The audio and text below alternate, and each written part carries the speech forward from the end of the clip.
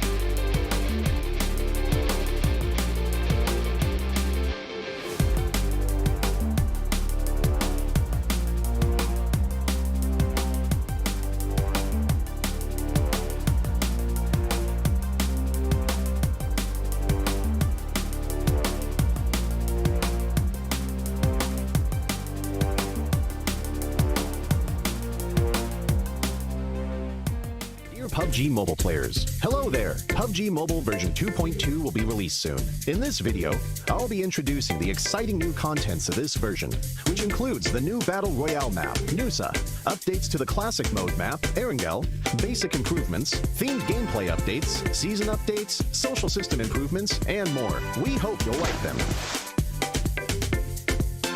Nusa is a 1 kilometer by 1 kilometer tropical island.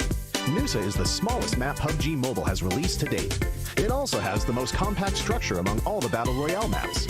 Other than the many unique sites and locales, it also has distinct interactive mechanics and gameplay.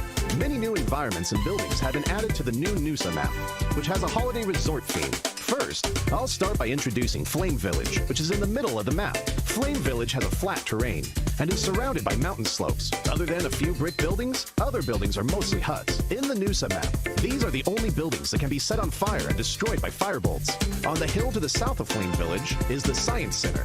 The Science Center has 3 floors. Every floor is filled with supplies, with locations of intense combat. Although the rooftop gives players a visual advantage, they'll also be exposed as there's nowhere to hide.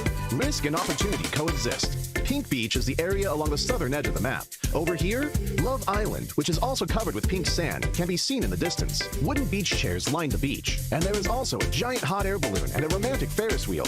It's a great place to take a photo for sharing. Bulan Bay is in the northwest part of the map. You'll find a seaside building complex here. The towering cliffs on both sides create the unique geographical environment of Bulan Bay, which also happens to be the best place to monitor the buildings in the bay. Follow the cliff north of Bulan Bay upwards to find a natural cavern that is connected to the sea. There are also lots of supplies here waiting to be found. Telepak Town is along the southeastern edge of the map. Buildings are densely packed here, with several high-rises, making this one of the most supply-rich areas in Nusa. The town has everything, including a separate villa complex at the center, and tall high-rise apartment buildings with an elevator. These make it convenient for players when searching the buildings for supplies. In addition to the above locations, Nusa also has a shipyard, Regal Resort, Sunset Street, Crystal Bay, and many more new places for you to explore. We've added many interesting and exciting interactive mechanics, such as Super Recall and zip lines. Let's start by introducing the Super Recall mechanic. When playing as a duo or squad, if a player is defeated within a certain time period, they won't be eliminated right away. As long as they still have a teammate in the match, and the first blue zone hasn't started shrinking, they will jump back into the battleground with a weapon. When playing solo, players will automatically return to the battleground. You'll need to take note of the following though. You can only be recalled once like this, so make the most of your second chance. Furthermore, Nusa is characterized by its high and low terrain. To make it convenient for players to move around quickly, we've added zip lines at corresponding locations on the map, which players can use as they approach them. However, the ropes of the zip lines can be destroyed. If you come across a damaged zip line, you'll need to first repair it with a tactical crossbow in order to use it. In addition to these 2 mechanics, the new Nusa map also has PvE, supply crates, beach balls on the beach, a swimming pool for recovering energy, and water jars that players can hide in. You can explore and experience these for yourself later. Vehicles and weapons have always been the focus of updates for players. We've updated 1 new vehicle and 2 new weapons. Let's take a look at the new vehicle, the Quad. As a 2-seater vehicle, it is light and flexible and is great at going uphill, which makes it perfect for navigating Nusa's undulating terrain. Its excellent stability also means it isn't likely to flip over when traversing complex terrain, giving players a better driving and riding experience. In terms of weapons, we updated the tactical crossbow and added the NS2000. The tactical crossbow can use normal bolts and fire bolts. Fire bolts can set the huts in Flame Village on fire, and when shot at enemies directly, will deal damage and can burn them. The new NS2000 is accurate and powerful. Hip firing uses 12-gauge shotgun shells, while slugs are used when aiming down the sights. Whether it is used in melee or mid-range combat, it is still a powerful weapon. Stay tuned. Erangel has also been updated. Let's start with the updates made to the hospital. The fence and building of the hospital have been given new paths to give players more options when moving in and out of this area. The interior of the hospital has also been simplified so that players can search for supplies more quickly. Near the hospital, we added an abandoned ambulance and medical supply crates, as well as more vegetation to provide more cover for players. Milta Power has also been updated. We've improved the internal structure of Milta Power to make this area more reachable so the players can see more and plan their routes better. In this update, Erangel will get 3 renovated ports, which will be found at the ferry pier, the farm in the southwest, and Sosnovka military base in the south. These ports will bring more supplies to these 3 areas, so make sure to keep these 3 ports in mind and treat them as new supply collection points. We've added many new mechanics to the Erangel map. For example, there is a shed where bicycles can be obtained, a flash shop that sells discounted items, targeted supply crates that can be found inside buildings, and a trunk that teammates can use to trade items while riding the vehicle, and a gas station for refueling vehicles. Make good use of these new mechanics to win more matches. We've also improved firearms. In this update, we have significantly improved both the SKS and Mini 14 by greatly improving their handling. This will increase their stability when fired consecutively and increase the damage dealt to enemies. Among airdrop weapons, we have adjusted the AUG and MK14's handling and damage to better balance the airdrop weapons.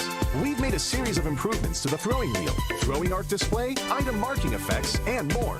We believe these changes will give players a better combat experience. Cycle 3, Season 8, will officially begin after the version update. The new season's rewards include the C3S8 set, C3S8 parachute, C3S8 SKS, and other legendary outfits. Meanwhile, sub-tiers have also been added to Ace and above. Every 100 points is a mini-tier, and players can accumulate stars. We've also added titles to Ace Master and above. Best wishes for ranking up. We've also upgraded the game's social system.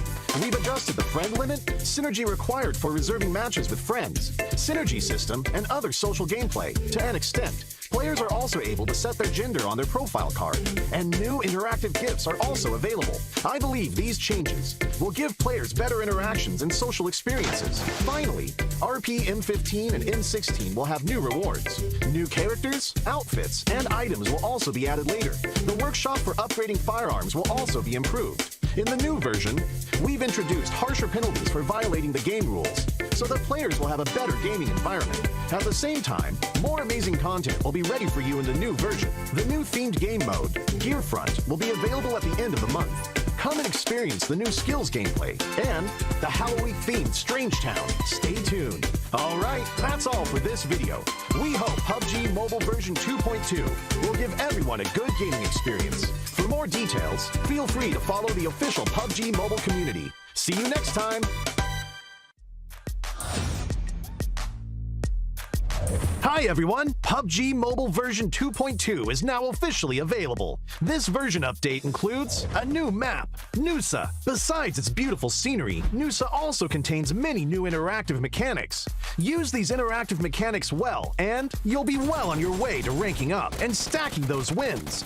In this video, we'll be covering tips on Nusa's interactive mechanics. Tip 1. Super Recall.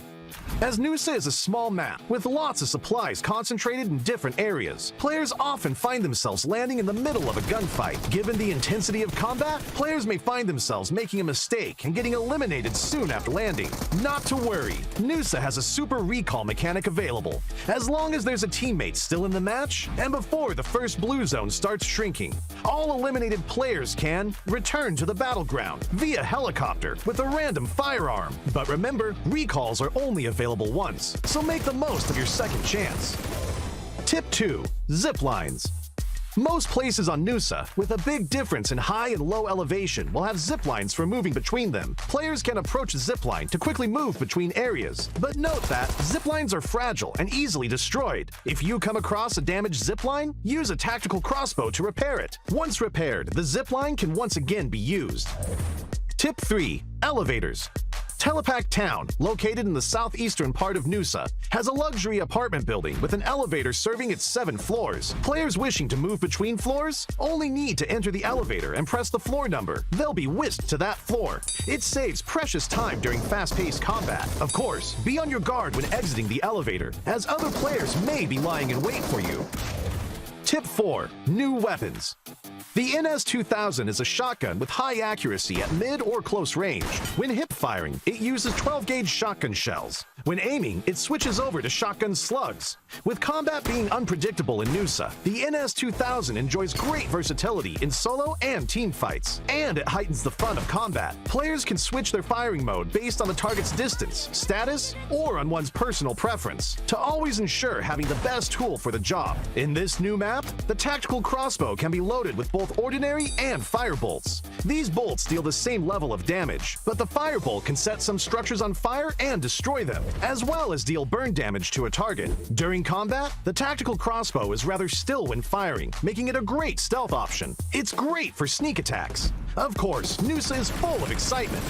Besides the interactive gameplay mechanics outlined just now, there is a lot more content waiting for players to discover, such as Pink Beach and Bulan Bay in the southern and western parts of the map respectively. Besides enjoying the beautiful scenery, players can play with beach balls with teammates for a different kind of fun. During battle, beach balls can serve as cover on the open beach by giving players time to come up with a defensive and counterattack strategy.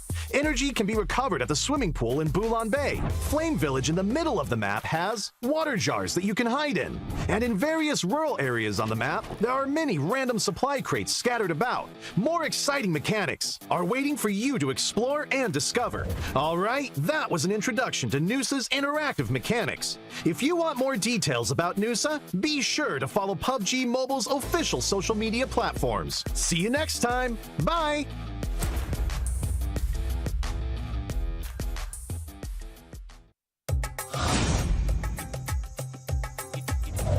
Hi everyone! In PUBG Mobile version 2.2, we'll officially release a new Battle Royale map, Nusa. Nusa is a 1 kilometer by 1 kilometer tropical island. The island is bright and sunny and has beautiful beaches, rolling hills, and dense vegetation. In addition to the natural scenery, it also has many areas that have a unique style and combat characteristics. Without further ado, let's take a closer look now.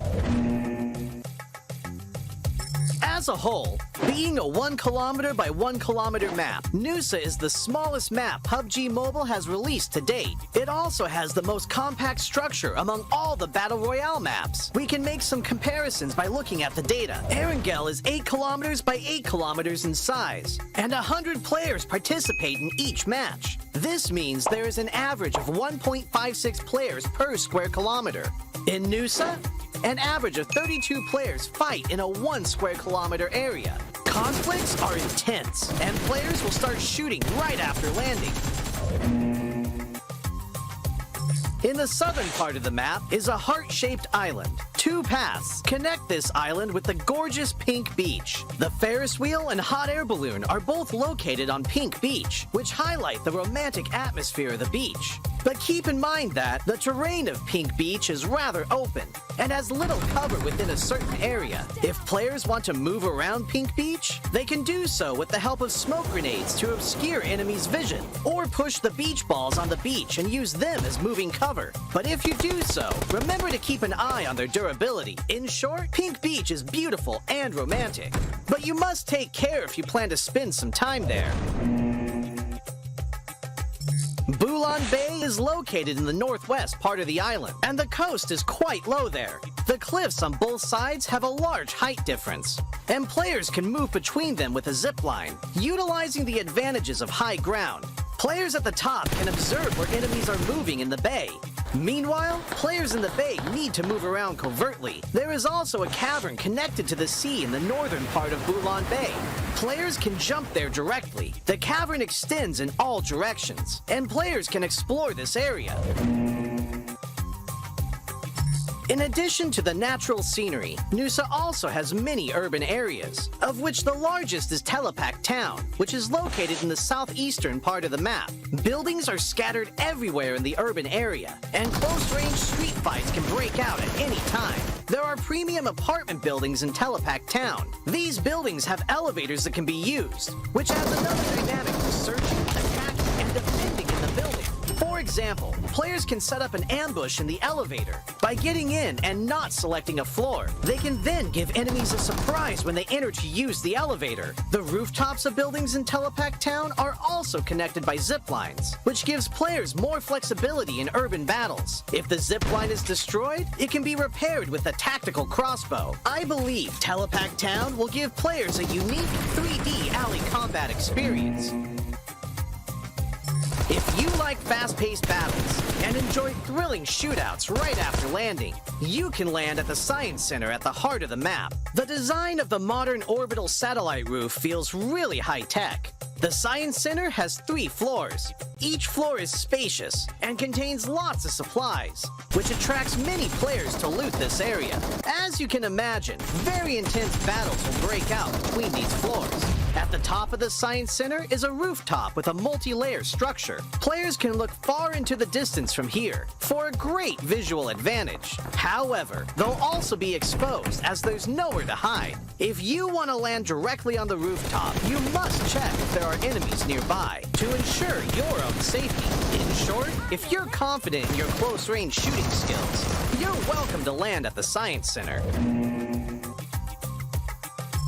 Like the Science Center, Flame Village is also located at the center of the map. The terrain is quite low there, and the village is surrounded by mountain slopes. There are many huts in the village, and there are many places where you can stand on the beams of the huts. Players can climb or jump onto the beams to ambush other players. But there's one thing you mustn't forget. A tactical crossbow used with firebolts can set the huts on fire. This will expose the players hiding in them. Of course, firebolts will burn and deal damage to enemies when they are hit.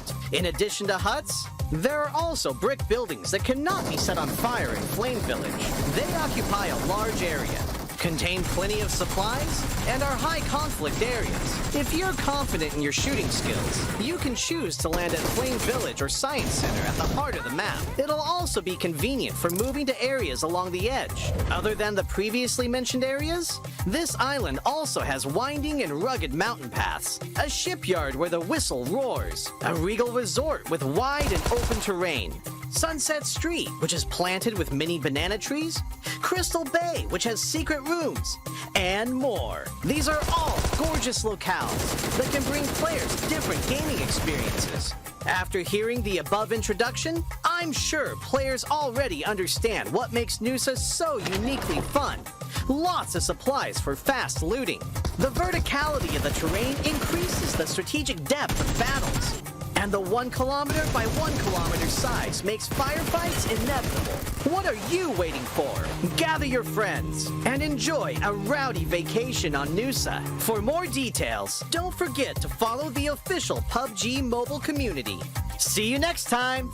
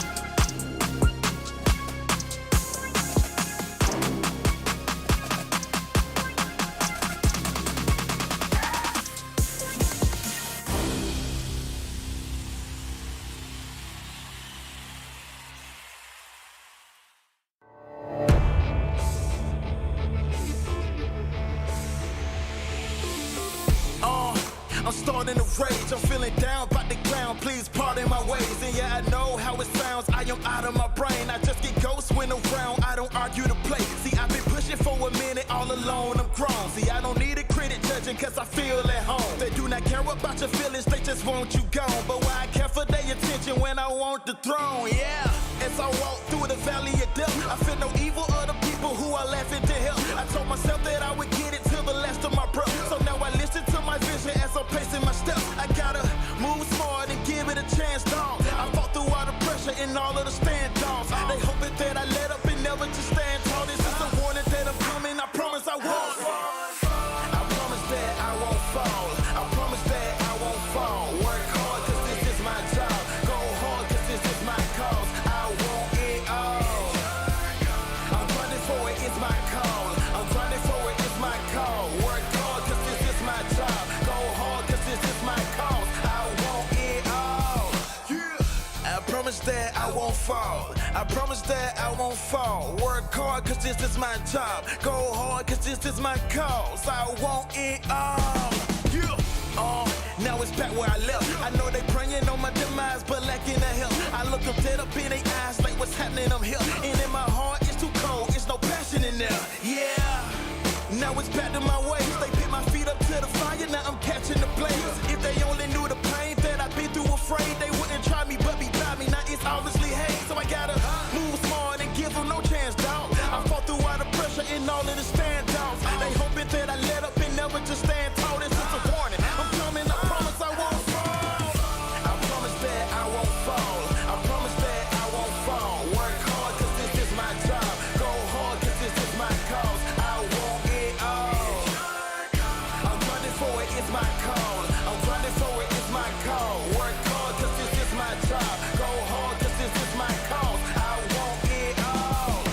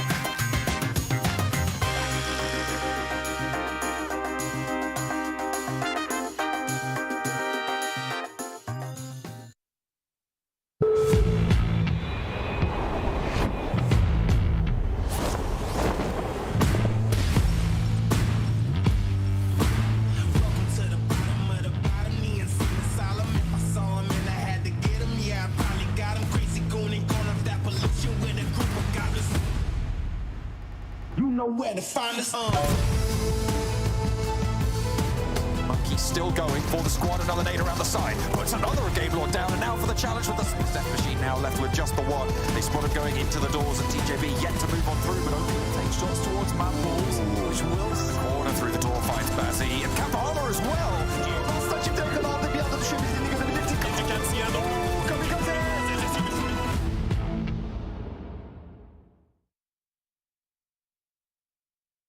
It's still anyone's game here at the PUBG Mobile Pro League European Championship, but we only have 2 days left to play here for teams to try to reign supreme, get top 3, and get into PMGC. I'm Jason Kaplan, your rhyming host, and we got to bring in our analysts here who are breaking down all the matches that have happened over the last few days, and of course, what's coming up these next 2 days. Max, looking good as ever. How you doing today, man? We've had new teams step up. We have a big competition at the top. It's got to be a good day of games. I'm super hyped right now. We've hit the 50% mark of the tournament, and FLUX had enough of a cushion after the first day. They don't have it anymore, so we might have a different first place team. So it's always going to be interesting to see. But that's what I like to see, Cloris. This tough competition we've seen, I think, this last year, year and a half.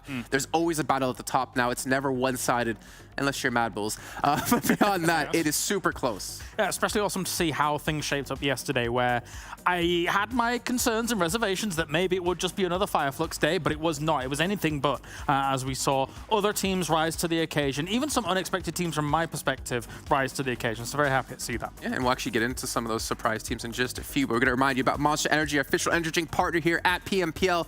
I have been told to not reach in there and grab one, because then I will never be able to stop, because they're so delicious. Max Ben, he knows. He tried to make his own monster bread yesterday in the hotel, but he forgot that we don't have an oven in our rooms. I tried to make, but without an oven, you can't. I had like the mixture. He tried slapping it like for hours and hours and hours to get it to cook, but it didn't work. The show was too soon. An extra 2 hours maybe would have been baked, but nah, it didn't work out. Well, you know what? You can also check out all of our social channels as well here. All the official channels we have lovely behind us on this lovely little screen, which I'm hoping we don't use for evil a little bit later on today. And yes, Matt, I am talking to you. Gentlemen, moving on from this though, let's get an idea of how the overalls did end up at the end of 2 days of play and how we've been talking about teams have been rising through the ranks. We have a battle at the top. It's not quite so one-sided. It's only 12 points at the moment, Max, here between FLUX and MADBULLS. Yeah, and just one game could tip the lead over to another team. It could be MADBULLS, it could be HVVP, but in particular, I think we're happy here, Kalaris, to see HVVP step up day one. Not really seen too much about this team, but here they have been the consistency kings on day 2, and without a singular chicken dinner, being just behind the team was 3 wins and FLUX was 2. If they get a win, they could be in that first place here today. Yeah, ridiculous placement points considering no chicken dinners, right? So very, very important to see that. I think once they do start converting chicken dinners, and I believe they will, then they've got to be very scared up towards the top. Likewise for S2G as well. I mean, yes, their placements haven't been spectacular, but the elimination points they've been able to garner through all of this, once they also start getting wins on the board, which again, I believe they will, everybody at the top better be scared, because those two teams are coming for the top. And as a last little touch on HVVP really quickly, I think the most impressive is kind of what you guys already mentioned. No chicken dinners, but 72 placement points. They had the same amount of placement points as FLUX, who has 72, but 2 chicken dinners, and they're 3 points behind MADBULLS, who have 3 chicken dinners. And as you said, Max, consistency, constantly getting into that late game. Exactly. I mean, FLUX, after their first day where they got themselves those 2 chicken dinners and just always getting high eliminations, they really didn't get much yesterday. And then you're looking at HVVP yesterday, 2 second places, a 3rd place, and even the games when they did tend to go out a little bit early, it's like 3, 4 eliminations here and there. On the short term, it's not that much, but the more the tournament goes on, it does rack up pretty significantly. So they're looking good here. I think they're doing a really good job of pivoting their strategy mid-game. And yes, everybody in BR has to do that, because sometimes things just don't go your way. In fact, a lot of the time, things don't go your way. But HVVP right now, they are maybe sometimes losing a few people here and there, and they are really heavily pivoting to, okay, let's find the right spot, let's find ourselves those placement points, and they're doing spectacularly with it. And the funny thing for me is, for like looking at them now, they're basically like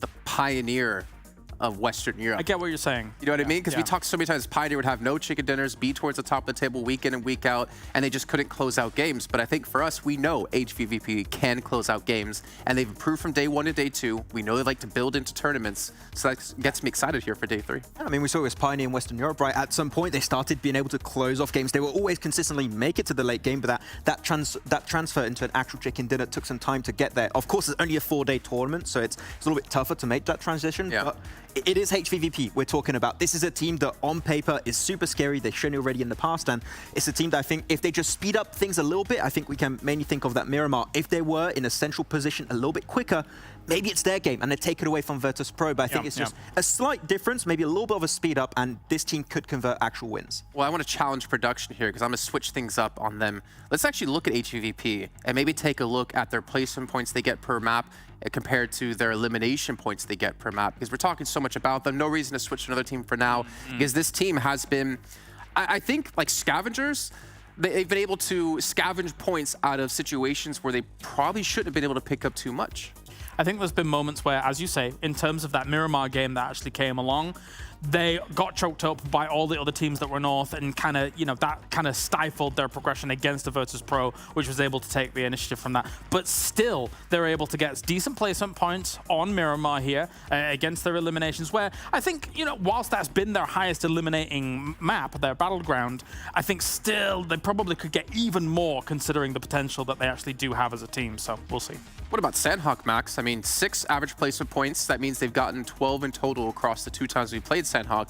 Obviously, we know teams like to heal off here, but even though we'll only have this once per day, it is so important to be able to depend on getting even that amount of points every day. I mean, all the talent was saying it, even on MEA, even on Americas, because it's such a short-term tournament, 1 point difference can be the main issue. You say there's not a lot of Sanhoks. If you can be good on Erangel and Miramar, that's great, but one Sanhok could be your do-or-die scenario to make into PMGC or not. So the fact that they got good averages on eliminations and placement on all battlegrounds is key and could be their ticket to the grand finals. And there's the potential for even more on Sanhok, in theory, because it's been 2 mainland circles. Right? We know where they drop, we know where they hold down. If we do have a northwest circle, expect a good placement, if not a win from HVVP. I mean, they did that in PMPL Western Europe so many times whenever they go towards that island, and we don't know, or we know that no teams are really dropping that location anyways to challenge them. So obviously, if we do get to have that happen today. But you talked about earlier, Kalaris, some new teams coming into the mix here. And we're going to talk about one of them in particular, New Worlds, coming in with a fantastic day yesterday. We got to take a look at their, I guess, differences in stats between day 1 and day 2, because they themselves have had a huge step up. Yeah, definitely. I think when you look at how they were moving, especially on Erangel, for example, I think that was a great start for them. Yesterday, of course, when you watched as I should have stuck with my gut feeling. I really should have. I should have gone with them. Let's actually say I should have picked New World like 5 seconds after you locked it in. Didn't. But I didn't, so I'm behind Max. But they're in the warehouse, and I think what's even more impressive than them taking the warehouse area is the fact that they move into that bowl at just the right moment. The great thing is, and I watched it back, the great thing is that they move there to the point where every team around them, technically, if every team around them came over the lip slightly, they could see New Worlds and probably take them out. But because anybody going over a lip from any direction would then be shooting at other people and in line of sight of the people over the other side of that bowl,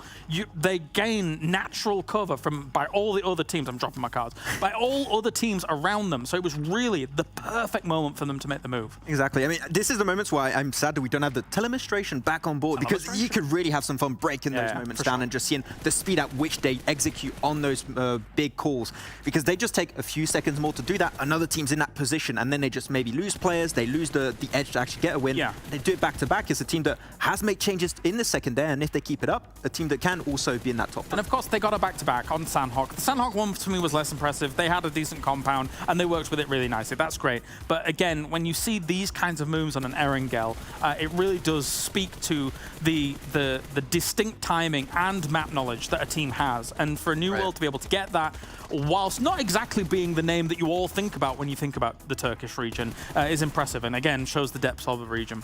I mean, they came in 7th place when it came to PMPL Turkey in the finals as well, so it's kind of showing the depth of talent that Turkey has. At any team, at any given day, could step up here and be towards the top. I mean, you look at BEŞİKTAŞ, 2nd place in the finals, not doing too well at the moment, though they did have a better day yesterday.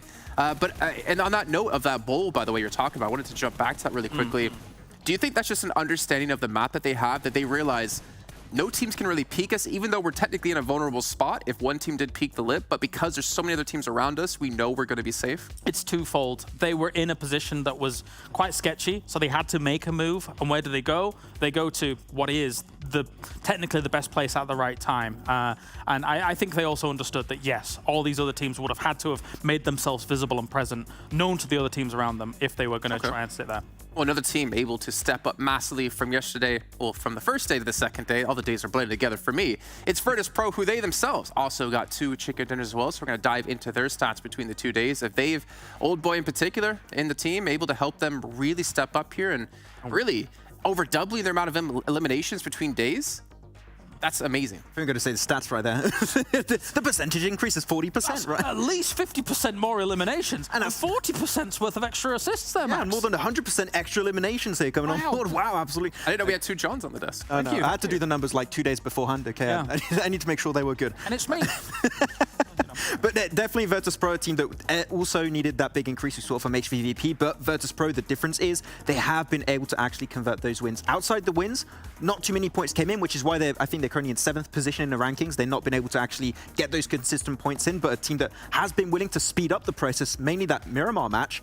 The amount of control they took, I mean, is mainly FLUX should have been in that position, but FLUX gives it up and they just like, oh, that position's open, instantly send it there and try and close off the win. So they were super decisive on a game-winning position to then get the chicken dinner. There were so many moves between FLUX and VIRTUS.PRO. Like the fact that Soulcay for a while was kind of the anchor for FLUX, and then he moves back, and then Chulika actually moves across the road to try and take that position, knowing that eventually FLUX will have to come back there. So they kind of created an anchor point for VIRTUS.PRO to then hold off one of the biggest teams in the lobby, let's be real about this, with FLUX, and then be able to get the win from that. Again, it was busy in the north. That helps VIRTUS.PRO a lot, but holding off FLUX was extremely important on that Miramar game. Well, I mean, making correct decisions, I think, is very easy to do when you have a player like Old Boy on the team who's been here since basically the beginning of PUBG Mobile esports under so many different banners, played in so many international tournaments.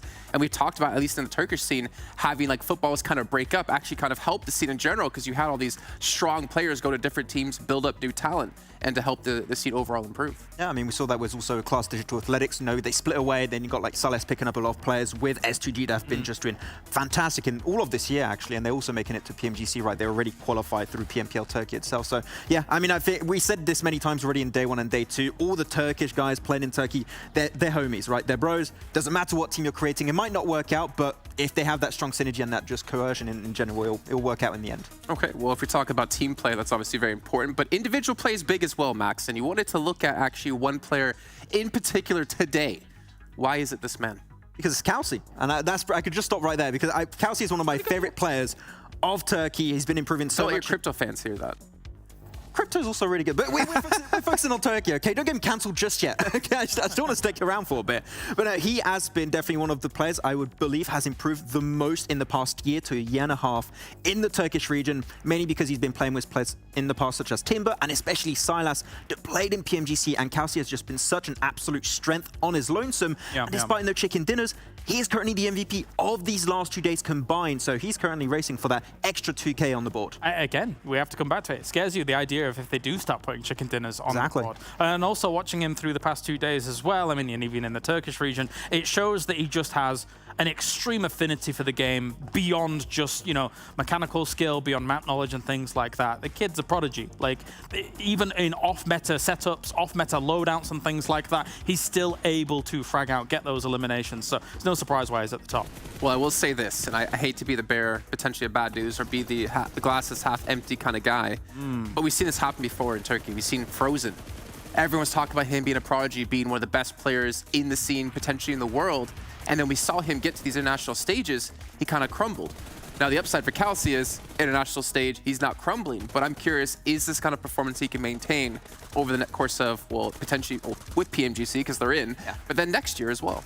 I would say the main issue, for example, for Frozen is when you look at the entirety of the team. Sure, you had Dokkan Mission with him, but Frozen was a standout compared to the rest of the team. Sure, Kelsey is a standout for his team, but Silas is there to support the team. HamCG is like his double ganger to try and actually go for the forefront engages. He is serving as a duo fragging power, right?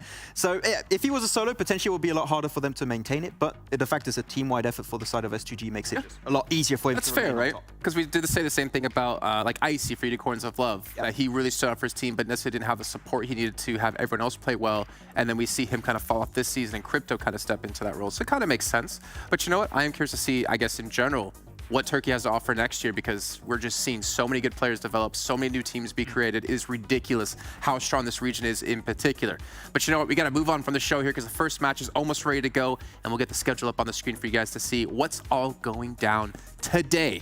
3 Erangels, 2 Miramars, 1 Sanhok. It's going to be the exact same way tomorrow. It's the exact same way 2 days ago, and that's how it's going to be. This is the lay of the land here for all these teams to try to get top 3. I'm wondering, when you take a look at this as well, will we see more Turkish teams get victories on the board? Yesterday, it was actually West Europe heavy. Let's be real about it. But I do think that the time of Turkey is now. We will see S2G get victories. I think we'll see even FLUX have a little bit of a bounce back, even though they're still #1. And because yesterday wasn't exactly as amazing as the first day. But still first. They're still first. They're still really good. Yeah, I think we'll see more Turkish wins on the board today. Well, I want to actually see if we're going to have new teams step up yet again. Every day it's been a different team we've been talking about. There's still 2 days left to go, and there's still a lot of opportunities for some teams to catch up because this point gap isn't too steep for any of these teams. Every team, I think, I'll say that. I'll commit to it. Every team, I think, has the opportunity to still break through in the top 3. It's just about whether or not you can start putting up the games because you're running out of time. You can't have bad matches to continue to happen. And if you're currently in top 3, you have to maintain a level of performance if you want to hold on to that spot. I just looked at the leaderboards beforehand. I think it's BEŞİKTAŞ and TJB currently. I think it's 15th and 16th, respectively. Currently, I would say in the worst spot to potentially initiate a comeback. Like, it's actually a pretty significant difference between 14th and 15th. But otherwise, pretty much every team still has a chance. But if you're in the bottom, like the morale maybe of these teams is already crushed, so it's a bit tough. To be fair, right, BEŞİKTAŞ, they're into PMGC, so they don't have to worry. It's more TJB's side, who have played in so many international events. They've been here so many seasons as well. We're going to see if they can blend together and make things work. And speaking of blending together, we have our 2 fantastic casters to cover all the action today. We're going to send on over to John Allen and Blank to bring you match 1. Also, got the survey. There we go. We're a cocktail or something. I don't quite know what he's getting at there, Blank, but we are going to be blending on in to the background as the game comes through in just a moment. Yeah, but those teams at the bottom of the tables, it is really their time to step up if they have it in them, right? And that's the thing that we've kind of been not really seeing from teams like TJB. Yeah, I think for TJB, again, at some point they will have a big game. At some point it will happen, but I don't think it's going to be enough to send them up towards that top 3. SURREAL Esports with 32 points total. Ooh, it's not looking good for them. And with them losing players on the drop multiple times now, I don't think that is a trend that is going to be stopping anytime soon. BEŞİKTAŞ 12th place at the moment. Certainly possible to send themselves up towards the top of the standings, but very, very difficult. It would be a case of having one hell of a gargantuan day here and grabbing a ton of chicken dinners, a ton of points total to put themselves even in the running. And I think that when you're looking at a lobby like this, John, where it is just filled with fantastic teams, amazing players from around this region, I don't think it's likely that you can bank on getting that many chicken dinners in one day. Yeah, it's not ideal. Certainly isn't. PMGC, a weight on the minds of the entire lobby at the moment. New Worlds with a cracking run towards the top in yesterday's games, though. I mean, they put numbers up on the board that I don't think we've really expected coming through from them. They were not really in the conversation, honestly, in terms of one of the teams that we were looking at to potentially qualify into the top 3, right? This is a team that qualified in 7th place out of the Turkish regionals. In the finals, they finished in the league stages. They were in 7th as well. This is not a team that you kind of expect to be in a situation like this amongst the top, but they really did show us yesterday that they have got some chops to them.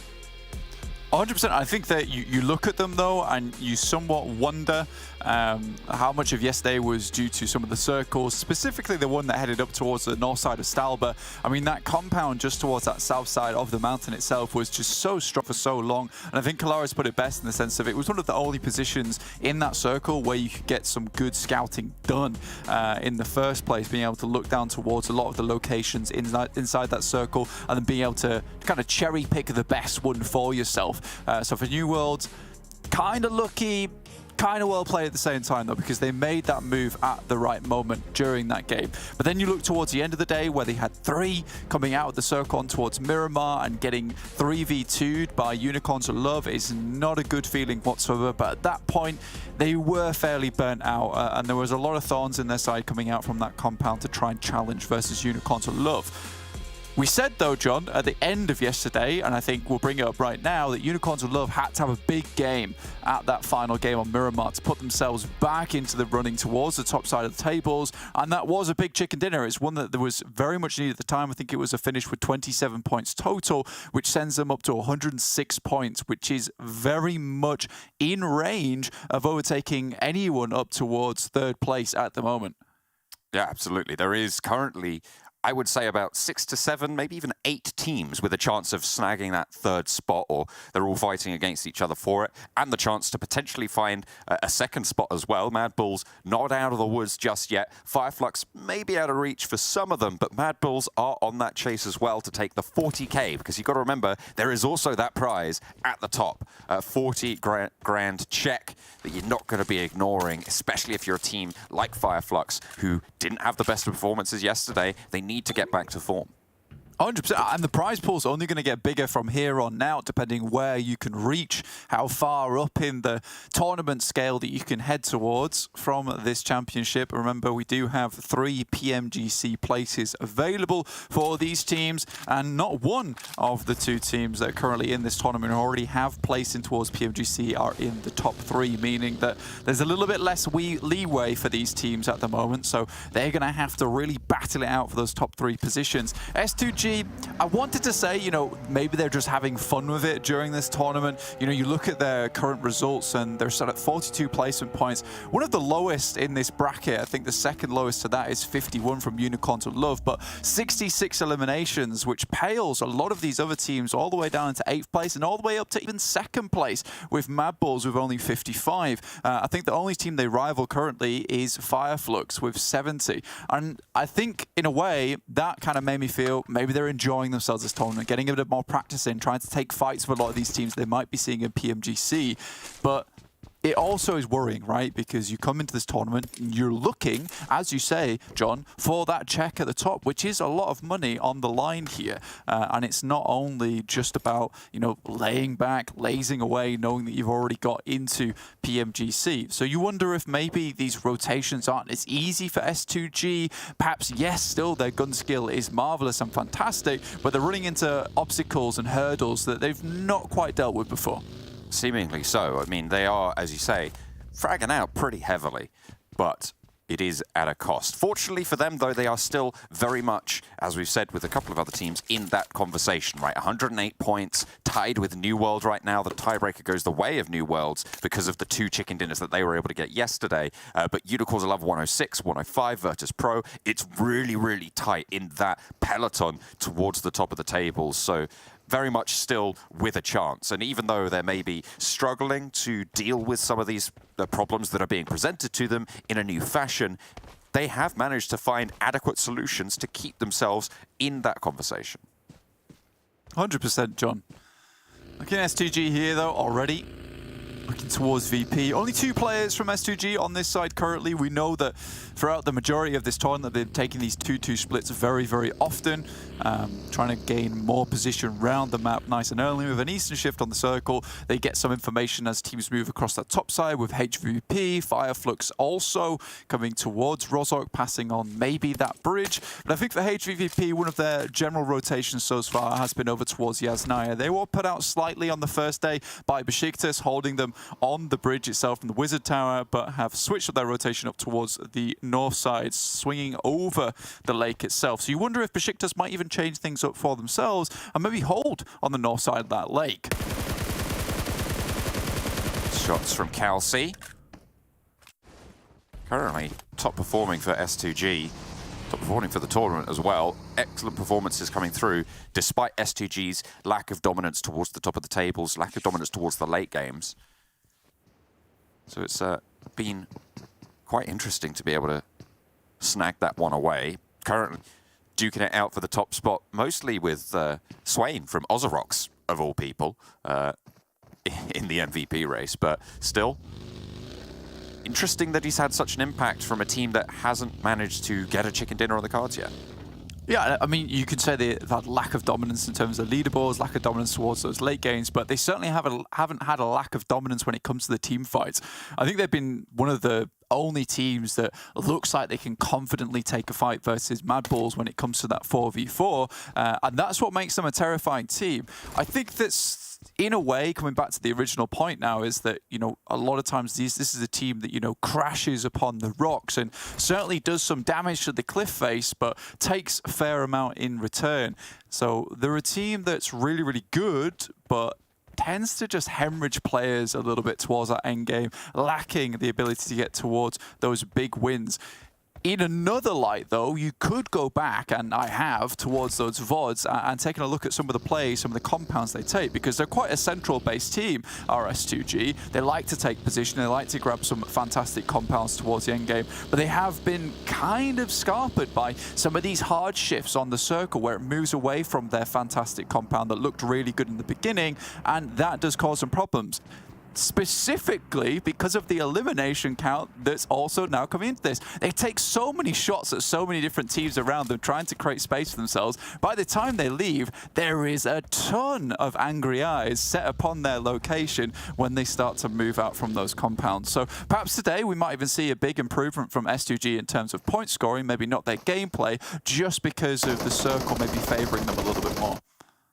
S2G, like those videos that became up on my feed recently, Blank, of people who get rid of wasps' nests, but unfortunately they forgot to bring their smoke to calm everything down. They are just getting rid of it, or trying to.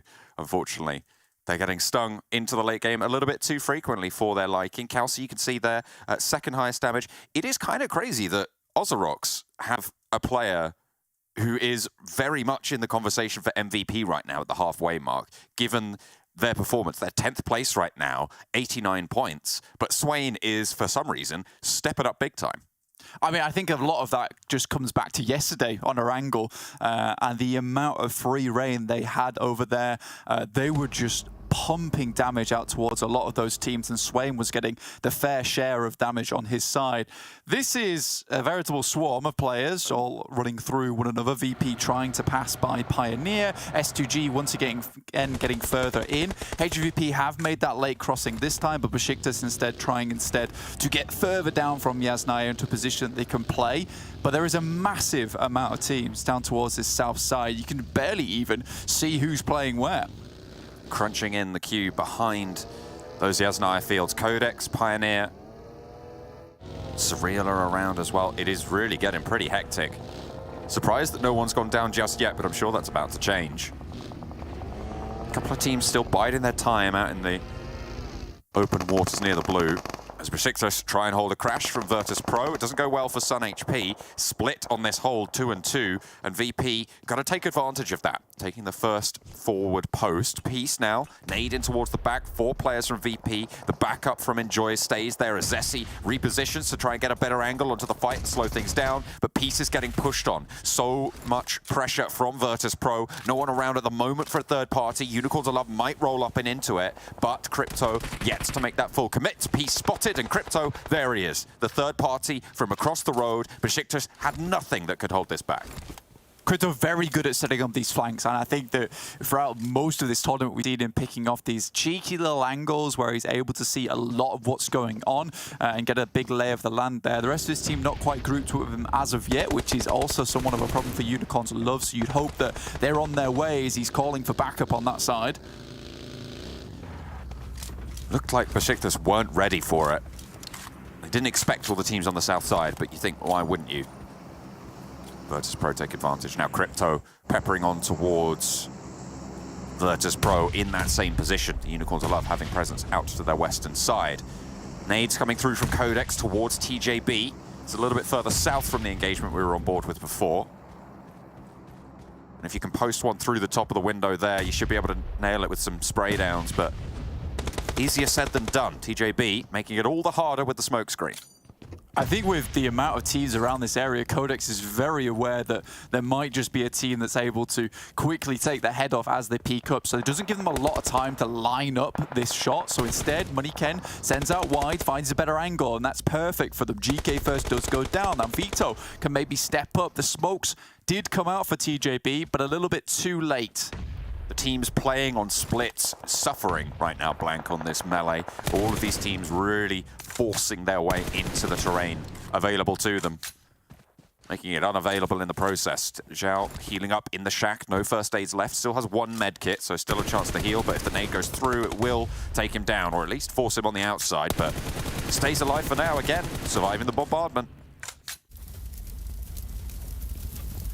Try and post a grenade out this window to anyone that tries to get a little bit too close. In the meantime, Ray-Z sent wide for S2G. That's from that southwest side to look for a better angle. But again, we get this north shift, and New Worlds could not be happier. This is one of the positions that they won from on yesterday. So this could be another New Worlds win, maybe, possibly, who knows? But these teams now at least have a little bit of practice and a little bit of know-how where potentially New Worlds is going. FLUX is already making their retreat back from the side of Yasnaya on the west, heading up towards that position. HVVP also didn't get too far in. In the meantime, Unicorns of Love are getting absolutely decimated by VP. 5 eliminations. They were doing well yesterday, as the desk pointed out, and they're continuing that run today. And taking down the Unicorns of Love in the process. A team that put themselves back in the running in that peloton with a chicken dinner at the end of the day. But Virtus.PRO, they weren't satisfied with being 1 point below them on the overall tables right now, Blank. They wanted a little bit more. And what a way to start off the day for them. Their second half of the tournament, good for Virtus.PRO. You know what I'm really enjoying right now? You guys can't see it on the screen at the moment, but all the way on the western side, SUG opted instead to move through Yas Fields, but go all the way over Rozhok Bridge, and I think them and Pioneer are looking to contest that position that New Worlds took so quickly yesterday. This is fantastic change of approach from both of these teams, realizing, you know what, that's a strong position within this circle. We have the time and the know-how to look for that one, but there will be 3 teams all crashing at once over towards that north side of Stalbert.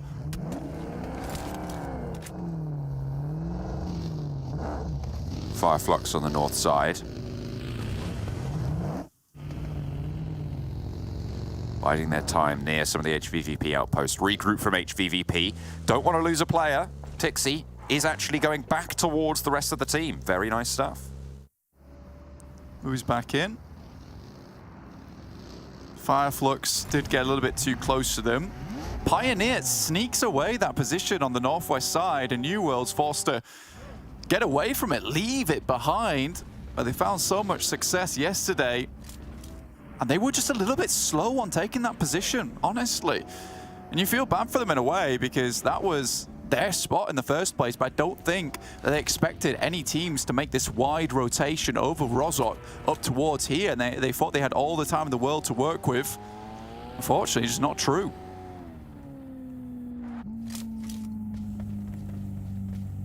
Drop the ball a little bit. New Worlds will be now at the back of the QODEX side. Not too many people to contest there, though, so maybe a little bit of a boon for them. Swinging west, SURREAL.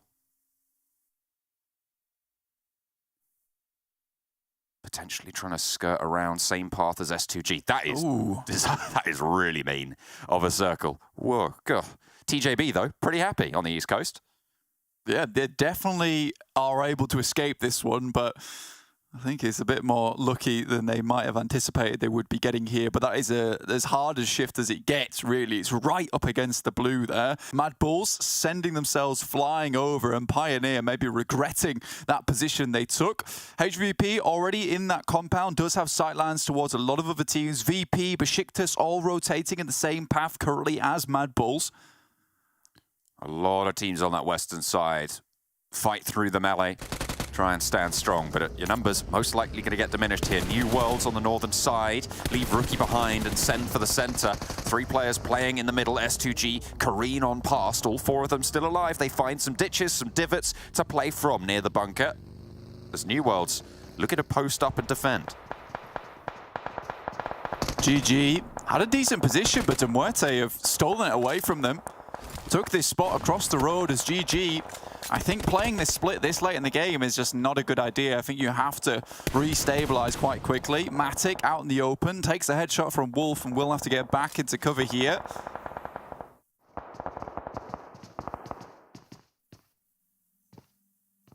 Shots ringing out across the hills now on the northeast side of the map. VIRTUS.PRO with a knock over on the northeast, probably looking to get that res play with strength. MUERTE on the south side near GG, who have been diminished to 2. QODEX fending off against the DENİZBANK Wildcats, but the nades are good. They start to roll up in and get the flank positions through as well. Molotov through the top window, Lux pushing in first, and a second knock comes through from Boran on the back door. Moneyken goes down to that Molotov that was put in by Lux earlier, and it's own Woodson on the staircase. Will be able to get a lot of damage over towards Lux, but taken a little bit low himself. Woodson surviving for QODEX, but the nade is on the mark, and Boran takes it down. You know, DENİZBANK Wildcats seem like a team reformed, honestly. They look good over towards the PMWI, but look even better here in the championships, like a much better unit, a lot more calculated and methodical on their approaches on these pushes, with some very good gun skill, to say the least. Effectors go down, that's on the western side. Quickly, Monkey will head in to pick him up. MADBULLS, we saw them trying to fly towards the center of the circle, but then opt to head back over towards the west. And I think that maybe not the worst decision in the world, honestly. With the circle shifting so hard towards that eastern side, I think playing on this west edge outside the circle, hoping that it comes back their way, then they can play from outside in the blue, is probably more safe than a lot of these teams on the east side are feeling.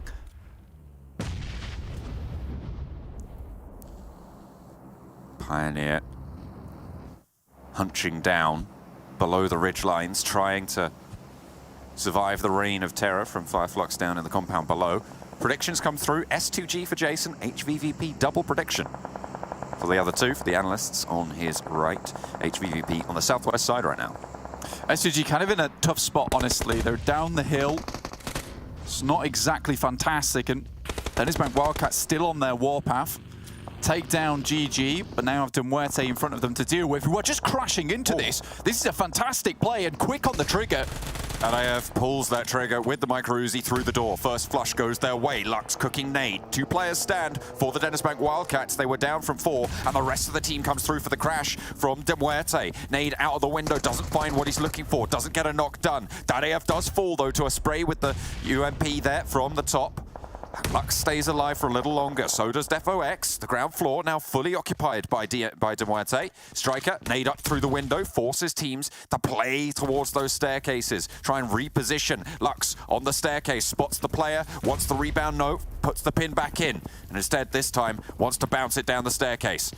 A little bit bold, peeks out down, and that is really wide on the peak. Lux stays alive and gets a knock for it. Excellent push, and he finds the flush as well. DEFOX trades off the aggression and holds off, but doesn't manage to stop anyone from moving up the stairs. Ingush and DADEF low. Lux now needing to hold for the DENİZBANK Wildcats, put in the position that Woodson was forced into earlier for QODEX. And Lux now through the door frame, looks for the sprays. MUERTE challenging, spray up through the window, looks for one, drop shot is there, but it's finally done and dusted. MUERTE get the crash, but it's a little bit hairier than they would have liked.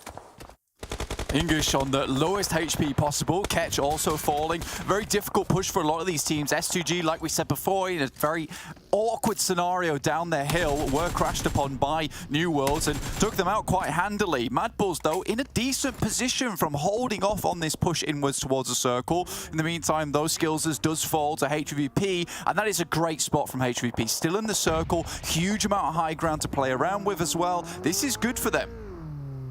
MADBULLS 2 down on the back as well. Blue zone pushing in, unlikely reses. 2 players on MADBULLS still going on in. FLUX fighting with 3 from the north. 2 players send on in, leaving Solus at the back there to look for regroup, but New Worlds maybe looking to push in behind them and cause problems. Solus just really harrying on the side of Pioneer and slowing them down. Something awful. Tixi just sends in. He's looking to finish the job that the rest of his team started. Monkey desperately trying to get close to the rest of his team, crawling in, but the blue soon will hit him, in which case it will be very, very bad news for him. Getting close to Skillsers, though. Skillsers can't reach out and take him by the hand because he will place himself in massive danger. Monkey will fall, finally. Black-White out in the blue for Pioneer, and New Worlds desperately wrestling with FLUX. It's not going well right now. Even as a 3, they're a formidable opponent. Xiao is ahead of the queue right now, but as a solo for TJB, it's looking pretty done and dusted for them. With the circle going up north, got to think this is FLUX's time to answer back into a lobby that put them down yesterday. Feg does get close, but not quite close enough. Last player from MADBULLS alive in Zerich. I say this as far as they can go, but with the circle shifting all the way up towards that northeastern side, perhaps you will see OZAROX start to pop off just a little bit. They've had this compound held down for a long, long while, but FLUX taking casualties as well here. Xiao out all of it on his lonesome. TJB getting fairly far in this game. Like you said, they had that position towards the east and they've just played it out. I mean, it's OZAROX, again, getting fairly deep into a game. Blank, they have 5 eliminations. They're all 4 of them alive, playing from a compound close to the circle. This is a team that has changed their tune. I mean, we were talking about Swain as a player that is in the conversation for an MVP position, and they're as a 4 right now. This is his chance to solidify that. As S2G have already gone down, HVVP mad dash across all the way around the back for Solke. Has to fend off quite a lot with OZAROX as the backup, the oversight there. Solke might have a little bit more to do, but Kitsune falls on the back to MUERTE. On the south side, 3 players from HVVP survive, but Matic knocked. Kitsune gonna bleed out there. Tixi right on close, but in comes the send. They haven't lost players yet. They will lose the 1. As Kitsune goes down, yeah, there they start to tumble. Dominoes of HVVP beginning to fall. OZAROX just has such great sight lines down towards his position. HVVP opting to play on the western side. I mean, fair play to them. They fell to OZAROX yesterday on this similar kind of circle. MUERTE still going strong, though. But again, there's players on top of the roof in Storm who just has absolute oversight in the entirety of this map. I mean, you can see how it's just the Badlands, really. It's just plains upon plains. And that rooftop is the only bit of high ground that's available that Storm is currently holding. Will now have to leave as the circle starts to push him inwards, but OZAROX have had a massively good game from that eastern side. Bided their time for a long, long while, just taking shots towards teams from the safety of that compound, and HVP were forced to move. OZAROX are team to start. They started this game 89 points blank. If they can get this chicken dinner here, they're looking good to send that pretty much all the way up to the mid 100 and teens. If they can solidify their position. 1 player from HVVP left, 3 teams remained. And MUERTE with 3, still something to worry about. MUERTE have actually had a really good game, I would say, and I think it's some interesting plays, identifying that GG's taken that split, they crash into one of them, they hear the fighting between them and WILDCATS on the next position, instantly rotate backwards, in fact, to take out that team as well. So really well done to MUERTE, but I think this is maybe just a little bit too much. Circle centers up towards the middle, which is basically, again, flatlands, and OZAROX, MUERTE, HVP all will have to move out into open ground. Beku's given MUERTE some jip as well. English last standing for the squad, out rolls Nox. Looking for the rundowns. Crashes into another buggy, but spots a player. Will get the point. Confirmed. English is still in position, and it looks like attention turning more towards Meku at the moment. A low HP, a nade sent into the back. Storm wants the challenge right on top of it, and it's perfect, but there's the nade in response, actually taking down his own teammate. Anything. Oh. He's doing so much damage. Nox, if he'd have gone down there, that would have brought it into a 2v1, and English can absolutely perform in those scenarios, but there it is, there's the nade. Unfortunately, there's a zone to deal with, and the nade coming back from beyond the knock. It is OZAROX to take home a chicken dinner in a very crucial standings game for them.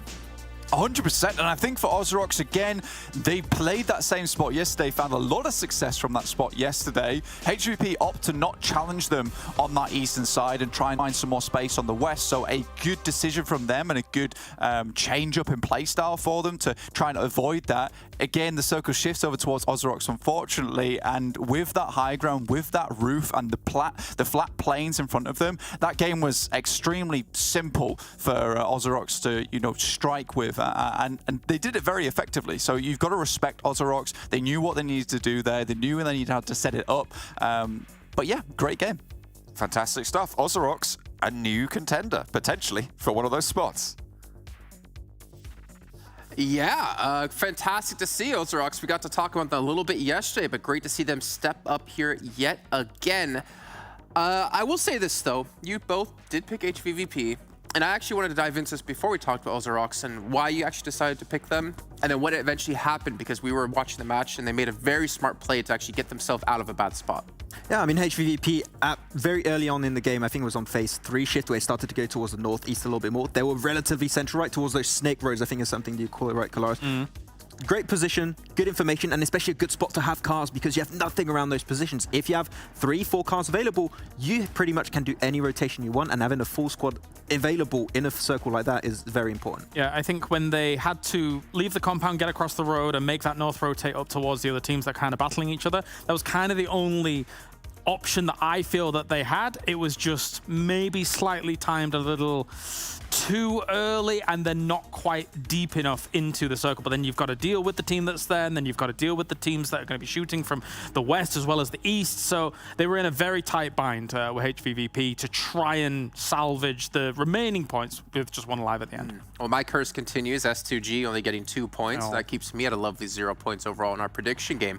But beyond that, I mean, TJB getting some decent points. HVVP, they got themselves another 10 placement points. I think they tie themselves now with FLUX in terms of placements, though they have 0 chicken dinners. And I asked the question earlier on today, are we going to see some new teams step up here and challenge the likes of potentially top 3? And OZAROX, I think they definitely have the opportunity to do so. They played relatively well. They're playing, I think, safe on the eastern side and eventually making the moves at the right times. Yeah, a lot of teams are extremely close on that first page, so it is definitely anyone's potential objective to make it up in the top 3. But we saw at one point in those replays, knock spray on the I think the Thompson actually, a double knock right away, and he just goes for the push. That was fantastic. And we saw a lot from Swain yesterday, but Nox, like, he's always been great in PMPL Turkey, and that was a game where he really stepped up, so it's a double fragging duo for the team. I think you hit the nail on the head with it's a safe play in this game. They're the only team effectively coming in from the east on a circle like this, using the cliffs to then compound to compound as checkpoints to be able to get themselves towards the later stages of these circles, and maybe a circle here or there going their way and being able to make that work. So it was a safe play for them.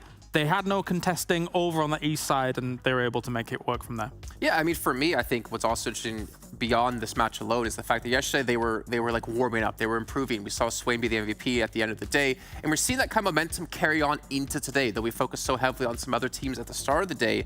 This team, if we talk about warming up into a tournament like HVVP, maybe we're seeing the Turkish counterpart here out of them. Yeah, I just liked in this game in particular, they were not taking useless fights. They're like, all the teams are going to fight to get an entry point in the north, in the west, in the south. We're just going to avoid that because PUBG Mobile is PUBG Mobile. You're going to have hard shifts, and they're just going to play into that. Hard shift over to the east, play the cliff positions. I think you used a way to describe it as like checkpoints. You just keep moving up every single time and just hold those positions. A minute ago, yeah. Yeah, exactly. And it just hold on to the eastern side, playing the waiting game, and all the teams, if they make into the late game circle, one, they don't have a great spot, and you still have a 4-man crew with all the utility and the resources in the world to take those fights. So it was pretty much a given the moment that they were the only team over on the east. The thing is, as we take a look at their player stats here, we know this team can frag out. We know they can put up some really good numbers. But the thing is, you don't necessarily need to in every situation. As we're talking about them playing safe, I mean, maybe they could have gotten maybe 5, 7 more eliminations, but do they really need it? I would say almost no at this stage because you want to play safe. You want to make sure that you can get those consistent points going for you, because the worst case scenario for them, they engage a fight that they end up losing and they lose out on a massive chunk of points. The PUBG Mobile gods can giveth and they can taketh away. And in this game, name to call yourself. Thank you. In this game, I gave it. It was for OZAROX, you play with what you've got to play with here, and that's definitely what they did in this game. And when the opportunity presents itself to be like, all these other teams in front of you, they're in really precarious situations, they just blast them down. I mean, even the boogie play over towards MUERTE, they know that they're in an absolutely hazardous position. Why not bring the initiative to them? Yeah. I like the control that is exuded in that moment, because you don't need to sit back when you know that they're so wounded. Just bring the fight to them and take them out. All right, we know they did exactly that. They got themselves a big chunk of points to get them further up in the rankings. But another team who did get a big chunk of points, the two teams, well, the team you both predicted of HVVP. Let's actually take a look at their stats, because this is one of the, I want to say it was one of the first times we've seen a majority of their players left alive this late in the game. I feel like we've seen so many times yesterday where they had like one player left just trying to straggle along, hold on as long as they possibly can for points.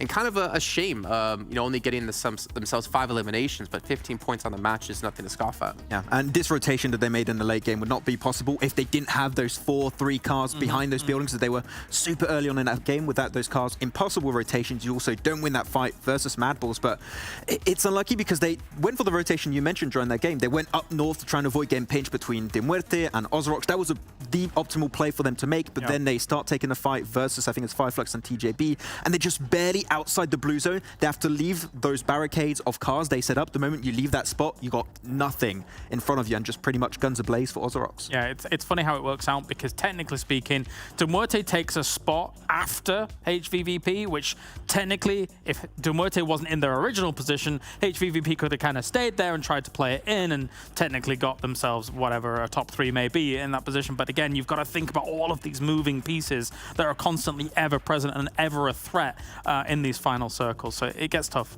Okay, well, we do have a little bit of time here. I'm actually wondering if we can see overalls really quickly, because I'm curious how things might have actually shifted in these matches. I mean, we are approaching that point. I know we still have basically 2 days left to play, but one game, considering how close everything is towards the top, could shoot you up, you know, 5, 6, 7 rankings and potentially push you into top 3. And we see OZAROX actually now be on the front page, 5th place at 114 points. They're 20 points off MADBULLS. They're even less than that up against HVVP. They can easily catch top 3 now. The mid pack is so close. It is so close. And that means that there is going to be violent fluctuations throughout the day when we see these wins come in. And you've got to really, really start hunkering down and getting some double-digit games on the board almost every single game if you want to start challenging the top 3, I think, at this point. And it's insane because it's so close. Small little mistakes will hurt you significantly into this, because New Worlds, I mean, we were talking about it during that game. New Worlds, a little bit too slow. They just speed up the process to go into the circle towards those snake row compounds. They would be in a great position to maybe aim even for chicken dinner. The fact they didn't get that far, they miss out on a few points. Other teams around them like HVVP get more, and they miss out on top 3 after this game.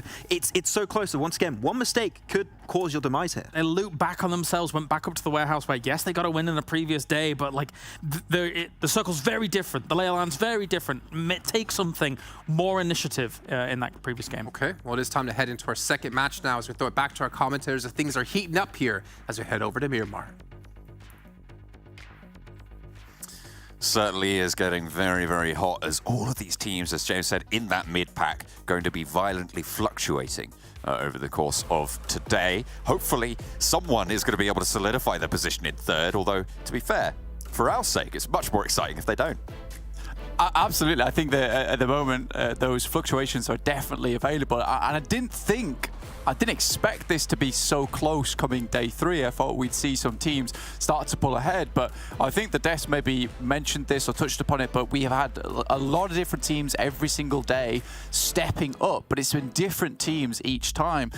So everyone keeps placing themselves a little bit higher. Unicorns of Love, who were, you know, looking like they were in a good position, a little bit more safe after yesterday's Miramar, now in 9th place. Like, that happens so quickly, and it's something that does surprise you here.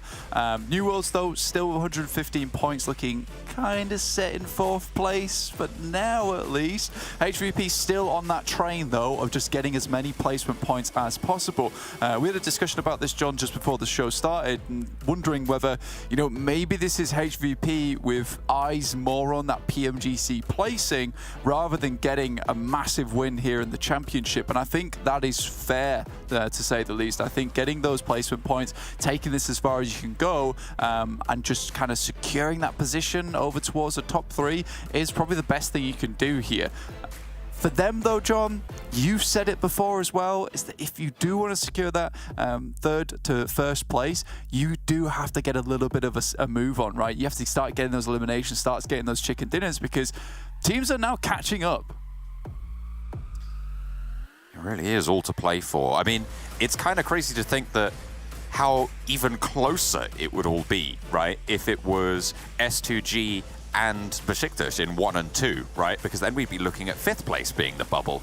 And that is kind of crazy how close it is around that middle pack. Fortunately, for these teams, kind of with their sights set on that 3rd place, almost makes it a little bit easier to try and distinguish yourself, or it gives you a little bit of a better, more concrete goal to go for, which can be, even though the points might be a little bit more harder to achieve, it can be a little bit better of a motivator. FLUX still yet to have really had that turn up. I mean, last game on Erangel looked a little bit better, to be honest with you. But again, still getting slightly caught out on that north side.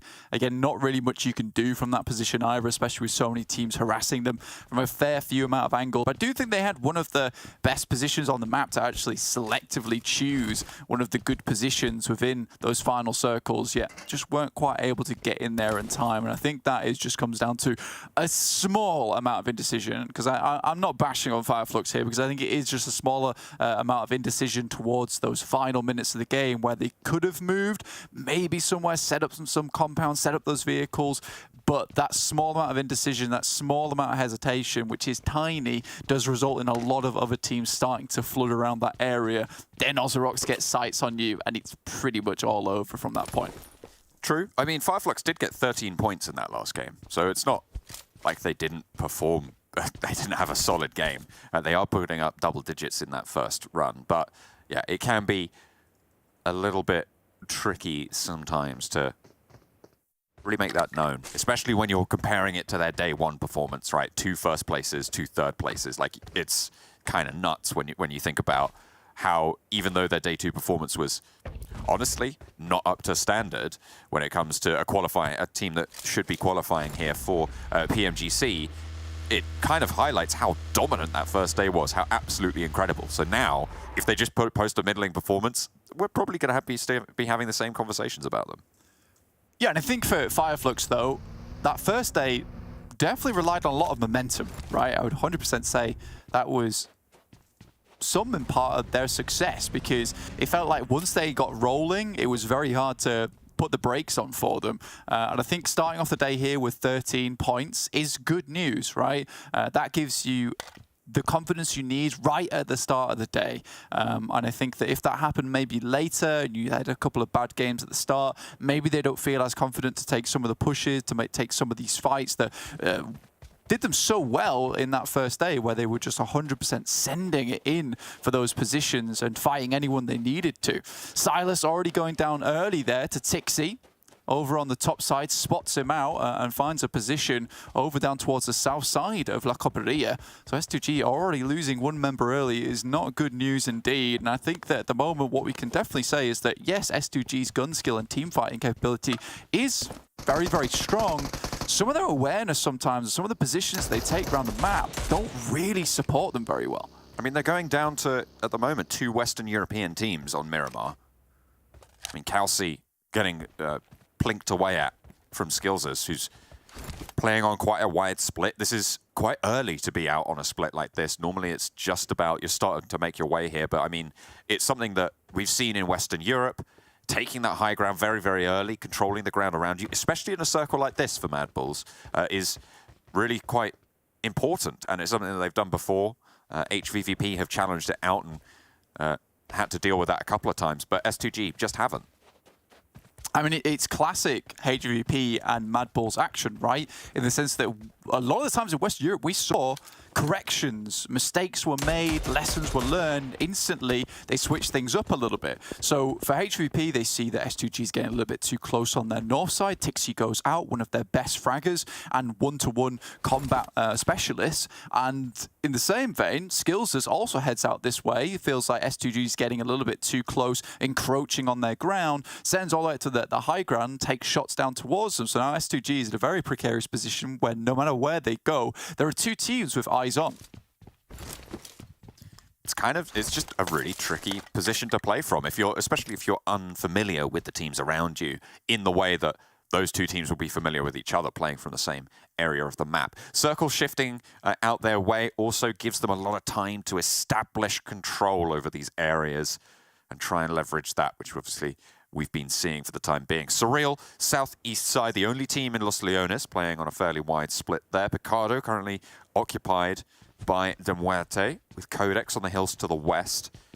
So we'll be playing in a central position on the map. Yeah, playing something very similar to Ruthless here back in Western Europe, which is to just float around on the edges of Picardo, watch for teams that might want to come out, watch for teams that might be rotating through the Monte Nuevo roads. That's teams like SURREAL or even Pioneer who might come up this way. New Worlds, Monte Nuevo, controlled by them, might be able to get up towards that top side, towards El Pozo, and TJB now starting to make their approach on the western roads, right over on that side of the map towards Trailer Park.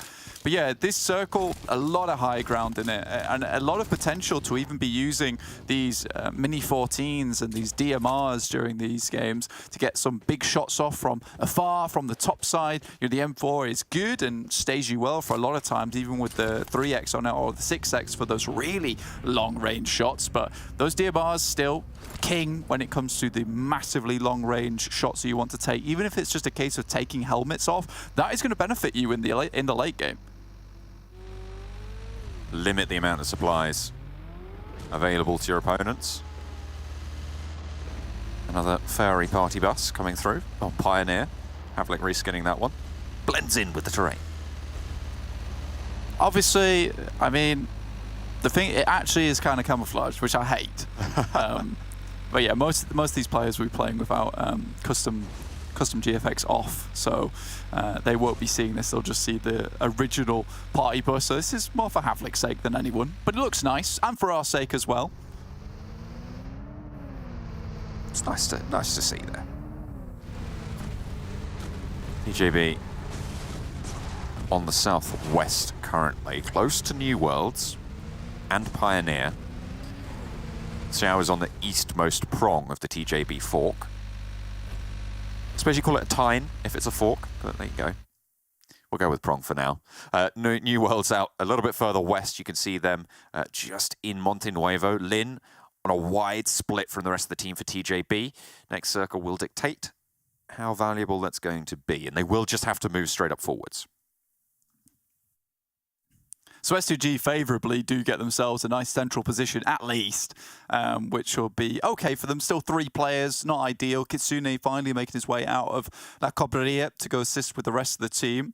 MADBULLS move over towards Skills' position, looking down towards QODEX. This is a very nice high ground to play around with. And after clearing out some of the opposition in S2G, now they have kind of full control over this. Yes, Tixi, Meku, Matic might be able to take some shots over their way, but this is going to be a respectable distance between these two teams, and most likely won't take too many shots at one another. More worried, more concerned about the teams around them. OZAROX, who have had themselves very good yesterday and now coming today with a strong start, coming in from Torre Armada, dropped close to La Cobreria and moved out, but will now be finally reinserting themselves into the game. BEŞİKTAŞ on the south side, with SURREAL leaving them. Will be able to figure out their next moves under relatively small amounts of duress. Shockwave though, sorry, SURREAL. Moving past de MUERTE, in between them and QODEX. So they managed to find a free route here, but Timber might come under fire from Striker. Lining up the shots, waiting for a teammate to move into position to back it up, but behind that ridgeline, not going to be something they're worrying about. See all the SLR there for Jetgill, so potential to challenge that high ground for Striker. Yeah, looking down towards them. I think he was waiting for potentially the players to stop, but SURREAL at least still wise to it and drops down behind the ridge, like you say, in towards those ditches where there isn't exactly those sightlines still available for MUERTE. Average eliminations of 1 on this map is not amazing, but MUERTE starting to clamber their way back up again with this Erangel-focused lobby. I think he does spot Timber, maybe just a little bit too far away to take these shots for himself as he heads back towards the shack.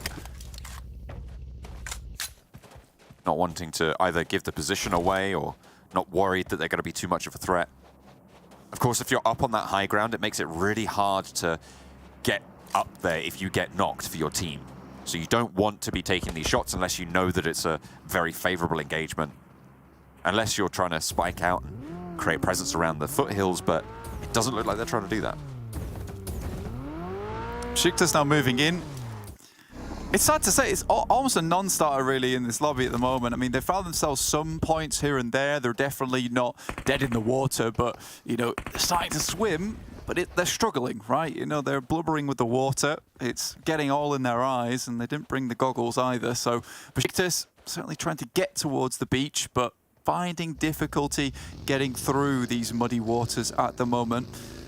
Again, still time, still potential. Probably not looking at a top placing towards the first, second or third place, but maybe time to redeem themselves a little bit. I mean, today is really the day where placements will very much start to solidify themselves, right? We are now past that halfway point. After today, there will only be 6 games left to play. If you're at the bottom of today, you're not going to be making it up towards those top 3, almost guaranteed. I was surprised that Jason made the claim that anybody could make it with SURREAL all the way towards the bottom on a very lackluster scoring at the start of the day, and continue to stay there towards the second game of the day. Out on the western side, a hard shift leaves 2 of TJB split on a fairly solid position on the west of those fields, but just out to the east of El Pozo, there's a lot of that open ground, those fields that have proved to be almost impossible to navigate for everyone. It's a really ugly ending circle, honestly, and a lot of these teams will find it a cruel mistress to navigate and get through. MADBULLS already send Zerich down towards the compound just on the southeast side of the fields. I think that's a good idea, leaving some players up on top of the mountain as well to scout out for them. But taking this early on, as it is one of the more prominent compounds within the circle, is strong to say the least. They do need to keep eyes on everywhere, and maybe we'll have to recoalesce later. But right now, they have a lot of strength in this circle. Lutz for FLUX all the way out on a 3-1 split. SURREAL close to MUERTE. QODEX disengaging from their corner of the compound. B6 Hammer falls back to the rest of the team. Timber on the cover, waiting for any sprays to come out their way. MUERTE on the northern flank, covering their backs as well as they move in from the east. It's really hard to navigate through this area of the map, and I mean, you have that scar of the mountainside passing through the middle, which is quite difficult to get up towards. You know there's going to be teams already there who are holding this position. In this case, it's MADBULLS. Fielded area, a good 10% of the circle just unplayable, really, unless you want to send there and just hide in the hay bales towards the end of the game. TJB holding as much space as they can on this western side. And, you know, it's funny because HVVP have almost kind of given the game away to MADBULLS at this point in time. I say that not with the most certainty in the world, but taking down that player from S2G actually gives MADBULLS so much more room to play with, because S2G don't have that player up on high. DENİZBANK Wildcats playing accordion with the motors. I was going to say. It's such a weird engine sound, isn't it, for that skin? Woo! I'm here! Yeah, it's a bit wild. Cracking impression. I think that's Try smart. and enjoy it. Yeah, thanks. I could be the next sports car. You're already the best sports car player. Thanks, dude. I appreciate it. In the meantime, BEŞİKTAŞ still unable to get that speed up like a sports car in towards the circles. New Worlds take down at least one of their players. Sent back. And again, they've got to cross the road at some point, unless the circle moves down towards them. But yeah, dominated by these circle edges are a lot of these teams. Unicorns love trying to get in, but GG giving them something to think about over on this side of the map. Crypto and Icy still left behind, and Unicorns love struggling to bring everyone back together into the circle.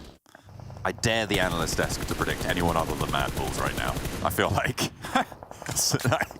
come on, it feels like it might be a little bit of a no-brainer on the prediction. Although we know anything can happen, it feels like they're in the best spot.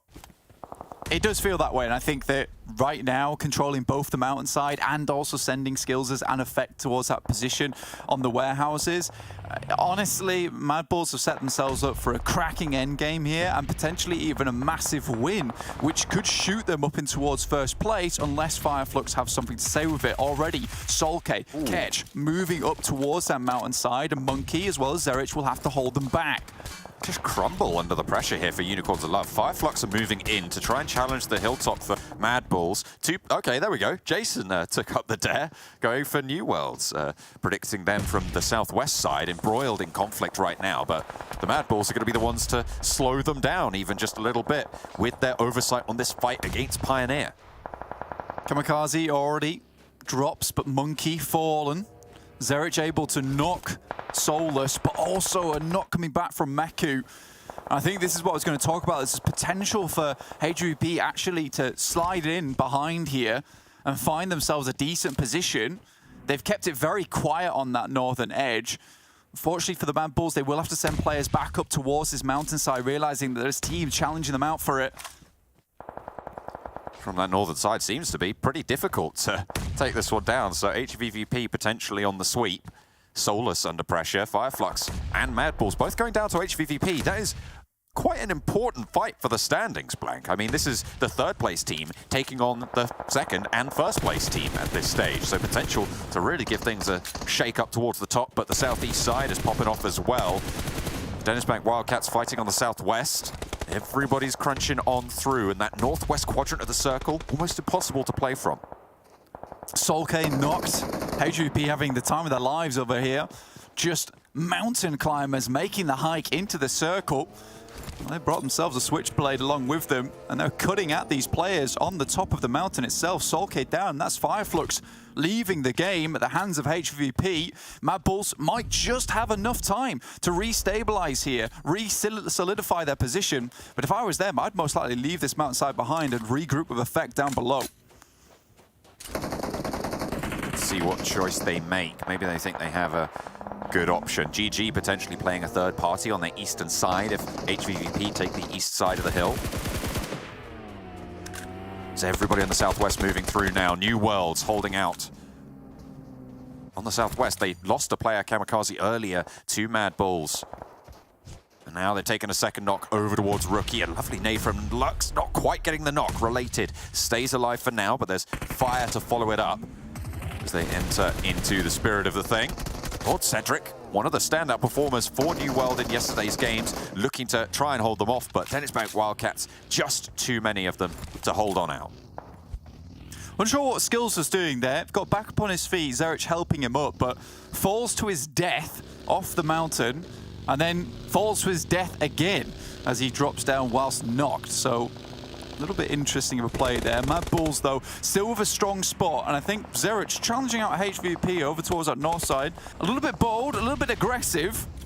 It could be a 2v4 in play, but unlikely to happen. And I think regrouping now, playing for placements, is maybe their best idea. OZAROX swung down, managed to find themselves one of the other good compounds with this circle on the south side, and it actually is still within. Goodness me, okay. On that north side, holding out 1v4, but the regroup comes in. He's on that south side, OZAROX. S2G sliding their way into the roadside. Pioneer southwest edge. We'll have to move a little bit forwards, but they're into the next circle anyway. They should be chill for now, unless they take a couple of knocks from OZAROX. That's a cat in the hat line if I ever did hear. There's just no room at the inn here, John. Honestly, that is the sad thing. And I think most of these teams will be sleeping in the hay bales, honestly, at some point and win this game. OZAROX were able to find that last room. Meku does take down Zerich. Effect Takes down WILDCATS on that side. Continues to go strong. He just leaves at this point in time, and why not? Still got effect going, and this guy can frag. HVVP lose Matic, or well, get knocked. Should be Resible here, as 3 of the players from HVVP are up the top of this hill. Should be fairly familiar with the terrain. Effect blinking away towards Pioneer. With the position in the circle, HVVP can't really peek out to deal with this position. So as long as Effect can stay safe from the teams down below, those same teams down below suppress HVVP above him. This might be a placement game for those guys. HVVP up to 7 eliminations so far. S2G also lose Hamzy, not able to regroup with the rest of his team. And HVVP are putting in the work right now, really picking up some big points in terms of eliminations, which is what they were lacking for quite a while. But they've bulldozed their way over the top side of this mountain like the Billy Goat. Such powerful oversight into it all. Good guys cowering in those foothills, found a little divot themselves. The crash from SURREAL not going so well onto the OZAROX compound on the south side, who hold out strong yet again. Swain, who is topping the charts for the MVP run today, continues to hold out for the team. Storm on the top of the building, spotted out, and MUERTE suffering from some shots. Effect is still in the next circle, and S2G find the edge. OZAROX taking the knock, should be rezzing it, but they have to make the push north. OZAROX has a tough push ahead of them. The worst timing on that knock as well coming through. BEŞİKTAŞ getting fairly far into this game. Pioneer just resting their case over towards the southwest. They've not got too involved in a lot of these engagements, and now we're starting to step up. HVVP, 11 eliminations already, Blank. At the start of the game, they were sat, looking at it, they had 28 points behind the top spot, FLUX. And with FLUX going down with 1 point, that would need 29 points on the game. That's a 14 elimination chicken dinner. Blank, there's a chance that HVVP from the top spot take the top spot. There is a massive chance at it, but how do they get down? That's a real question. I think leaving this position, a lot of eyes are going to be on you. You can drop down for sure, but I think they need to clear more of these teams, clear some more space, do some damage. Put dents in these guys. They're on the slow side of the circle at least, so they have time to work with. Pioneer also in the sights. I like that Tixi was taking some tap shots before, but then was sick of it and took even more of them. Meku now looking towards Nox Bomb, goes extremely low. We'll take him out. Okay, all right. Sun HP under pressure. Just need to land those shots. One more will do it. The blue zone might even take it away. Finally, they fall. Pioneer taking heavy damage from Effect, who's still going, by the way. Still managing to stay alive in the shadow of HVVP. In comes the crash from OZAROX. 3 players alive, and they know they need to go now. Razy falls, 1 player alive. Calci, top performer for S2G, but will fall down. Storm knocked yet again. Heals need to pop off now for OZAROX as they've made it into the next circle. Some form of safety here. That's the big thing. Kitsune has moved down, though. We know how good this guy is when it comes to finding those angles onto teams. Like I said before, Effect taking on Pioneer all by himself. You wonder if he's even be able to steal away this shot. But it's Meku to finish off the final player of Pioneer. Effect, though, spotted by HVVP. They know he's here. They know they need to clear him. But 5 eliminations. Good so far for MADBULLS to salvage this game with a single player they have. But it could have looked a lot better if it wasn't for HVVP and their absolute warpath over the top of this mountain. 16 eliminations already. Finally, MADBULLS fall. Effect will go down as HVVP starts to descend. Another being picked up. Blank, they've already confirmed themselves as jumping into the lead, no matter what happens now at this stage. Actually, hang on a minute. 1 more elimination would do it. But second place, looking more than likely, if the DENİZBANK WILDCATS lose Lux, would be all that's needed. If they can just pick up 1 more elimination, it's guaranteed either way. They do lose the tiebreaker, of course, having had no chicken dinners so far against FLUX. But HVVP on a roaring game so far. Another spray down, and that confirms it. Swain knocked, Storm cowering. Lux, the only player who's managed to stay safe. This is not an easy push either versus FLUX and MADBULLS. I mean, HVVP have worked for this one and they have controlled this high ground. But it has been easy since they picked up this position. But the shots are still strong. Lux challenging versus HVVP. Meku returns to fold, looks to get into position. Molotov goes down, prevents Lux from getting any further out. He steps right into the Molotov itself. It's clinical. 19 eliminations, laddering up into second. They're looking to get 2 more, putting them at a 21 elimination chicken dinner. Blank, that would be huge as a result. This is the team that have been looking for that PMGC qualification spot, and this is the way you make that statement that you're ready to take control of it. OZAROX not going to let them get away with it. Take themselves down, but they actually get both the points. They're able to sling a few shots through the Shack's window, and they're not able to steal those points away from them. So they do finish this game with an unbelievable score count, a record in the championship. HVVP stand so tall in this lobby. 35 points on the game, Blank. What a chicken dinner for the team that has kind of had a tough time of it towards the start of this tournament. I would say not the toughest of time. I mean, they keep putting up some decent performances, some decent points here and there. But we said, you know, tomorrow maybe they'll need to get a move on. Maybe they get those eliminations. Maybe they need to get a few more chicken dinners. And you know what? They get the eliminations in this match. They get the chicken dinner in this match. You know what? I'm satisfied. I'm absolutely satisfied, as I'm sure they are as well. That is phenomenal as a result. 10 eliminations for Meku alone. 1,271 damage. This is incredible. I mean, that is a team's performance in one of their players. There's a lot of different steps to this match as well. You know, taking down one of S2G's player, opening things up a little bit. S2G don't challenge that position. Taking down FLUX as they crash over towards MADBULLS. Perfect timing. And then onto MADBULLS as well, who I would say kind of were flustered in those last moments. They were split. They didn't look too strong. Skills is falling off the side of the mountain. You wonder what happened between them and that team, because that did not feel like a MADBULLS challenge towards HVVP. And in this case, HVVP were just able to storm their way across. I call them the Billy Goat, and they certainly had demonic eyes this game. Absolutely. It was absolutely incredible to watch HVVP dominate from the high ground on Miramar. Well, we've been waiting for that pop-off game here to HVVP, who have been so consistent in just getting those placement points, and we finally see it here in match 2 of day 3. What a fantastic match out of these boys here, putting up a massive amount of eliminations, 20 elims, 35 points. If that doesn't get them top 3, I don't know what will. We said it was going to happen, right, Kalaris, at one point. They were just getting so close so many times in a row, and they were going to get one win. I didn't expect it to be a win this big. 35 points, as you said already right there, Jason. They were so close to top 3. This is going to put them up there. They are currently, I would say, clearly in the race for the top 3 spots for PMGC. This is the game we wanted to see. Yeah, this was absolute domination from them coming in from that high ground position. I mean, one of the reasons we'd picked MADBULLS is because we thought, okay, maybe they're going to kind of take this high ground position as a full team and try and kind of hold it from there, because it was a really strong spot, and HVVP showed why it's a strong spot. After coming in, after FLUX had actually died off against MADBULLS, and then just absolutely dominating the high ground from this point on, being able to shoot at everything in the battleground, and that was, what a win, what a win. Let's be fair, though, to OZAROX, right? Because there was a point that happened with the zone shifted south. Obviously, you do want to play from the high ground going down to low ground, but there's a world where they could have won it if the zone did go their way a little bit better. Yeah, it's some good decisiveness that we've been seeing here from OZAROX today. In the first game, though, sticking over to the eastern side, sure, a little bit easier than this game in particular, but they know the value of each position. They send it there pretty decisively, really quickly, and they try to hold on to it. Of course, the circle does shift north.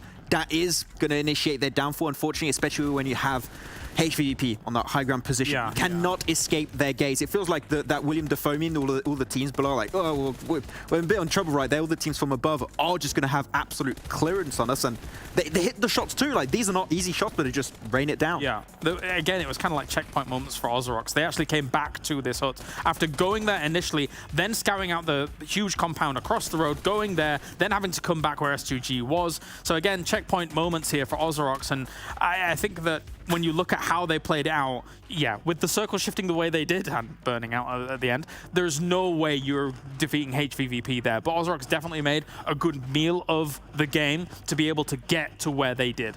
Are you surprised at all by OZAROX in this tournament so far, Kalaris? Because when we were watching that match, you saw the zone shift, you saw MADBULLS' compound, you're like, all right, MADBULLS are looking good.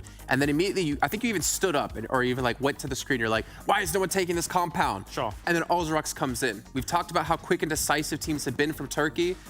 How do you feel about them? Them taking that compound was less... It was good to see them be able to thread the needle and actually get to that spot eventually after using the checkpoint of the sheds across the road. But I was more surprised at the fact that none of the teams on the south side took that compound. I think there was BEŞİKTAŞ there were some other teams, but just in general, with that kind of circle, that compound's going to guarantee you a top 3, maybe even top 2, given, you know, most circumstances. So I was just surprised to not see many teams there at all for a long time.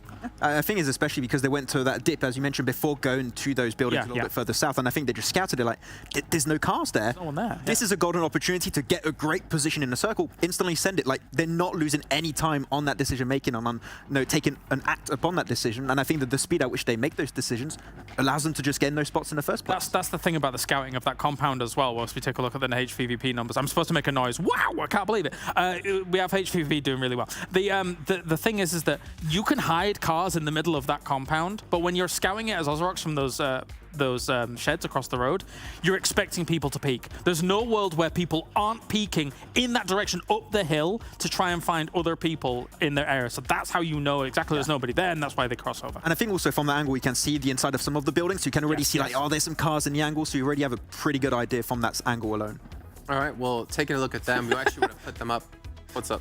Sorry, we really derailed it from the amazing numbers that HVVP kind of put up. Sorry, Jason. No, they put up amazing numbers. They're putting themselves in a good position to break top 3, but we want to compare them up against OZAROX here when it comes to their stats in that last match. Because obviously that was their big counter opponent here. And obviously you're just kind of seeing what that high ground gives you, that Overwatch position over every other team. We can't compare this. This is just mean. It's just comparing these type of stats, right? But yeah, but MADBULLS, really, as we stated already, if MADBULLS rotated as a full team there, potentially this would have been a MADBULLS chicken dinner. But they backfilled in that position. I think they eliminated, I think it was Zerish initially, then you get rid of Effect and you just have full clearance on that position. It could have been a MADBULLS win, but the fact that they were just able to pick the fights one by one as a full squad and remain there as a full team on that position enabled the chicken dinner to come through. Yeah, I think MADBULLS was playing too smart almost, where they're like, okay, we're going to be able to cover all of these angles. We're going to have this compound just to make sure nobody can backfill from the west side, and they get picked off here, there, and everywhere. But I do actually want to. This has been all over the place. I apologize, Jason. HVVP, the fact that we saw a 10 elimination come in for a single player alone is now unbelievable. And now, as you can see, I mean, a fantastic performance as well, Ademeku as well, putting up the 10 eliminations. But for them to be able to push through into first place now, dethroning FLUX is phenomenal, but also OZAROX as well has moved up to 4th place. We're seeing a little bit of a breakaway now happening in that 4th, 5th place position of 16 points. Yeah, I would be lying if I said that in all of these teams, there's not one team that I wanted to see make it in PMGC more than the others. It is HVVP, seeing what they did in previous PMGC, right? This is a team that has a legacy in that tournament, and I think that deserve to make it.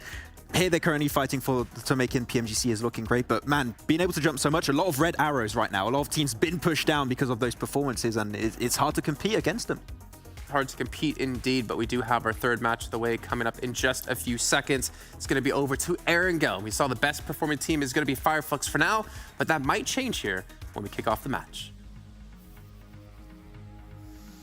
Well, with that performance, HVVP bring us to a top 4 scenario right now, with OZAROX in that 4th place, sort of being that that mark teams in the conversation. New Worlds 116 behind the 132 of OZAROX. So there is that gap starting to form. We said we were going to see things solidify today. We did, yeah, and it's starting to do so at the moment. And I think you look at this as well. I mean, the one thing that stands out to me is OZAROX have got 66 placement points and 66 eliminations. So someone's been out at the crossroads, John. Someone's made a deal with the devil. They gave them 10 years, but they made them masters of PUBG Mobile in the meantime.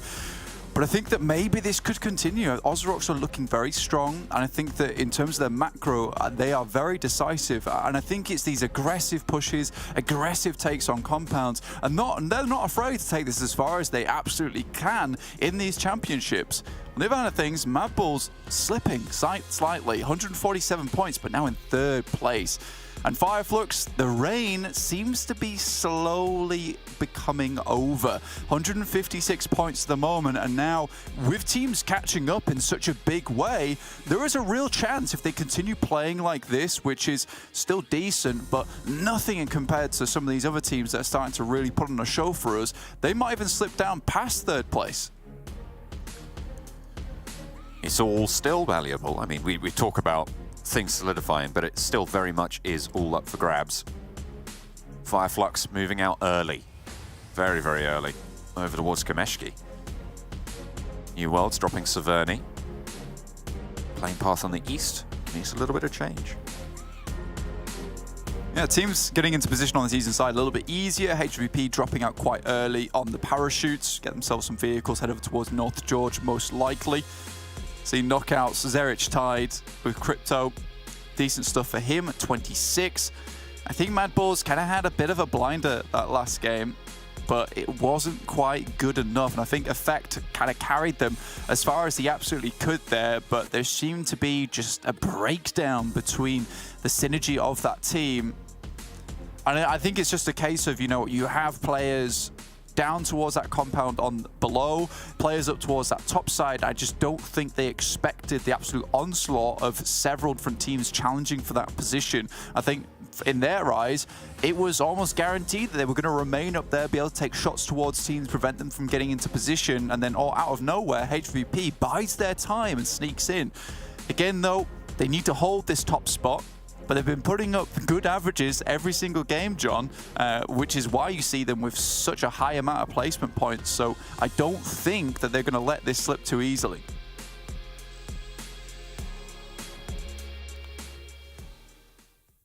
All still very much to play for. This Eastern Circle, we've seen a couple of these before. Teams dropping out to the east as well on the playing path. It creates this sort of artificial conflict, and that we're seeing that mostly in Yasnaya BEŞİKTAŞ near MADBULLS. On a close drop, split around the MADBULLS for BEŞİKTAŞ.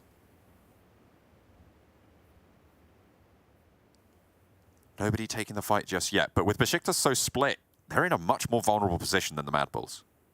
Yeah, with them being behind, I think this is a case of where you always have to be a little bit wary, a little bit careful when you drop Yasnaya, because it is a position that can hold two teams fairly comfortably. We saw this in Western Europe when things got bad, when things were a very, very much eastern playing path on this side of the map, and MADBULLS couldn't quite commit to that rotation down towards Primorsk. They did share Yasnaya with Gamelord. Gamelord were very happy to stay on the eastern side, but here BEŞİKTAŞ, like you said, split up, with Zesi actually in fact heading over towards the western side, towards the Yasnaya bridge. And this is a bit strange, and you wonder if they'll even take an engagement. A lot of times over in Western Europe, it was MADBULLS very happy to stay quite calm, quite passive in this early game, loot up as much as they can, keep a wary eye towards the other team within Yasnaya, and then leave. Solke, good stealth mode on the 2 pedal. Moving into position, getting there faster, getting the knock. New World's losing a player on the northern side. Lord Cedric, no weapons, and just needs to get out of dodge. Spotted. It's Solus. Stops him from those wrench dodges. Yeah, very good rotation here from FLUX. I think they spotted a fair few times. New World do drop towards this top side of the map and take Stalber a lot of times. In this case, FLUX get down towards the ground, get feet on the actual grasslands of Erangel, get themselves some weapons, then take down New World, who are now sent out towards shooting range and Severny.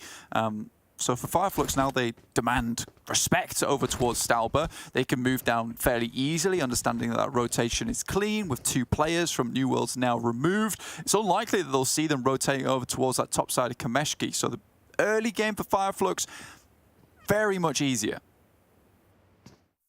BEŞİKTAŞ still continue to be split up around the position for MADBULLS, who are moving as a unit.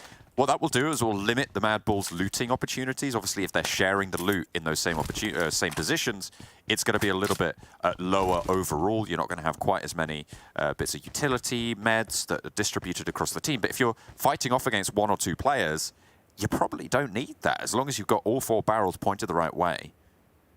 BEŞİKTAŞ, though, will have more loot, will have better weapons, better attachments, and more meds as well. You can see Zerich even operating without a helmet right now.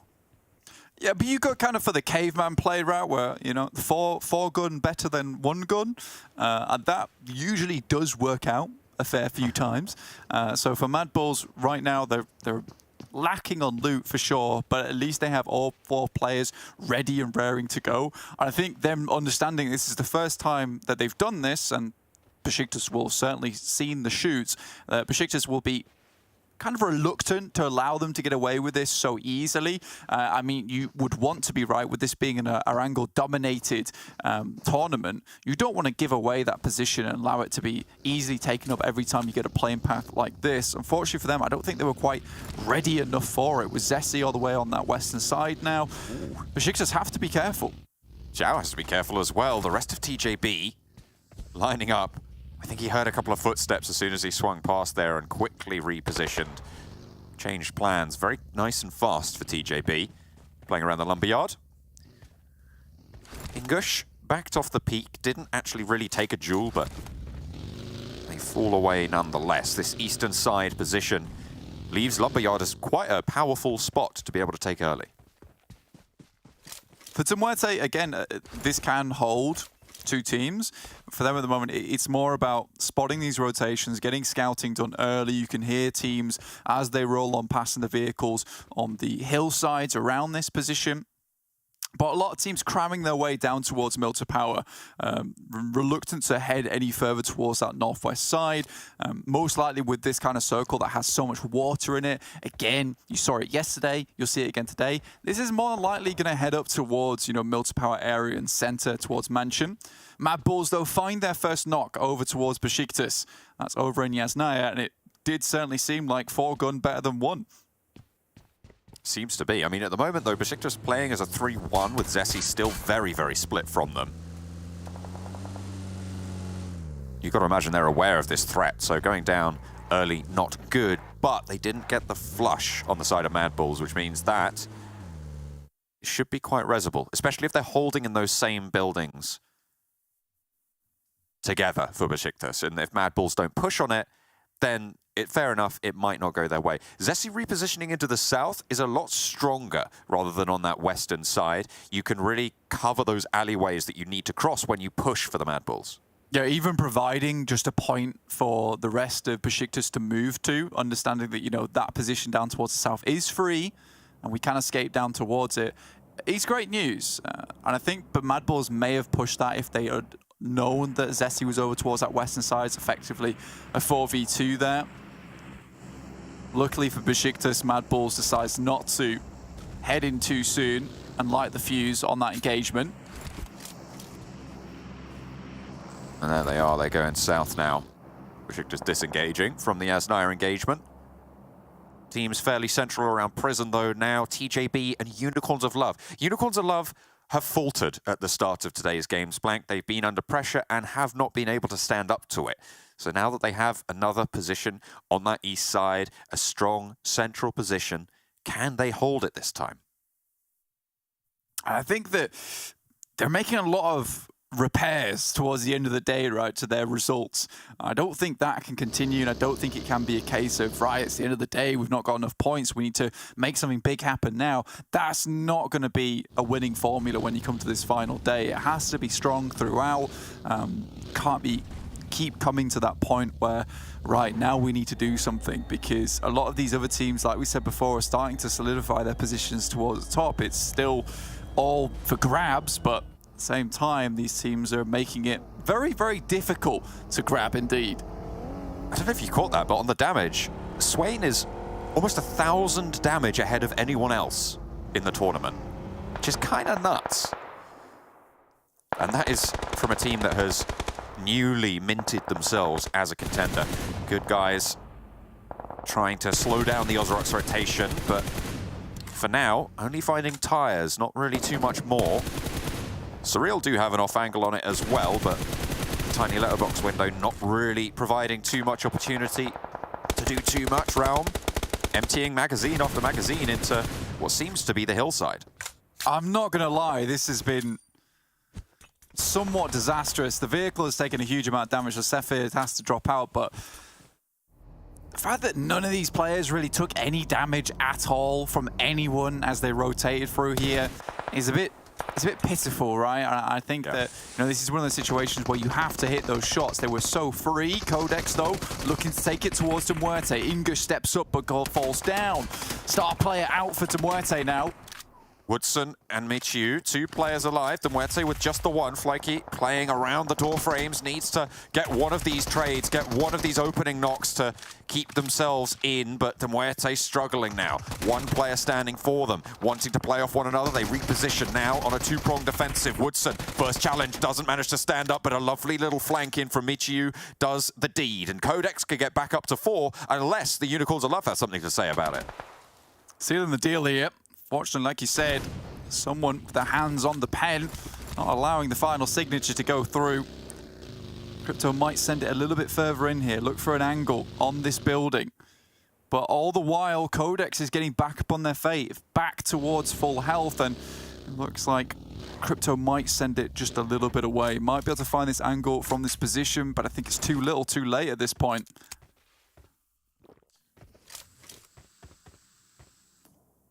Unicorns of Love playing coastal side on the circle that's moved down south, leaving their position around prison to move into a wide split.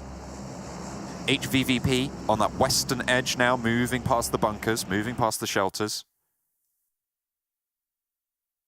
Well, not quite going to move past just yet, but with S2G ahead of them, they've pushed them aside before, looking to repeat that.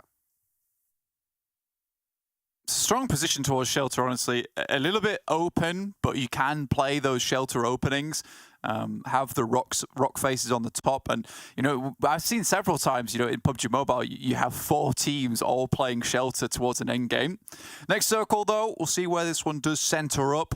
There's a lot of different places around this particular circle that are interesting to play, and this is certainly one of them, with the rocky outcrops of Prison itself being fairly unplayable, with it being such low ground, the hillsides off towards MUERTE, but most teams will now have to just send in. Unicorns of Love had a good position to get in early, and now we're looking to group up as 4 and start dominating from the center of this circle. And look who's already there as well. Again, it's OZAROX, who are on the southeast side, with no one really going to be looking to backfill them from MUERTE power. QODEX may be proving to be a challenge, but this western side is going to be so much more chaotic, and OZAROX going to be looking to weather the storm. Uh-oh.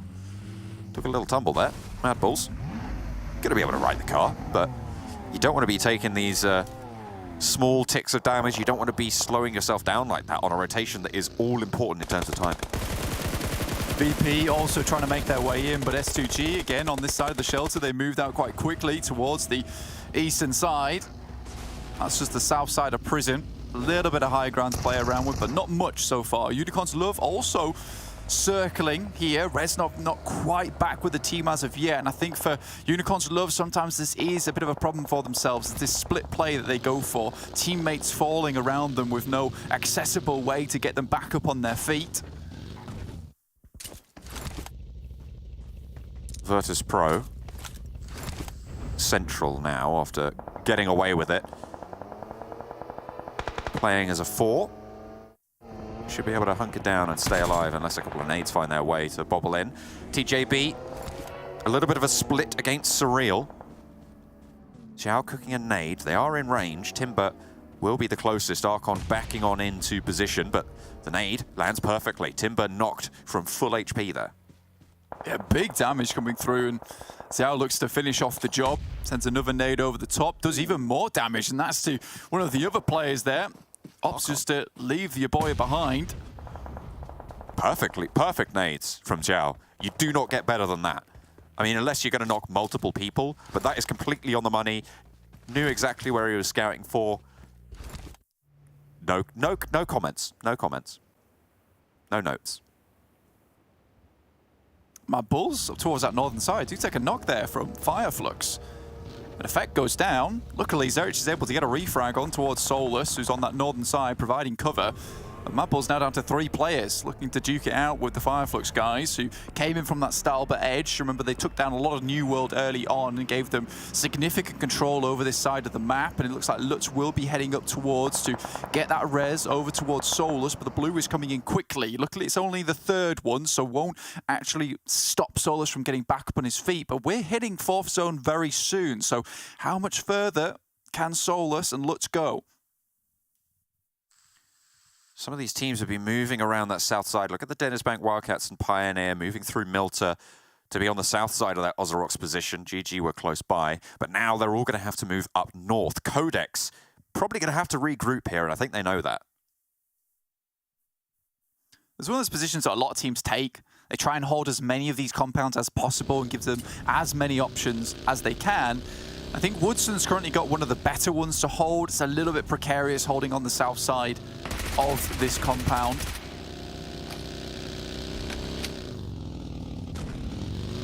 TJB rolling through.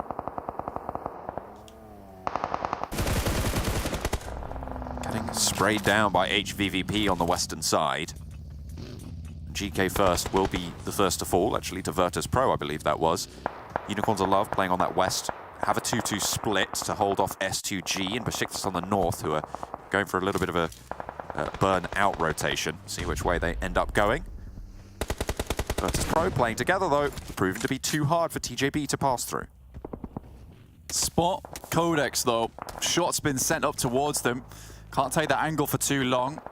The rest of TJB just scarper down towards the compound that QODEX just left. Remember, this is one of those compounds that quite difficult to hold. There's a lot of sight lines down towards it. You're just right underneath all the high ground. The best you can do from this position is just sit inside, try and stay safe. Lin gets him into a small ditch. FLUX still, again, taking it to MADBULLS.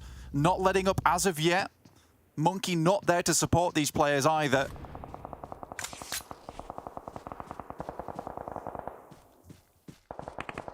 Circle not kind for the teams on the west, but the northern side starting to put that pressure a little bit too much onto New Worlds. The duo remaining down to one. Rookie taking damage as well, spotted. New Worlds eliminated now. BEŞİKTAŞ, with 4 players alive on the northwestern flank, will need to move through MADBULLS, through SURREAL as well, ahead of the curve. With the MADBULLS going on with 3. Playing in the containers, the FLUX guys have not let up. MADBULLS prediction from Jason, FLUX from Maxman, and QODEX from Carlaris. A split decision for the first time in a while. A very good shot there coming through from FLUX over towards Monkey. He was really the saving grace for MADBULLS, looking for that angle, but FLUX were on the case like nothing else there. And with him going down, it leaves the last 2 lads from MADBULLS very exposed.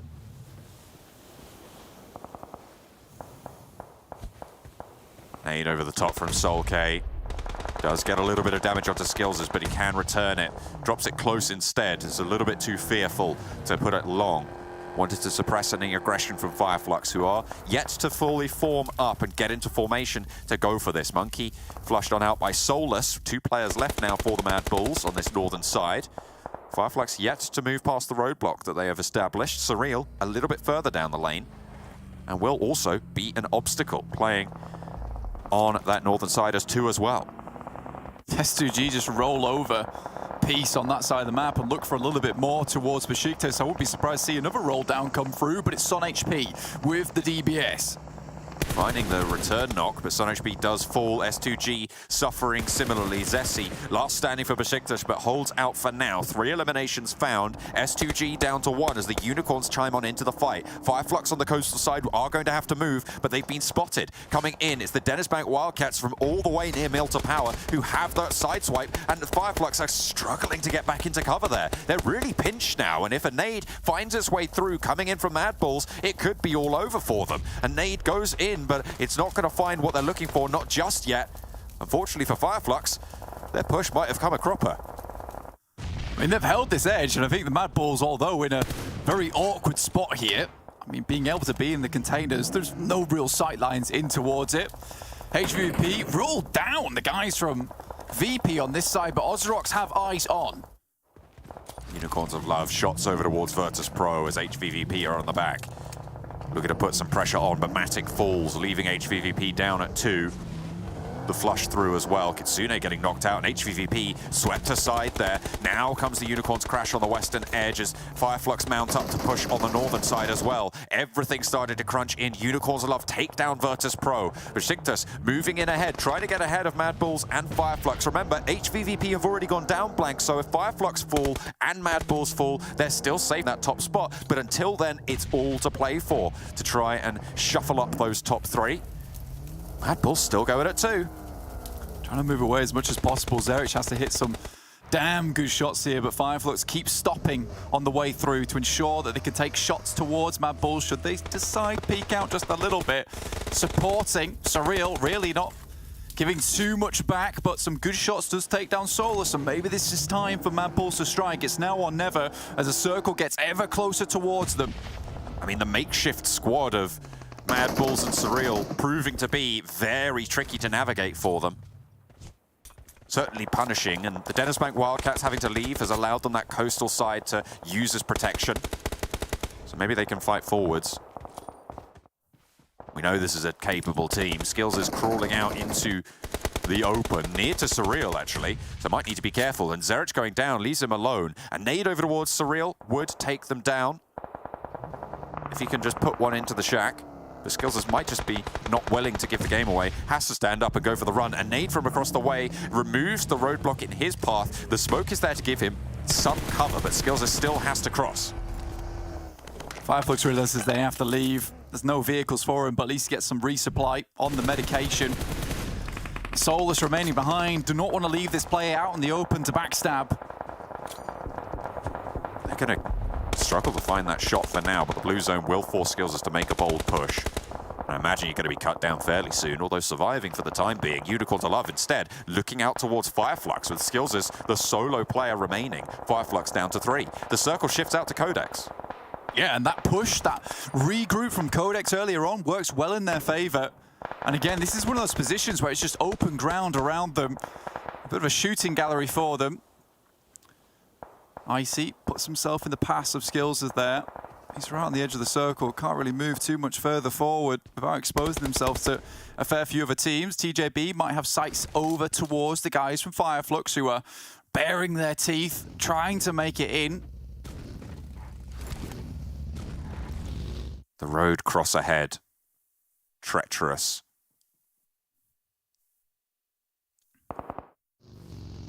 As the Unicorns of Love. Oh, this is going right over the top of Skills. Yeah, that's it. Crunched. Unicorns of Love roll up into FLUX's grill, though, and Solus puts one down. As a 3-player team, they are going to have to try and continue. Restov wants to punch a hole through, but the second Unicorn will fall. Icy up for the challenge now, as Solus has gotten the best of there. Icy hits the deck, sprays onto Ketch, not going to land. Across the way, the shots through the smoke as Ketch cooks up a nade. Crypto in the back lines, looking to try and put some more pressure in on the off angle, but can't really find those angles, and now it's the last Unicorn left standing on the road cross. It's been so hard to make it happen, and QODEX are looking out this way as well. FLUX surviving late. They want to take the top spot back, and I think they're going to be able to do it. Yeah, it's an unreal performance from FLUX to get this far, to weather the storm from so many teams. Luckily, they brought the umbrella, and Crypto has to make the crossing, but Lutz is having none of it. Shutting it down where he can. Unicorns finally fall. QODEX with the central compound. Can they get taken down here? This is the Kylaris pick of QODEX in the central compound. Sprays from OZAROX as they fall to Pioneer. Only one Izumitsu is remaining on this south side as Black-White crumbles in the face of the QODEX hold. It looks like, as the only 4-player team left, they might have just been able to do it. FLUX with 2, 9 eliminations, guaranteed third. Yeah, it's a horrid position to try and assault from any kind of team. 14 eliminations, a big match from QODEX so far. FLUX has still got a long way to go, but with second place and 9 eliminations, this is happy days for them. They needed to wrestle back that top spot, and there it is. Good shot, though. Starts things out strong, but it's so unlikely they're going to get much further. Depends if they get the shift, though, John. There's still a chance here. It's open ground. It has been successful for QODEX so far, but it could be the thing that comes back to bite them. That shift, though, you got to think that's going to be curtains for FLUX, unless they can smoke it, break out wide. They've got an extra crate out in the open to play with. Vito did get rezzed in the meantime, though, so there's an extra sight line that they can start to spread out in the face of QODEX, who will have a little bit better utility in this scenario. FLUX have had to push up that coastline. But the first smoke breaks, and Vito goes down again. A reknock there from Lutz. Puts more smoke out into the field and repositions, but the push is still very much a gauntlet for them, and QODEX hold the side of the circle that's closest to them. Woodson breaks out wide. A Molotov goes a little bit long, but stops any wide peaks. Trying to get the damage onto Woodson, and it's good for a little bit. Moneyken moves forwards. This nade could be all it's going to take, but it's to the right of the tree instead of the left. Another smoke broken, and they have control of the circle fully for QODEX. FLUX will definitely have some kind of utility still on board. There must have been some teams who were able to loot here. Vito getting rather close, has a nade. Looks like it's on target as well towards them, slightly off towards that right side and goes far. A little bit long there. Ketch and Lutz. A smoke fades and gives an opening. Woodson pulls the accordion. Vito not gonna go down this time, and Lutz is flushed immediately. Goodness me. A 1-2 punch there. FLUX eliminated, and QODEX hold on to it. They control that end zone and take the chicken dinner towards the end. 31 points on the game. Should have absolutely had that one. Again, it's one of those compounds that you take. They didn't really want to set themselves where TJB was before. This is where, if the circle centered up there, yes, they would have played it, but it didn't give you a lot of opportunity. There's so much high ground to shoot down towards TJB, so instead they opt to send towards that compound, towards the coastal side they controlled before, and I think QODEX getting so much control in the early game was really the key thing for them. Again, there's a lot of things that happen this game. Obviously, HVVP going down early, MADBULLS not able to survive as much as they would have liked, and FLUX getting a big match as well. OZAROX also similarly living for a very, very long time. There's a lot of different moving parts during this game, and I think that once we head back to the desk, they'll be able to cover them much better than we can right now in the limited time they have. But Moneyken, look at that. Good stuff from him to start this game out strong, finishing the game for, I think, 16 eliminations it was. It was a strong, I think it was a 31-point game total. So maybe, I think we're looking at 11 eliminations there for QODEX. Yeah. Yeah, no, you're right. 16. My math's failing me there. What? Doesn't happen too often, but it does happen. I can guarantee you that. But QODEX, they're not going to let those numbers get away from them. They put up a big chicken dinner to close out game number 3.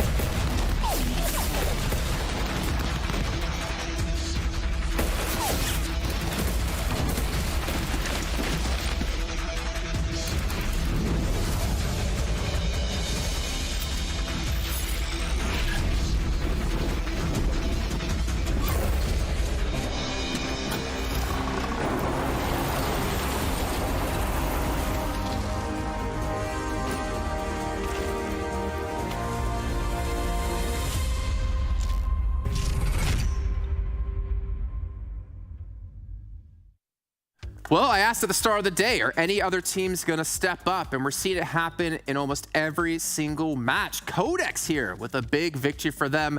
A victory that they kind of needed to stay in the running, to stay in the mix of everything. And a victory that was a little bit questionable at some points with the way they were pushing towards the end. Clarus, you were a little bit questioning some of the smokes that came out. What's up, Max? A lot of players are feeling danger. This is a fool. They got gangs. I think there's a making of a meme here if we have a solo shot of Max. No. They had to win this game. They absolutely had to win this game, given the circle, given the compound that they actually had, and the position that it was going to make it going to be extremely difficult for any team to push up against that. But it was looking a little bit dicey, as you alluded to. I mean, FLUX was actually doing a pretty decent job of approaching that compound, getting a few knocks here and there. I mean, QODEX flexed out enough to be able to take enough angles against this, and once again we continue to be better than the clown. But I am coming for you, Max, and I will be ahead of you by the end of the day. No. Oh, okay.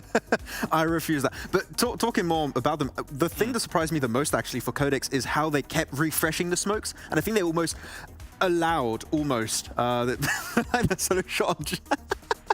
But they almost enabled the 1v1s to happen for FLUX at one point. So refreshing the smokes, maybe not the best thing to do, but just a 4v2, right? The odds are in your favor, and there was a slight chance it was going to slip away. If you don't win that game, Jason, where QODEX was, then what are you doing? Get in the bin. Like, they had to win that game in this lobby because they're capable of doing it, and they do get it. So you fantastic. have nothing around that compound. How do you even get there? I don't know. You can't. You need cars. You need to all crash and then hope that they're not looking in that direction. Yeah. Like, yeah, it's rough. Well, 31 points, like you're saying. They needed to get the win. They did it. They got a ton of eliminations behind it as well, which means 31 points added to their tally, getting ever so closer towards our top 3. And honestly, I think at this point in the day, at this point in the entire event, could you ever safely say right now, well, I'm not going to predict because clearly my predictions mean absolutely nothing, but could you at the end of that last match now say who you feel like will actually be top 3 at the end of this whole event with confidence? I'd say no. I don't think you can, no. Yeah. Even That's a great FLUX has thing. lost their top 1 position, right? Maybe they're back up there after a second place and they got a decent amount of elims, but it can still change on the last day because you have no team that's like miles ahead of the rest, so yeah, it's hard to predict. I mean, right now, given current forms, I would say I would give you a top 3, but that's purely speculation. There still is anything could happen. Yeah. Would you? Well, here's the only thing you have to say. Would you bet your car on it? No. Exactly. No confidence behind that one. Everyone wants this car. They want to buy it from him. No, keep ringing me. Go away. Well, I mean, honestly, it is, I think, my favorite thing to see here, because when we looked at Western Europe, right, my predictions were basically just based off of which CIS team am I confident about that's still alive in the zone. Yeah. Now it's like, you can't even have that level of confidence anymore because every team is able to perform. Every team is able to step up. And I think that's, for me, one of my favorite things about this event is that there's really no feeder teams. There's really no teams that are incapable of pulling big games or pulling consistency. It's just about which teams are going to be on point in the day. Still waiting for TJB to be there. You're going to be waiting a while, I think. Nah, I want to see TJB do well. Right? It's a team that I think we've seen many times, but adding the CIS teams to the mix has been a little bit rough, and the Turkish teams even more rough for them over transition. But yeah, even some Western European teams can make it happen. I mean, QODEX, this game, as you stated already, it can't not go their way. They have to get the win. So yeah, they can take control in games that are literally just handed to them, but at least they got the win. Just to speak bigger picture for a moment, it was a rude awakening for the rest of the Western Europe teams once the CIS teams came in, and come 2023, if it's the same thing again, they better be shaping up, because otherwise they're not going to compete. Exactly. I mean, the thing is, right now it's tough for the first season where the CIS teams joined.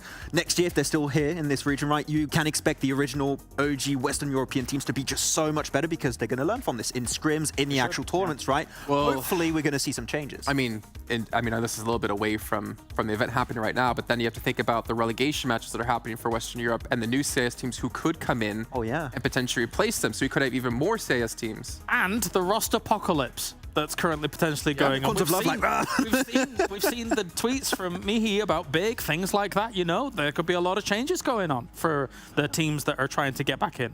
Well, happy to see changes happening, but right now QODEX don't really change too much because they picked up a big game. Let's see actually their player stats in this last match, and typically Moneyken is the player we're going to look towards, and it's going to be him yet again. 786 damage, 6 eliminations. But Kalaris, I want you to point out one thing in particular, because you were talking about him pushing aggressively off the backside of that smoke towards FLUX at the end. It was a little ballsy. Yeah, and given that it was kind of a 4v2 scenario where they realize it is 2, don't mind it too much. It is ballsy, as you say, but as long as you don't give them constant 1v1s here and there, as long as they don't make an extreme peak around one of these smokes and get that 1v1 instantly on Moneyken and then continue on the path, then you're fine doing something like this. We already saw Woodson, as you said, taking that off angle to try and complement just... If FLUX needs to do anything, they're going to have to be drawing other attention all over the place. I got a point for you, Max. I feel like Moneyken is very similar to playstyle to like the OG GK first we saw, where he likes to be the person in the moment to make the big play. He likes to be the one to try to solo something or to be the one to push forward. And we saw that at GK First quite a bit back when they're known as Panda. I think many things we said about GK First is that like you would unleash him in some way on the other teams. And I think the Moneyken is in a very similar scenario, just like go do the killing. Just send him forward and he's going to do that. And it works out great. I think that sometimes he can be a little bit overzealous from time to time, but it works out right. The main issue I had in that finish was them refreshing the smokes, but sending Woodson on the angle, having Moniken on the front line with that utility to try and just keep at arm's length the entirety of FLUX is a smart play. Maybe a bit too much, but if we can see some confidence from this team on this stage, I'm happy for it. I want to see more of it in particular. Okay, well, speaking of confidence, one team that was very confident the first day was FLUX, and actually a little bit of a breakdown from day 1 to day 2. But what about day 2 to day 3, Max? You want to talk about this in particular? Yeah, because FLUX have not had a great day 2, right? No, we wanted to see a little bit of a step up. Sure, they had that cushion after day 1, like, okay, they're still looking great. They had a pretty significant downfall, only 2.3 eliminations per game on average on day 2. But here, this is them coming back in this game. They're looking a lot more comfortable. They are willing to take fights. It was still a tough transition to make it to QODEX position, but this is FLUX willing to just retain on that throne in that top 3 position to make it to PMGC, because I said HVVP, a team worthy to make it to PMGC. I think FLUX also stands in that angle. Strong resilience in this game as well in the north position. I mean, they had to go through MADBULLS, which were a little bit divided to a degree. Then they had to go through Unicorns of Love that made one of the only transitions that they could try and do, considering that anything from kind of the west side, they had to go up that north position and try and kind of come down from there. And again, FLUX kind of held on. They lost 1 or 2 here or there, but they still held on and still got this in the second place. Well, we're about to go to Sanhok here really quickly before we go to Casters. Mainland zone or not? Yes or no? I want to see a Northwest Island finish. I want to see Northwest. It's always been like South Boot Camp, so I want Northwest Island. I really want Northwest. Well, I'm glad I got a yes or no answer to that question. But yeah, obviously we want to see what's going to happen, especially with HVVP. Well, there's only one way to find out with our commentators, John and Blake. Yes, Northwest. Let's go with that. I like that. Yeah, absolutely. Blank, Northwest? Maybe Northwest, who knows? I think that if I was to look at this, though, and what the devs were saying, I think that's a Northwest prediction from both Max and Kalaris, and a Middle Island prediction coming through from Jason. So let's see if he gets this one right for once. Maybe, potentially. There's a lot of chance it could be Middle Island. This is a favoured result for him. Yeah, maybe. So it could be, but I also don't think it will happen. How's that? There you go. Really? Yeah. You're putting your money on the line here. Fair play. No, it's guaranteed. It's guaranteed. It's not even a risk. I mean, look at this. The plane path's even out to the western side. Okay, we'll see. We'll see. I mean, the plane path doesn't usually always transition over towards the circle, but there's still time. There is still time for that to happen. Most teams here on Sanhok, again, the 3rd Sanhok they will be playing in this championship. We'll see exactly what does happen here. So far, it's been a little bit rough and tumble for a lot of these teams. Monkey able to get a huge amount of points from his last game, just taking down HVVP, which was unfortunate for them, right? If you look at it for HVVP, they were on track to get a 10-point game off of that, but were taken absolutely apart by the MADBULLS. Unfortunate. But if you want to play with the best, you've got to duke it out with them as well. And MADBULLS, despite having 1 or 2 little falters in these last couple of games, are still 3rd place right now overall, fighting it out fairly closely with OZAROX at this stage. But HVVP and FLUX looking to extend their lead now. 100%. I think for FLUX here, another good game would be amazing for them. Unfortunately, down towards Kampong and Docks, they haven't had the most success from that position, getting picked off after they've come into the circle a fair few times. HVVP, on the other hand, I think they'll still go for this heal strat. This time around, though, it is the Wildcats spreading out a little bit more wide here, looking for maybe one of these pickoffs towards HVVP potentially. So Matic, Kitsune, Meku, Tixi will all have to be very careful here. Not going for that split across the Confluence compounds there. Oh, hang on a minute. Looks like Boron's the one who needs to be careful. Matic on the warpath, seemingly. Unless it was a self-knock, but you can't imagine it would be with Matic so close by. Circle does shift over towards the mainland. Blank, I had you on. I was actually just memeing, and that's why I've not been doing well on that prediction. Yeah, sure. Fair play. I mean, I don't believe you one bit, but... No, but it was just a joke, you guys. Either way, mainland, I think that Jason can be happy with that. It will add to his prediction total. However, it will still be there for him at heart. You know, in spirit, he got one thing right. That's not going to go right for SURREAL. Losing a player early. Archon leaving them in anarchy. SURREAL spread across on a wide split on the northeast side. This is, I think, the third time of 3 Sanhoks that we've seen them get picked off like this. Yeah, it happens so often now. Defowork's taking a lot of damage. It's Kitsune to actually pick that one up from up on high. They set him up nice and early. So Wildcats losing 2 players right off the crack. Oh dear.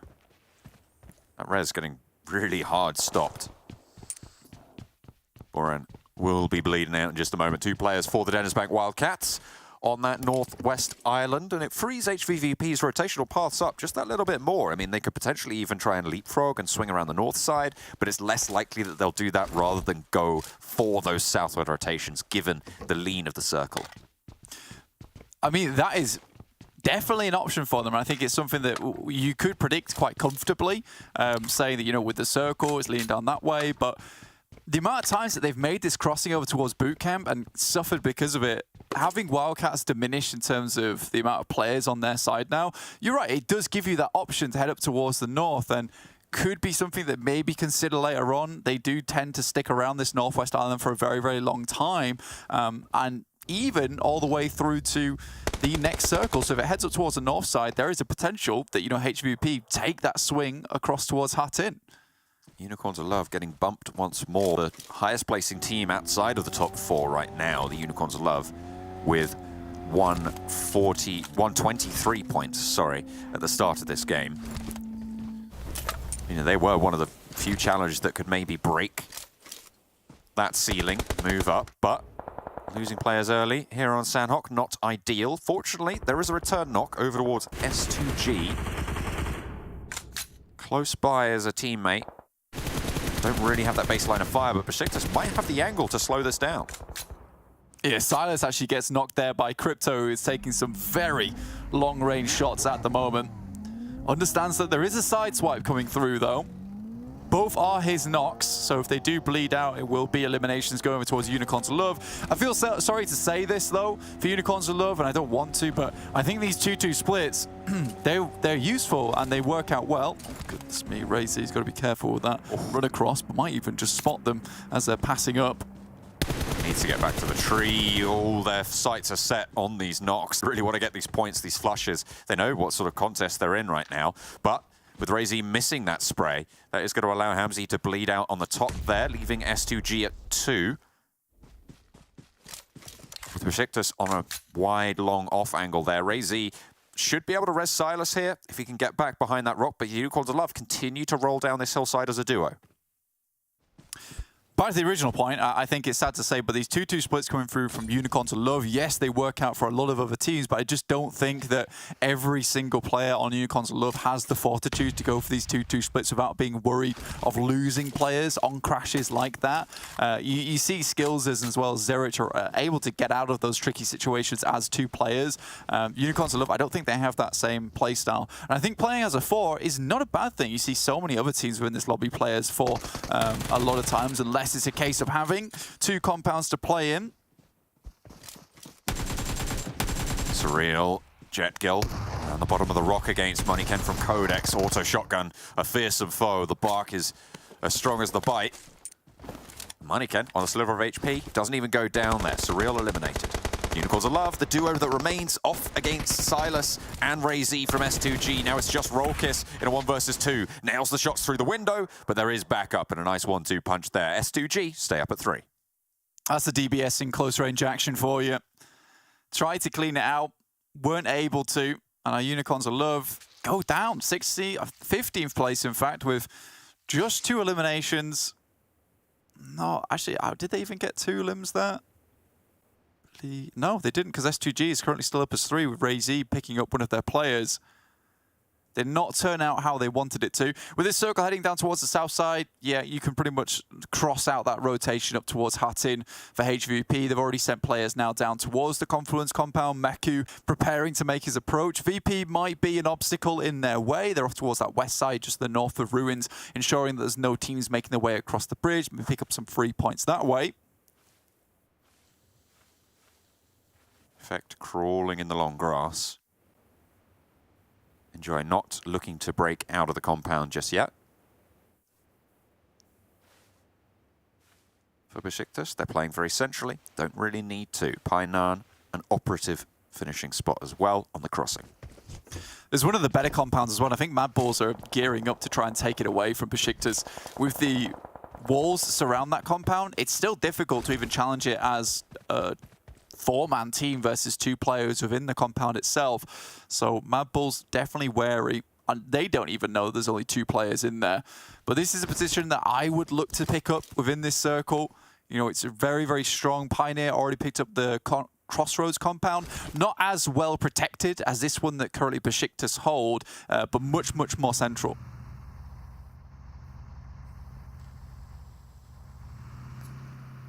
TJB.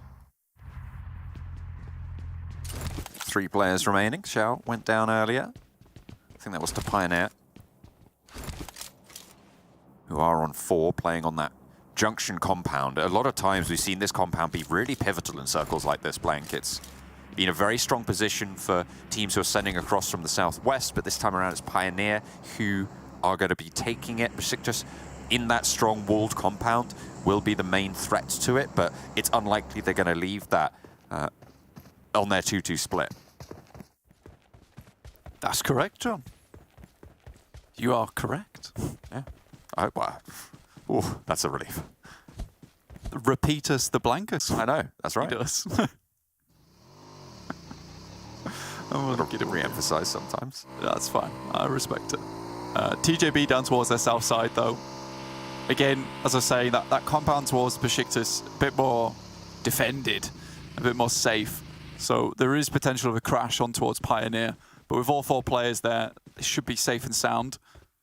Again, a lot of eyes not quite set upon these players towards the middle as of yet, with teams not making their way in too quickly.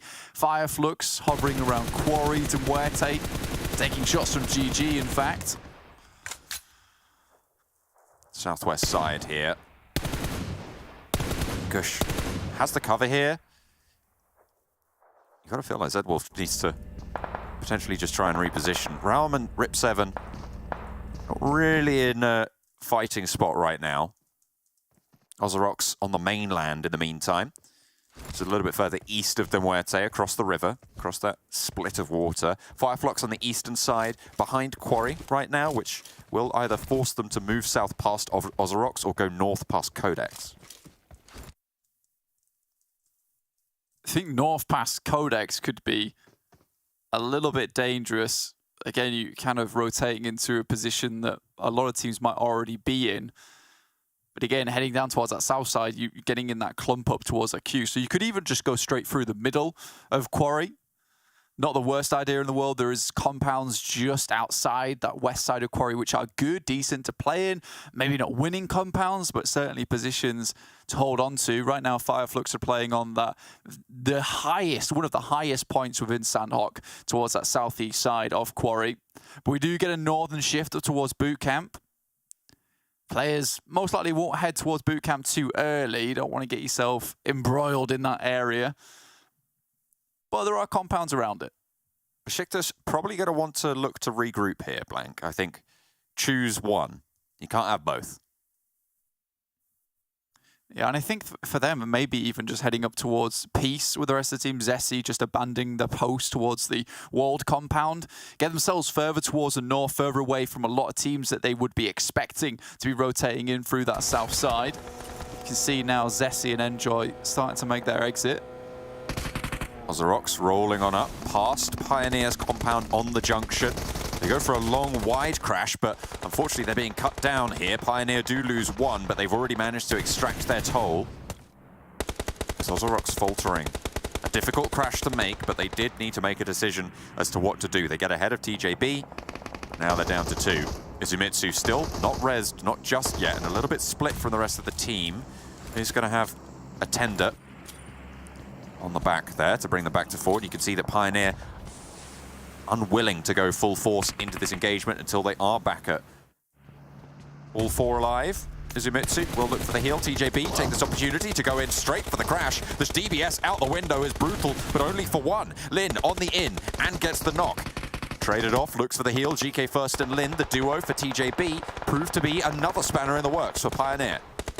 No prisoners taken for any of these teams here. Merciless approach from both OZAROX as well as TJB. BEŞİKTAŞ chiming in just a little bit. They've got eyes on, they've got sight lines looking over towards his position, a little bit of overwatch. Two of their players looking out that way with Zessi and Enjoy out to the west of it on the north side of this engagement. OZAROX with their duo making it here solid. I mean, these three teams can kind of quite happily just reside in this scenario for this circle, certainly, maybe a little bit of the next as well. For most teams at the moment, it's just a case of taking a position as teams slowly flow towards that north side. You saw BEŞİKTAŞ leave the walled compound, in which case MADBULLS made residency there. They were in Painan. MUERTE saw MADBULLS leave. They take residency in Painan. GG looking to head towards the south side that MUERTE were in before. It is just a lot of leapfrogging at the moment. A lot of teams taking up position, maybe where, you know, the rent is a little bit higher, but it's better than where you were before. HVVP, on the other hand, being very careful, treading lightly as heading towards the circle. Do not want the same thing that happened to them yesterday to reoccur here in this match. Haven't even dared to cross yet. Tread lightly, carry a big stick. That's the ethos they seem to be going with at the moment. Certainly came to bear in Miramar earlier today. If you missed that, definitely go back and watch that, because HVVP dominated in that game. Yet to cross, but looking good to do so. VIRTUS.PRO behind with 4 alive, so still a full force team. And maybe that's what HVVP are wary about. They will have had sight over towards Ruins for a long time and not seen these teams cross up towards the north side. So it's most likely they're still on the west and or rotated down towards the south. Pretty nasty shift up towards that northern side, though. Bit of a swamp in that area. Still, there are hills, tree lines to play in over to where QODEX currently are. New Worlds have a nice position to play coming in from that north side. Haven't made too much happen on that edge of the map. GG, on the other hand, taking a lot of casualties from MUERTE. Zerich falling to BEŞİKTAŞ, though. That's Enjoy. Also, TJB getting involved. Goodness me, that is a lot of casualties going towards MADBULLS' side, and very quickly. They are really suffering on the egress from the compound that BEŞİKTAŞ held with 2 on the walls, but they have had to leave it, and that sanctuary is no longer there. Will not move with them. And they're taking heavy punishment for it. BEŞİKTAŞ ahead of the queue from the teams in the compound on that junction. With a pretty solid line, all things considered. A nade over towards Effect, finds even more. Zerich goes down as well. Wow, okay, BEŞİKTAŞ holding strong against the MADBULLS. And that's going to leave, I think, just Skills as alive. That is a horrific turn of events there for MADBULLS. Several teams looking their way. Unlikely that Zerich will get back up on his feet, and that's just from 2 players from BEŞİKTAŞ, but oversight from TJB over towards his position kind of culls the guys from MADBULLS. Quite unfortunate indeed, but BEŞİKTAŞ currently controlling 2 areas of the map very well, keeping players at bay. Zerich bleeding out. Skills is nowhere to be found. Not going to be riding in to support to try and hold it. Teams in Paradise Resort. HVVP making their way up, playing on that northern side. BEŞİKTAŞ still looking out this way, and that is brutal across the way. On the lead from Painan, you've got MUERTE and VIRTUS.PRO out in the blue at this stage.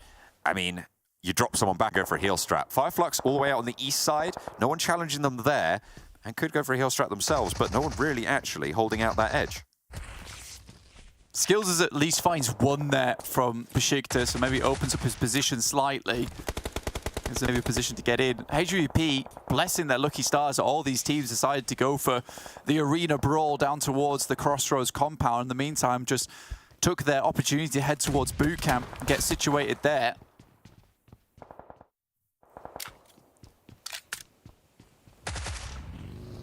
Pioneer, OZAROX, TJB as well, but GK First and Lin are very, very low. Looking to move north. Look at that realm healing out now in Painan. Black-White. jumps around past the window, but in goes the push instead. And OZAROX hold off against one. TJB, in the meantime, have yet to lose one of their players. Pioneer on 2. Nox evades the DBS for 1 pump, but the second is just too strong. TJB, as a duo, can try and get ahead of this, but Pioneer have already managed to move Fash on the outside. Circle moves over towards that western side, and HVVP maybe put the idea of a heel strat game out of their mind and look for a chicken dinner. Meantime, FLUX taking huge casualties on the eastern edge versus QODEX. Ooh, goodness me, it's all coming a cropper for so many of these teams. FLUX struggling to push on in. A new world's prediction from Jason. HVVP for Maxman from Paradise Resort. And from Boot Camp now. And Kylaris with QODEX yet again. Could it be 2 for 2? If FLUX take more, extract more of that toll, QODEX might struggle, but at the moment it doesn't look like that's going to happen. Zessi moves away, and maybe Skills has found himself a small window of opportunity to move out. But he will have to go for English if he wants to head up towards the western side of boot camp to safety. Danaev gets knocked. English in the vehicle still going. On board with Skills at the moment. I think BEŞİKTAŞ have a general idea of him being towards this position after taking so much of his team down before. This back and forth conversation between HVVP and FLUX has been quite the interesting story today, and FLUX going down here allows HVVP the chance to rack up a whole host of points to take back that first position that they stole in the first game. BEŞİKTAŞ getting crunched on this side. Black-White will fall to Matic. MADBULLS just let him pass. Now Fash having to desperately move in. Skills is in the circle, but QODEX taking down the final member there of Pioneer. Peace in an awkward spot here. Only the one on the outside of the blue for BEŞİKTAŞ right now, but the two up the top are not going to have an easy time either. 4 first aids for Peace, and the burn is there. That's going to take him down. Muddy Ken puts it perfectly behind the rock. With the outpost there, teammates get it in the way of the sightlines, and hang on a minute, there's some players across the way. Proven to be a trouble as well. QODEX should be able to res that up with the circle pop. It goes outside of boot camp. BEŞİKTAŞ lining up like this, those Skills might just have some sightlines. Looks away at a critical moment. Should just start to spot those players crawling before maybe they spot him. No way does he not see them. Skills is caught on a broadside, would just go down. Okay, yeah, he's definitely seen Zessi now. Will have seen Sun HP as well. Hits the first, waits for the push. Zessi on the knee, tries to land the shot with stability. Will be able to do it just about. 1 bullet left in the magazine there on the UMP as well. But that nade around the back, that's going to take him down. S2G put the nail in the coffin. And teams start to fall. HVVP, 4 players alive on the inside, but will have to leave from boot camp as the DENİZBANK Wildcats, who they were harassing on that northern island before, will continue to be their main opponents now on the egress.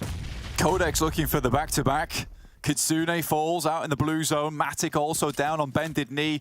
Not likely he'll get back up again, and now they have to face Tixi out, DBS in hand, but he's too quick with it. Tixi gets the flush raise on the X-ray on the outside there. But HVVP falling pretty heavily.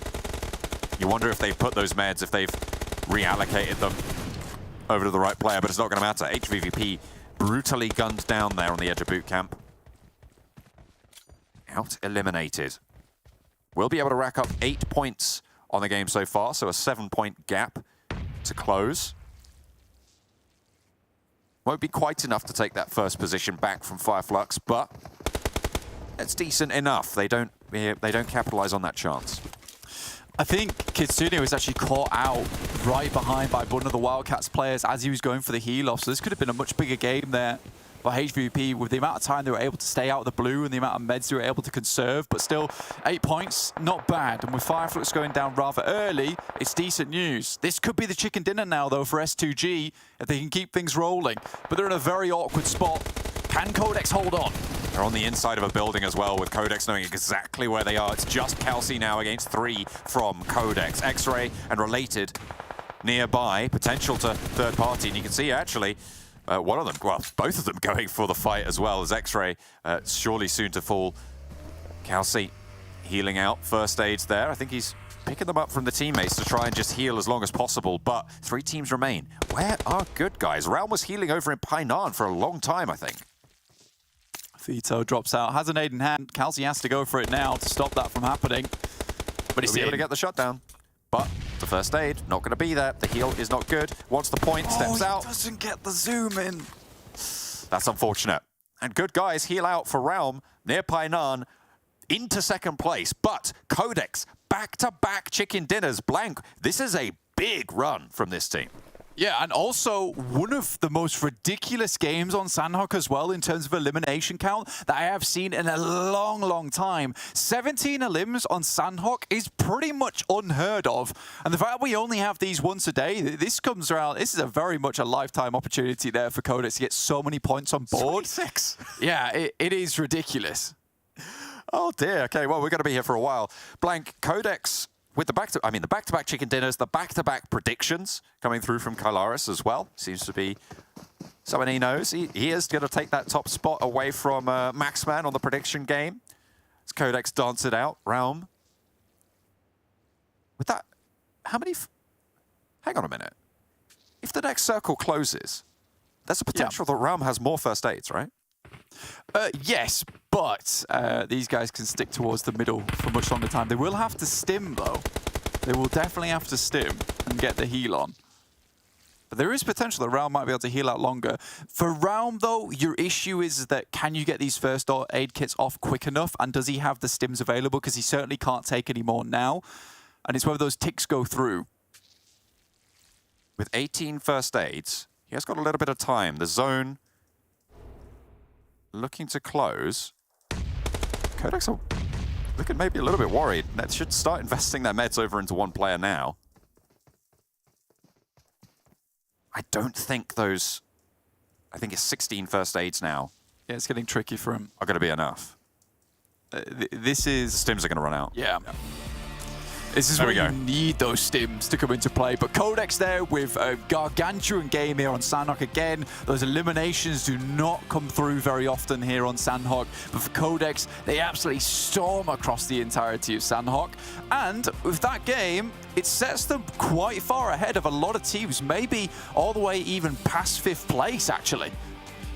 With OZAROX going down early, they could be in contest for that spot. I think you're right. I think the Unicorns of Love may drop in there. Pioneer going down a little bit earlier. It is very much a possibility that they are going to be able to take this. And QODEX, right from the bottom to the top today, are looking really, really solid now. Yeah, I think they started the game on 98 points, and with 32 points from the chicken dinner and the eliminations they got, that sets them, what, like 130 up towards the top side, which is, yeah, ahead of Unicorns of Love at the start of this game.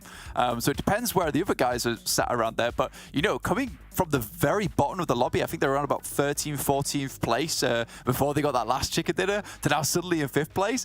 That's wild, man. And again, it's money Ken to do it. 1,200 damage. I mean, who else would be the poster boy for this team? Yeah, they started today 13th place with 65 points on the board. And they've managed to put themselves all the way up amongst those top front runners with a back-to-back chicken dinner. Blank, I think we've seen like 4 or 5 back-to-back chicken dinners come through in this tournament so far. It's kind of nuts, the number of teams that have had like, oh, it's our turn to be like the team, the one team to rule them all. But QODEX will bear that mantle for at least another game longer. We'll see what more they have left. Fellow PUBG Mobile players, in PUBG Mobile version 2.2, we're debuting the new Gearfront mode. All 8 skills have distinct features, bringing players even more tactical fun. Players can select one skill for each match. Today, we'll be introducing the skill Trace. Trace is a passive skill. When hitting an enemy, a marker will be shown above their head. These marks track the enemy's movements, even through obstacles. When a teammate has the skill equipped, all other members of the team can see the tagged enemy, making it easier to focus focus fire, Trace can help teams on any map, particularly in areas with a lot of buildings or are plagued by conflicts. Your team is less likely to lose enemies tagged by Trace, as it provides information that allows teams to predict enemy movements and determine whether to pursue enemies or fall back. For aggressive teams or those that prefer frontal assault, Trace is all the more the go-to skill to help you clinch victory. Skills will be available in Gearfront from September 29th to November 14th. UTC +0. Gearfront will be available in ranked mode for Erangel, Livic, and Nusa. Everyone, be sure to make haste to try out different skill combinations to see what works. We'll also be bringing you more skill introductions, so don't forget to follow the official PUBG mobile community. See you next time!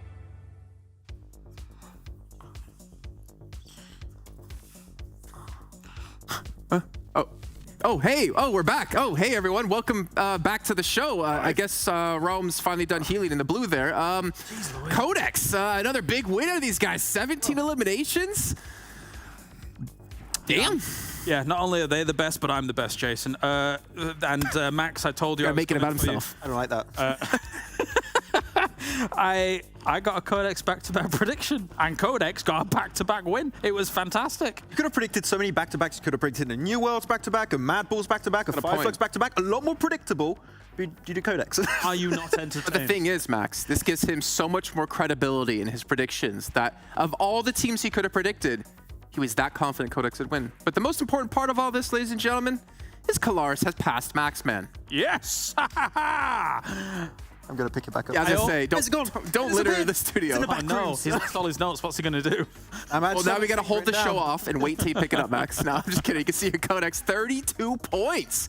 What is going on with Codex? We talked about any team can step up here on these days, and Codex have done so.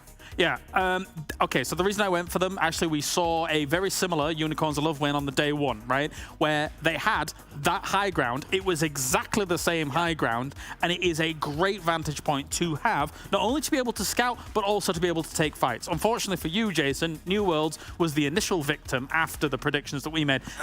Yeah, let's be fair about that, right? That prediction was done like 4 minutes before it showed on screen. Exactly, 4 minutes before it was shown, bear in mind. But technically, the way the position they had in terms of the compound, in terms of the circle layout overall, was very similar to their win. So I can understand why you picked them, but the high ground was too powerful for Codex. Exactly. Every team that wants to pick a fight against this team, against Codex, it's an uphill fight, literally. You have no way of fighting it. Even though it's a 4v4, we saw it happen with New Worlds once again. There's no chance you're going to be able to win that, unfortunately. We had some interesting fights from the early game, like Pioneer, Black White doing some great stuff, but a position like that, you cannot move Codex away from it. And even if it goes towards the roadside, you still have that little hilltop position, more scouting possibility, and every team pushing out of their position, you're instantly going to gun them down. And some of you may say, but Kalaris, it didn't finish there. Yes, haha, that's why Codex was even doubly as great as I've already let out to be. Because once the circle shifts away from them to the west, they actually make a great move to kind of the west side of that pond area, which again is a little bit of a high ground above where SUG. I thought SUG maybe would flex out of this compound a little bit and try and control some of that high ground. However, that was not to be. And we got to watch them dance for about 6 minutes and 30 seconds. Yeah, it was a nice little power nap for us here on air, to be honest. But to be fair, you did kind of mention, or while we were watching the game, there was like 3 or 4 teams just south of Codex that kind of just fought each other, which led to just S2G coming out alive, meaning Codex only had to deal with one team. Yeah, I mean, all of those teams, there was, I think it was BEŞİKTAŞ maybe, that went over towards... Up north a bit, yeah. Where S2G was, and kind of had that fight go down. And if there were more threats from the south, it would have been a bit more compromising for Codex, but thankfully for them, Sanhok, third parties rule supreme. I really think these teams know something that we don't. we see them, like, what was it, 3 teams in that trifecta compound? Sure. Just all there, and these circles are very common. We get circles there a lot. It's not only these teams that may know something we don't, I know something you don't, because I keep getting the predictions right on Sanhok. No, stop that. I don't like that. Okay, that's fine. I mean, he does though, Max. That's the problem. Hey, you're not the one to talk, okay? I'm letting my predictions do my talking for me, which means I don't get to talk at all. Let's actually take a look here at Codex's stats yesterday versus today, because again, we talk about teams stepping up here. Damn. Wow. The average of limbs for me, I mean, the fact is, the average survival time isn't that much greater. Yeah, 2 minutes and 18 seconds, but the eliminations per match, that's an extra 6 points per game minimum that they're getting. That's MADBULLS level of eliminations average from the final of Western Europe, I think. I think it was even potentially higher, like the more we've seen from them. Like, QODEX was definitely not our team going into this event. I was like expecting them to perform because they never played versus these Turkish teams. They don't have that experience, that international experience, and making it to PMGC with games like this, if they can continue, could be a possibility. But 2 wins, it's great, but we saw a lot of teams with 2 wins and just still being like on the bottom side of that first page. So we still need more, but it's still a great first step in the right direction. Don't worry, we'll see where they are in the standings in a moment here. We actually take a look at their player stats here to get an idea who was leading the pack, and we can kind of assume that's going to be Money Ken. Kind of assuming that. Probably. We're talking about him last match. We're digits. talking about him again. Again? Wow. I mean, you got the prediction right. It's Sanhok, and they got that many points, and he got over 1,200 damage. You got to give me a little bit more than that, Max Kalaris. It's been done. But the thing is that, I mean, the fact that he's able to do that on Sanhok, I mean, it speaks to the position that they had. And again, the reason why I actually went for them. Like, I usually, when I'm making predictions, go more for position than the team name. The team name obviously influences things because we know some of the teams are absolutely great. But here, QODEX, it was too good a spot to not take them. Is the entire team performing too, right? Because it's just a setup. Money, can you just send him in forward?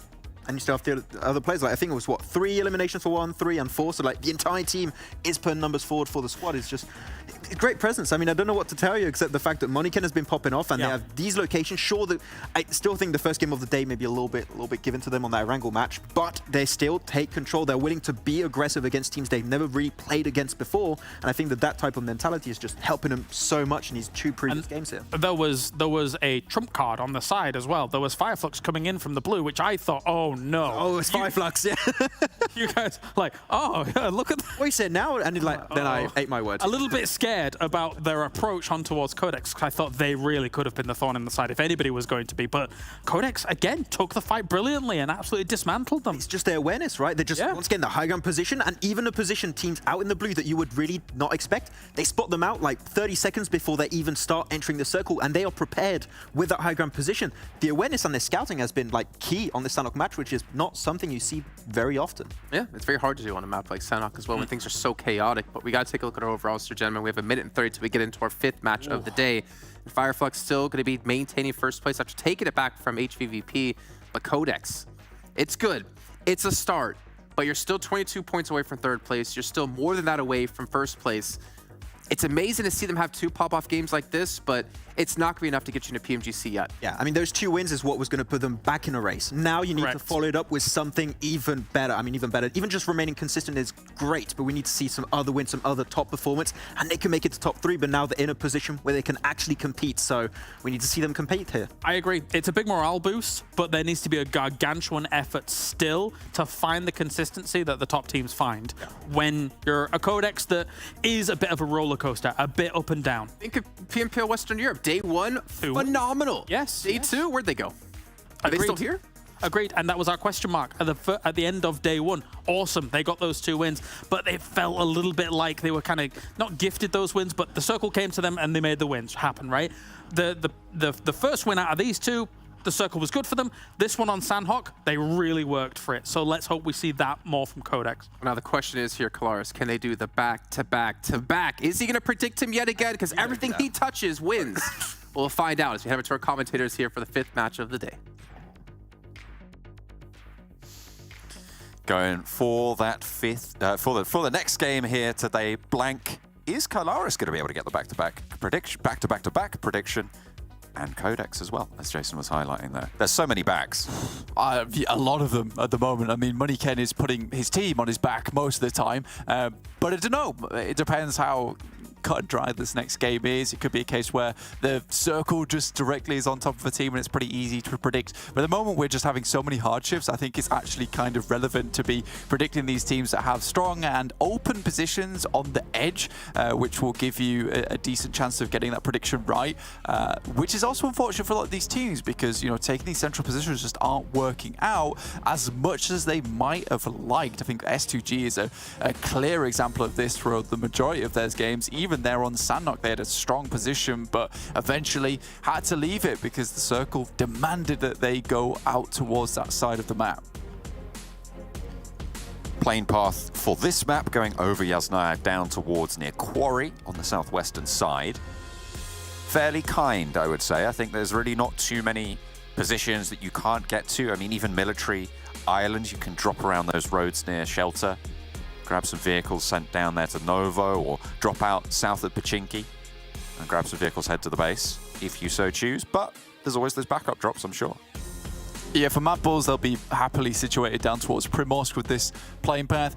I think for this team, this is probably one of their, I don't want to say worst days to date, but I'm sure they've had worse elsewhere. But this is not looking amazing for them. Yes, they're getting towards the end game, but there have been several positions where you look at it and you go, MADBULLS are going to win this game, 100%. There's no doubt in my mind, but then something miraculous happens for another team, or they're dismounted and they can't take the fights as well as they usually would. So I would say that for them right now, with 2 games left on the day, it's one of the more difficult times to pull out something fantastic, pull out a performance that really does look good.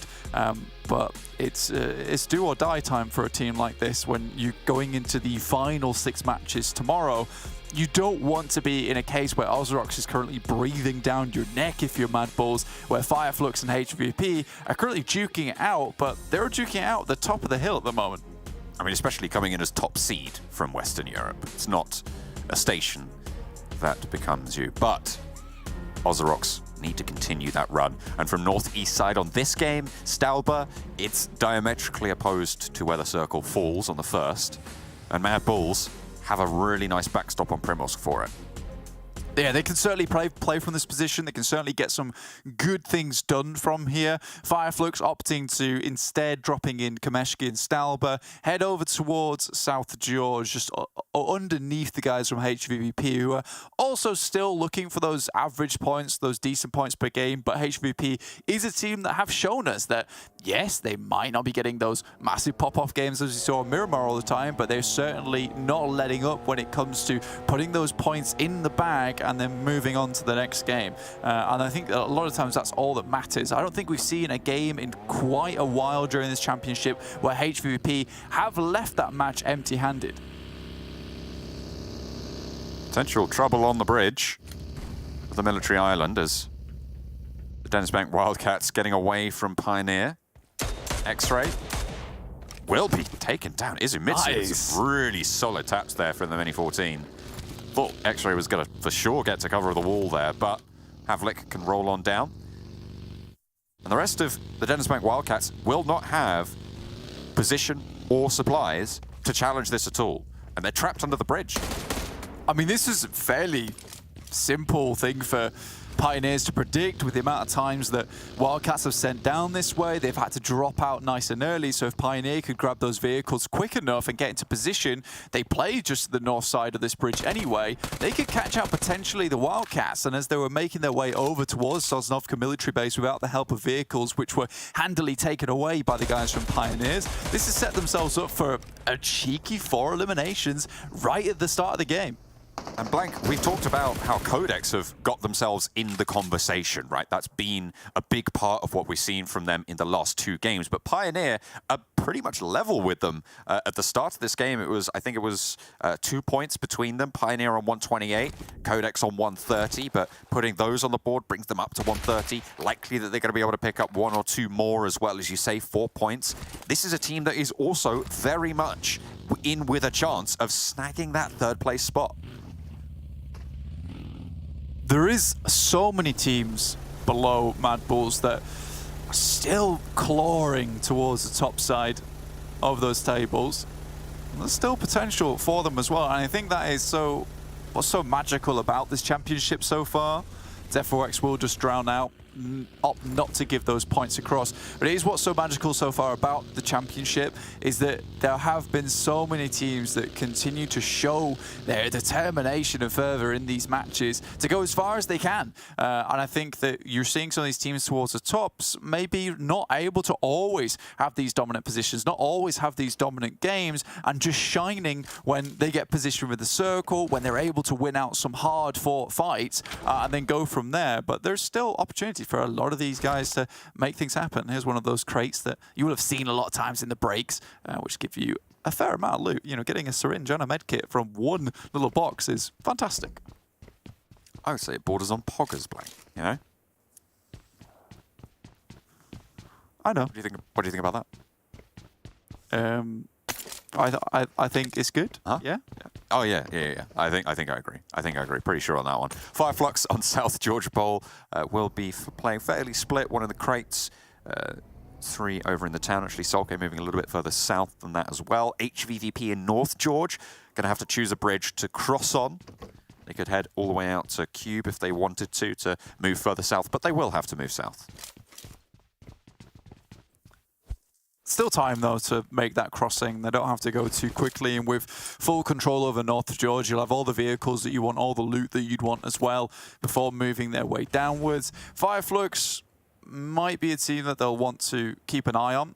There's QODEX, Woodson taking all the way to the top ground in Galata, able to look out towards any team around them. It really does provide a very good outpost down towards the coastal side. It used to be that you'd play this position and there was a shack off towards the, I think it's just east of here actually, where most teams would play looking downwards. But now this really does give you a very defensible spot, a place to really take your sightlines to the next level with a huge amount of high ground to play from. It's very difficult as well to challenge it as high ground. It's basically the same as one of those really tall cliff tops that we saw HVVP dominate on from Miramar, right? That's kind of the same sort of value that it affords you. Unfortunately, it's a little bit further away from distinct finishes, likely, for this circle, but they can control those southern rotation paths. I mean, yeah, it gives you some kind of defensive capability, which is what a lot of people were yearning for down towards that coastal side. You got caught on those cliffs, and it was basically just a matter of crawling and clambering your way along the rocks, hoping that someone didn't spot you in the meantime. So this gives decent plays, and we have seen some finishes down there before, and I am curious how easily teams will find it assaulting that building. I mean, trying to get up those stairs just in the first place, the amount of teams over to just throw mollies, keep you at bay, and if that is where the circle finishes, goodness me, I mean, if you're a team trying to attack that and there's a full 4-man squad in there, I don't know what you do. Although, to be fair, if you take the ground floor, do you need to take the upstairs? You can, as long as you're holding them up there, you can use them almost as an extra arm of your own team to control the teams pushing in towards you, and you just hold out the ground floor. Just let them rot below, being the ghoulish bodyguards that they are. But yeah, that could work out. That could 100% work out. Right now, though, for QODEX, they are sending Money Kent out wide, looking for the yellows potentially, to give them a better place to play from. Maybe a more comfortable position. Again, scouting does have to be done, and yes, Galata, we have talked about how beautiful and the high ground it gives you, but at some point you will have to move away from this position, as not a load of rotations will be coming directly past it. Len trying to scout out the top floor of it. Teams moving central. It looks like southwest of Pachinki Hills.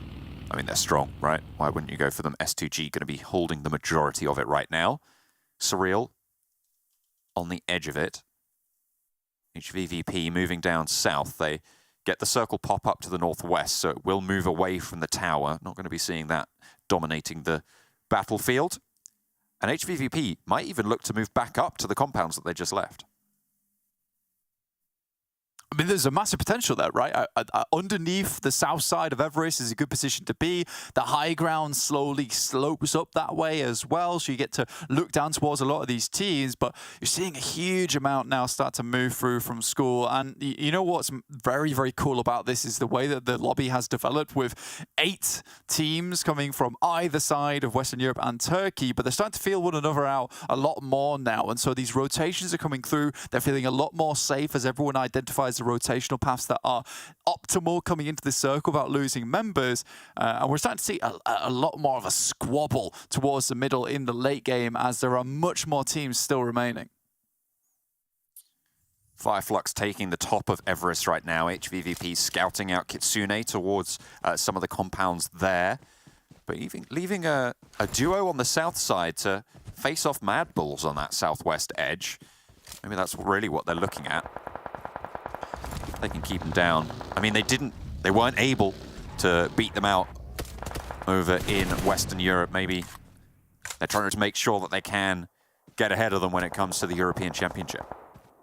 Very close to, though. Very, very close. Minus those bonus points. I think that teams were hugely close. I think it was a difference of 2 points overall without those bonus points involved. Yeah. So HVP were definitely close to taking that title over in Western Europe. MADBULLS were honestly deservedly taking that championship, that final though, because they did look so unbelievably strong over in Western Europe throughout the entirety of the tournament as well. There wasn't really too many downswings for them at all. HVP though, it is quite an aggressive split. You know, they've got Gatka as well as the south compound up towards Everest and 2 players down towards that south side on the road. They're holding a lot of area, scouting a lot of area. You'd imagine come through on that next circle, they'll decide on a position to play. Most likely where Matic and Tixi are currently playing. I think this would be the ideal position to be able to hold, but that also relies on the circle heading down this way. I feel like the position Kitsuna's in right now might even be... I feel like that's their other option, right? If it doesn't go down south. Yeah, exactly. As long as he can hold it off from FLUX, who might also look for that spot. Yeah, who are currently holding up on Everest, so they're trying to split themselves up that way. And you're right, yeah, that's another option. It's a good option. But this would be the ideal one. With the rooftops and the amount of open ground around them that they can control from this spot, it would be better for them if the circle came down towards the southwest side. But the fact that they have options now makes them much more of a formidable team within this circle itself, because they're most likely going to be in position the quickest than anyone. The only thing they don't really have options for is the eastern side of the map. MADBULLS also on a very wide split, not really entrenching themselves this stage. Skills is down south, Effect moving up further north and actually going to scout out one of the very strong Everest foothills compounds. The next circle comes through. It will leave all of it behind. We're going to Pochinki Blank. At the very least, at least HVP can find where those cracks in the armor of the circle are. And I think for Kitsune, maybe that's a position they would like to rotate through, kind of get the drop on the guys from FLUX. In the meantime, MADBULLS are going to take their opportunity, take their moment to swiftly rotate through the flat fields down towards Quarry side, which gives them speed and alacrity as they head towards Pochinki. Everybody starting to careen on in those fields out to the sides of Pochinki. Always a difficult barrier. In comes the crash. BEŞİKTAŞ with a player up top. Zesi trying to force on in the ground floor. SURREAL looking for backup as the cavalry arrives. Shots ringing out from both of these teams. A regroup coming in from BEŞİKTAŞ as well. Son HP, Zesi playing around on the ground floor. Piece is already down, so up in the fight for SURREAL. Out goes Jetgill for a little bit of a knock and a spray. Will go good for one, but Enjoy steps on in. Unfortunately, there is still off angles to deal with. Confirms the flush. Teammates falling in the meantime. SURREAL down to 3. And BEŞİKTAŞ, they've been taken down as MUERTE come on in for a third party on the northern point of Pochinki and nade on in. We'll be able to do the job. SURREAL now have another team to try and fend off against. There's teams waiting in the wings. TJB potentially look at a third party here. Unicorns a lot further north, but the striker around the side looks for the first spray. Dadaev into the side room and stays alive with MUERTE on 4. Looking for a better position. I mean, posting up here is really good for any team that's able to hold on to this. MUERTE really looking to finish out this fight with 4 players still alive, but already losing 1 means that being able to hold this position is a little bit harder. TJB split off towards Church. They have high ground to look down towards. HVP maybe was opting to try and go for a northern rotate on Rozok's side and come down through school, but with the circle shifting down towards the south once again, maybe just passing through those headshot hills, just the south side of S2G currently holding in Watertown. Optimal idea.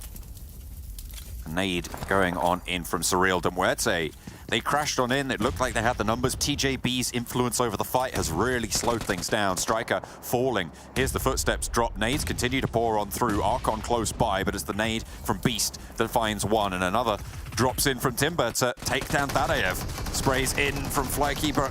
Looking like they're not quite going to land. Goes for one, actually strafes onto the second. Looks for the sprays and the flushes as well. Just wants the point. A nade in. Flykey hops out the window yet again. And one more challenge lays in his path. But Timber is low, burning away as well. Fuel to the fire as Flykey pushes on in for first aids and pops one. Has the medkit to work with, but understands he's got little time to go for the full duration on that cast. So as she gets towards the top side, we'll move straight up the stairs with the DBS. Too much to handle. But in the meantime, SURREAL has been taken down to 1. This is a position that is really, really important to hold in this next circle as it pops. If TJB can't win it, they can't win any game blank. I'm calling it now. They are right slap bang in the center on a massive position.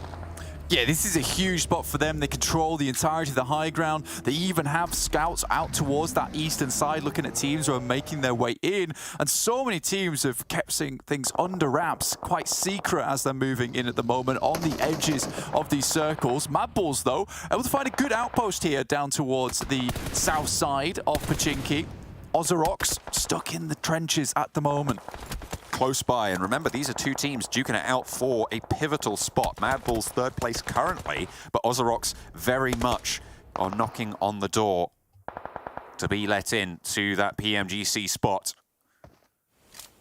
Similarly, HVVP and FLUX, both teams looking to take home the 40K and the glory of 1st place from the Europe Championship. Maxman going for TJB and Jason with a Unicorns of Love prediction on that northeast side. Potential for Unicorns of Love, but the performance that they've been able to put up today maybe wouldn't give you that same kind of confidence. Matic does go down to them, though. Let's get knocked. And flushed out as well. That one actually being taken away. S2G actually taking the fight on the north side, and another of HVVP falls down, so potential for FLUX to ladder out a lead. Tixi going to get rolled down. 2 players alive for HVVP. They will leave it as a duo. They're not really going to be able to challenge here. Kitsune and Meku moving forwards. The guys from HVVP kind of switch gears now. They go from the chicken dinner HVVP towards the placement points HVVP, which is how they tend to play these games out, and it's fair play. Again, this is a team that doesn't want to go home on a game empty-handed. Kitsune spotted by S2G, though. Calci finding this angle. We'll be able to land a little bit, quite a lot of damage actually, rather. The vehicle taking heavy punishment as well as Kitsune puts it up, but Icy puts him down. That is really unfortunate. Meku now solo for HVVP. Just has to send away, but there's not many safe areas within this circle. So open. Kitsune is flushed. Meku found by Hamzi as well. That's them going down with 0 eliminations and 0 placement points. The worst game to date here for HVVP. In a critical moment of their run, FLUX still going as well. Certainly is 2nd place guaranteed for them to stay in this game, unless MADBULLS strike out hard or OZAROX with an absolute flaming game. But both of their positions right now, not ideal for the current scenario. Vehicle exploded in the face of Calci. Hamzi tries to get in. Rookie can't quite finish that shot on towards him, but he goes extremely low. We'll send a grenade over the top, but I don't think that's in range. Just a little bit too far, and Hamzi will get through that heal. Medkit, in fact, so he's good to go. Kamikaze straight on in, up and into the fight. S2G want to rebuff it, but they're being repressed, suppressed from the line. The ridge line for New Worlds is strong. A Molotov over the top forces them back and further into the sightlines for the back line of New Worlds. It's good utility usage. Kamikaze playing that forward position nicely. Rookie, though, under pressure as Razy steps out for the spray. Calci knocked in the meantime. 2 players active on the defense, but in comes the push. New Worlds looking to roll it on over. 1 goes down, but there's a player by the buggy. Silas steps up. A huge hitter for the team, but cannot quite weather the storm. All 4 of New Worlds stay alive. Both of them should be resable, and the circle pops up north towards them. This is great news for New Worlds. They clear out one of the heaviest competition over towards this side of the map. FLUX still desperately holding out the guys from PIONER, but it is still a 3v4 on that edge side of the map. MADBULLS with a very strong position in Pochinki. TJB on the only teams that has oversight over towards them, but they're now making the most out of this position. Moneyken stealing points away from the MADBULLS at the moment towards VP. You take them where you can. QODEX down to 2. You want to continue this run, you need to be slurping up all the points you can see. Need to be on the swivel. TJB holding out all of these teams now. GG in the foothills of the church, praying that they don't get spotted. It's going to be a hard push. OZAROX probably with the toughest time of it, but instead of going straight forwards, they can just swing out wide. It might go well for them. Oh, shots coming in. Bad timing. TJB are there, and in comes the crash. MADBULLS on the ground floor. Skills is, as you say, getting knocked at a really bad time. Effect challenges for one, but will get flushed. MADBULLS on the 2 on the roof. OZAROX playing with all 4. Noxbomb and Storm both down, but are in some cover. Zerich looking to cook a nade. Wants to put the cannon amongst the pigeons. That's a huge nade. Getting a lot of damage in there for Zerich, and the MADBULLS can try and keep going with it. A lovely nade around the side, and that should get at least one flush. Skills has one's cooking as well. Wants to put more in. Slows the push. Nade to the outsiders. In comes the push, and Skills deals the death blow. MADBULLS with 2. Take down OZAROX. Really good nade there, and it wasn't even the one that took them down. It's just Zerich tossing one out the window, which forces OZAROX to hold that side of the door, in which case Skills is able to just swiftly and cleanly move around the side. Kind of unfortunate. Monkey held onto that wizard tower for a little bit too long, in my opinion, and as soon as GG came in, it was practically over. And we said before that TJB were the ones with the oversight. They were going to cause problems for the MADBULLS themselves, and they absolutely did. It was the worst timing for a player to go down up on high as OZAROX decides to crash in. Not ideal. Losing effect for it as well. Down to 2 for the MADBULL. Or TJB. So we'll have to continue if they can't get him up as 3. Which looks like it's unlikely, but there's a nade over towards SURREAL to isolate that position and potentially prove to be stronger. Rip 7 down for GG. And we'll have to survive just that moment longer. Those southeast teams, sorry, from Pochinki, really struggling. Pioneer with 4 on the outside. Unicorns of Love on a 3-player split. I mean, 5 nades in the hand of Zerich. He can bombard this wizard tower all day long. Another one goes through, and he moves off to the side whilst they're trying to avoid these nades. Really good evasion here. Unfortunately, don't have Monkey, the master nader himself. Nade from Zerich goes in yet again. Pioneer are struggling in the face of Icy. On the other side. TJB with 2 players down now. Moneyken playing forwards. Oh dear. A nade from Moneyken finds 2, and TJB's position crumbles in front of them.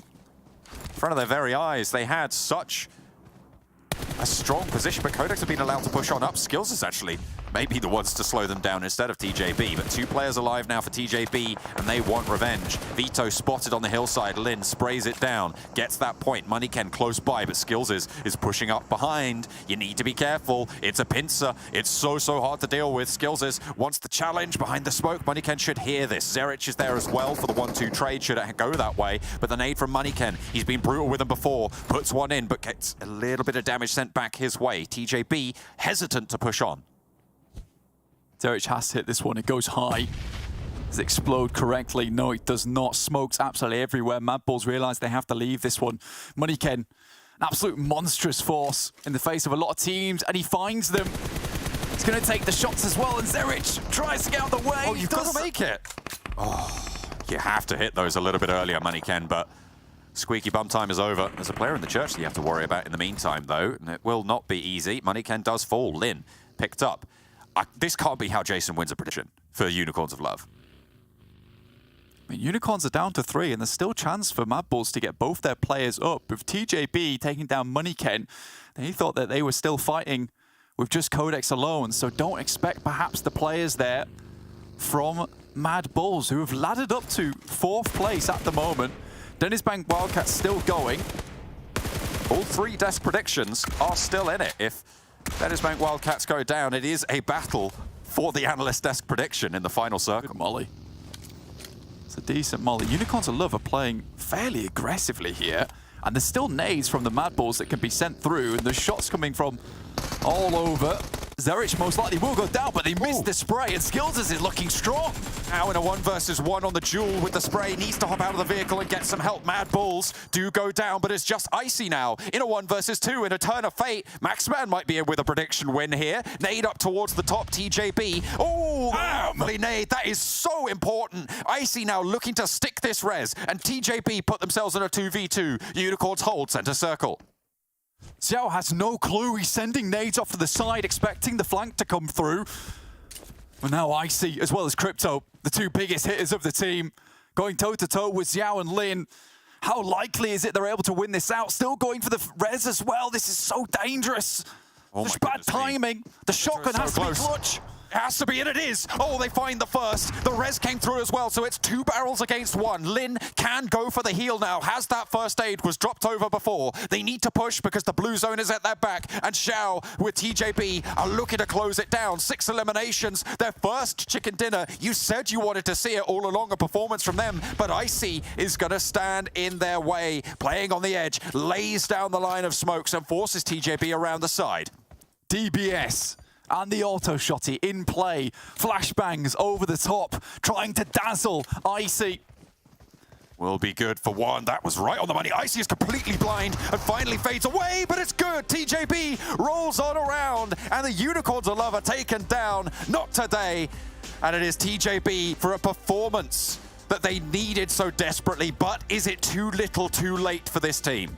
Is that the one flash in the pan there for TJB? As it has happened so many times before, it's the thing that you wonder about here, John, because it's happened so frequently for TJB where they have these single game step-ups. And again, they had a ridiculously good position in the circle to begin with. MADBULLS were also able to go far, which is very, very good for them and 100% needed.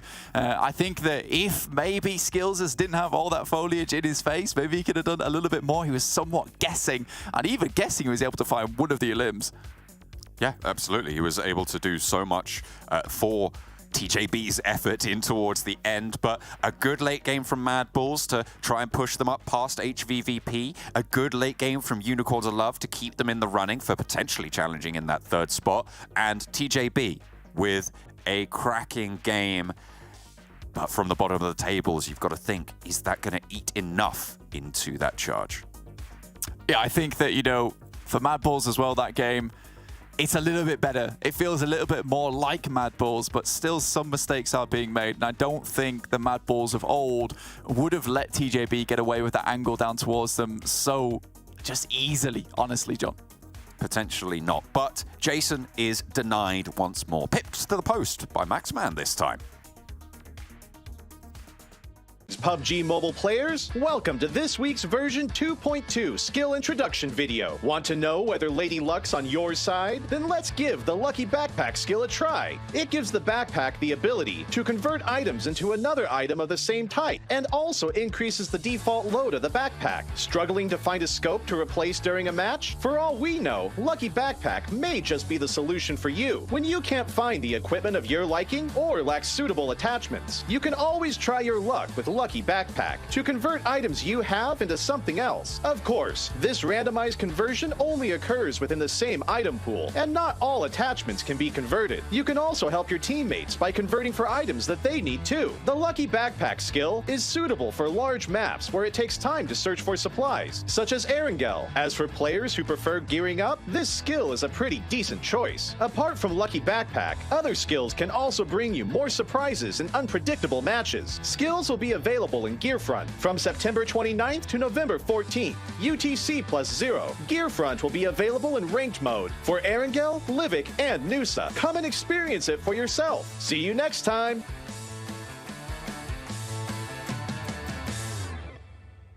Go, TJB. That's what I'm talking about here. A big win coming through, making me extremely happy.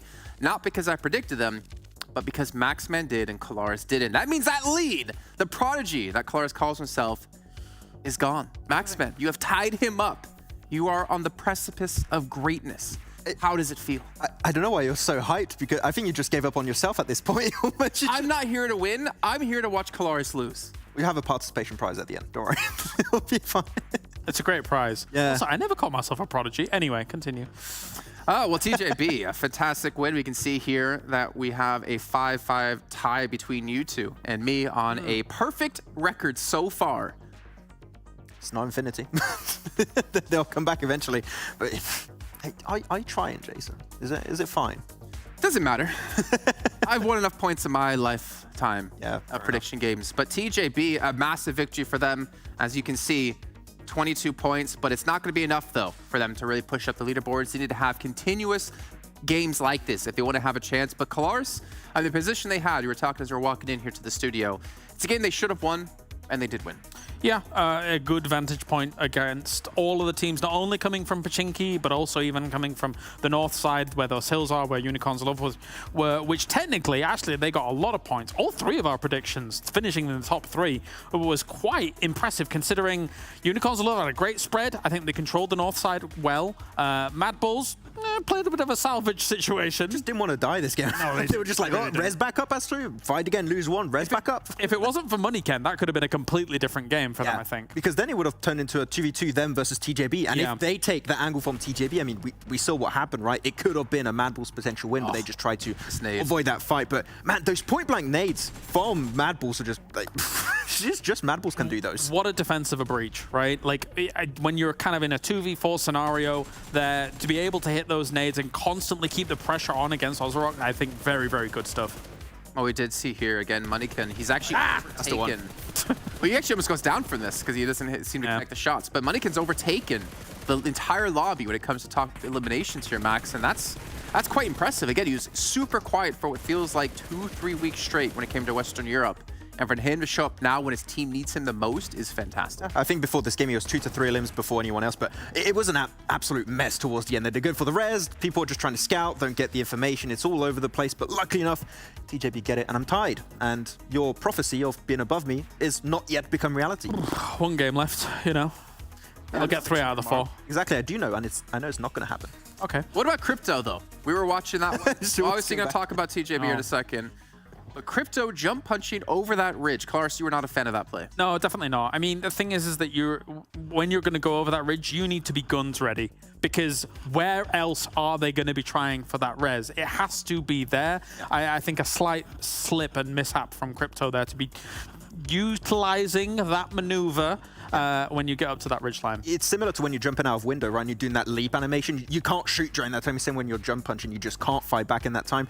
It was a risky play from TJB because they went for the res. If they get pushed just a few seconds earlier, then you're just going to get absolutely gunned down. So it was a close call. It could have been a Unicorns of Love win. It could have been a TJB win. In this case, it was TJB, but it was, as I said, a little bit all over the place. Was it Crypto that had the MG3 as well? It was, right? I think it was. Because I see had the Bison. Because the thing is that the MG3, if you come over that ridge line and they're rezzing, you're gone. Well done. They're not going to be surviving that. But yeah, unfortunate for him. Well, I've never seen Max so invest into a match as we saw here, watching back in our green room. Gamer position. He wants to catch up. Full gamer position, watching TJB take this home. But you can see it wasn't GK first to lead the charge for his team. We saw Lin and Xiao work really well together as well towards the very end. Some off angles provided by Lin to allow them to actually take this victory in the end. I think I mentioned this a little bit towards the end, actually, of PMPL Western Europe, where Xiao seemed to be doing a little bit more work in the finals of PMPL Western Europe. At the start, it was a lot of Lin, it was a lot of GK first, Tingskre and Xiao after PMWI, still trying to potentially mesh with the team, and especially the region, right? It was their first time playing in PMPL Western Europe, but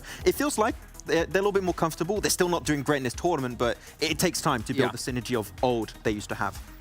Yeah, well, let's actually take a look of TJB up against Unicorns Love with their stats because it was extremely close at the end, as we did see. But do the stats reflect that? We're going to see it here. Unicorns Love putting out more eliminations, more damage. But again, I feel like that's kind of going to happen if Unicorns Love get to the late stage when you have TJB sitting inside the church. The setup that I usually kind of come to expect from Unicorns of Love was almost in full swing. You saw as they were kind of even going into some of those later circles when they were 4 alive, a 2-1-1 split to try and seal out people from the north side. And I've said it many times in Western Europe, Unicorns of Love is great when they're able to flex out, create almost this net-like formation and be able to bully other teams as they're trying to approach the circle or are in a precarious position in the circle, but didn't quite get fully rolling in this game. Yeah, I mean, they're really good at having just all these different angles in the finish, right? Just spread out as much as they possibly can. But I think especially for them, what gave them a chance for that chicken dinner was when they rocked up to their little ridge. If they don't do that and they allow TJB to just heal up potentially and just get back as a 2-man squad and take full control of the ridge, they can't push it there. They push it perfectly at the right time so they can have a living chance to take that fight. But then we saw what happened, an absolute mess at the end, but it still worked out for TJB. But a good fight from Unicorns of Love in what is a relatively hard position to hold. What about Unicorns of Love stats, actually, their players? Can you tell me without looking at the screen here, Max? No.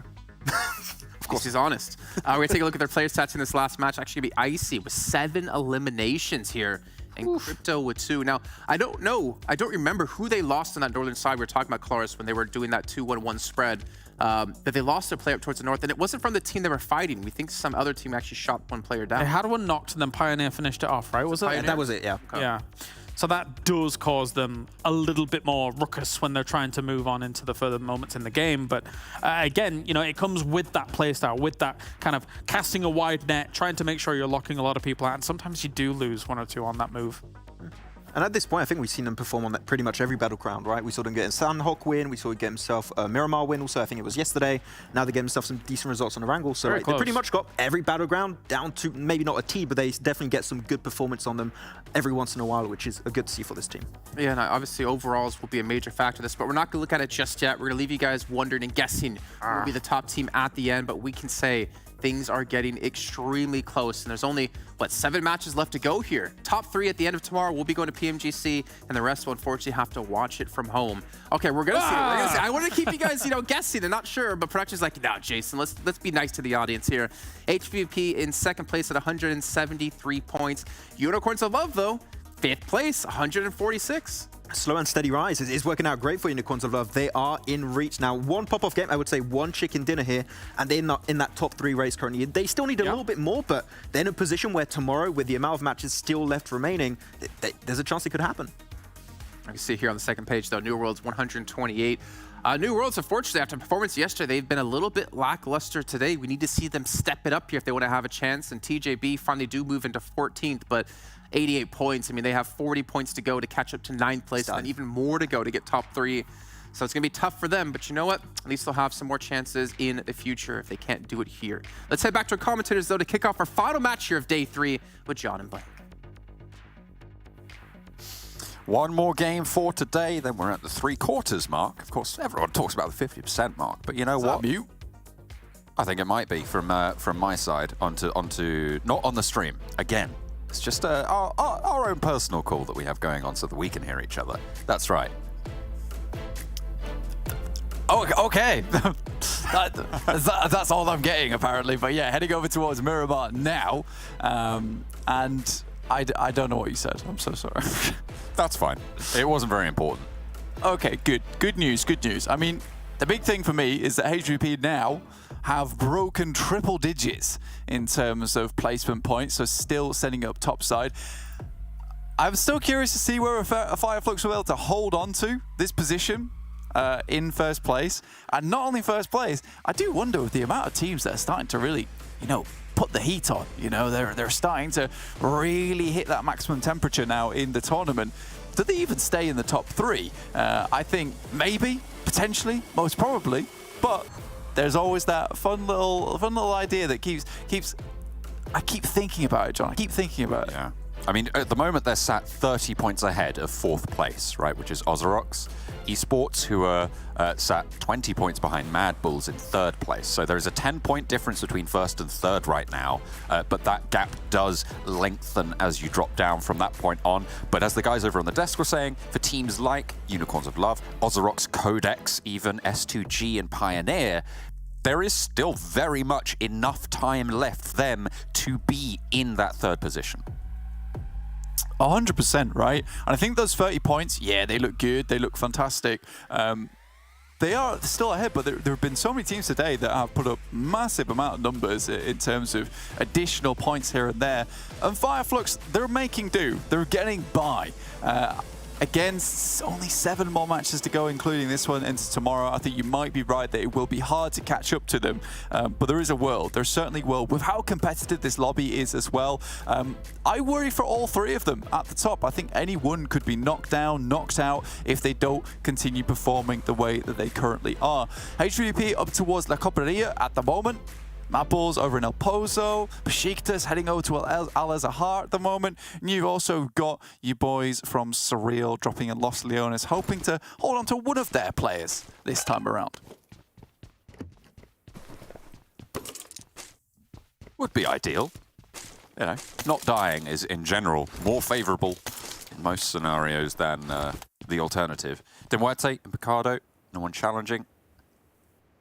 No one hot right now, as S2G still play their split.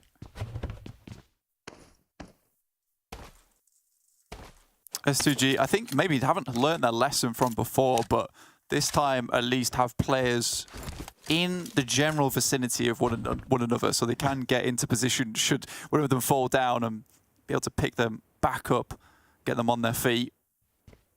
MADBULLS keeping it fairly centric over here, all the players together. Not wanting to lose anyone this early on. I think they really did have a massive chance over in that Miramar, and they did let it slip away.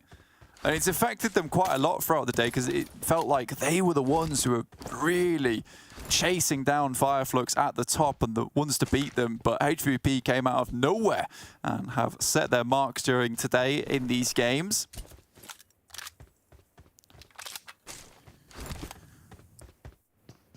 Potential little scuffle on the north side of Picardo between S2G Outpost and MUERTE, but not close enough to be super worrisome right now for either team.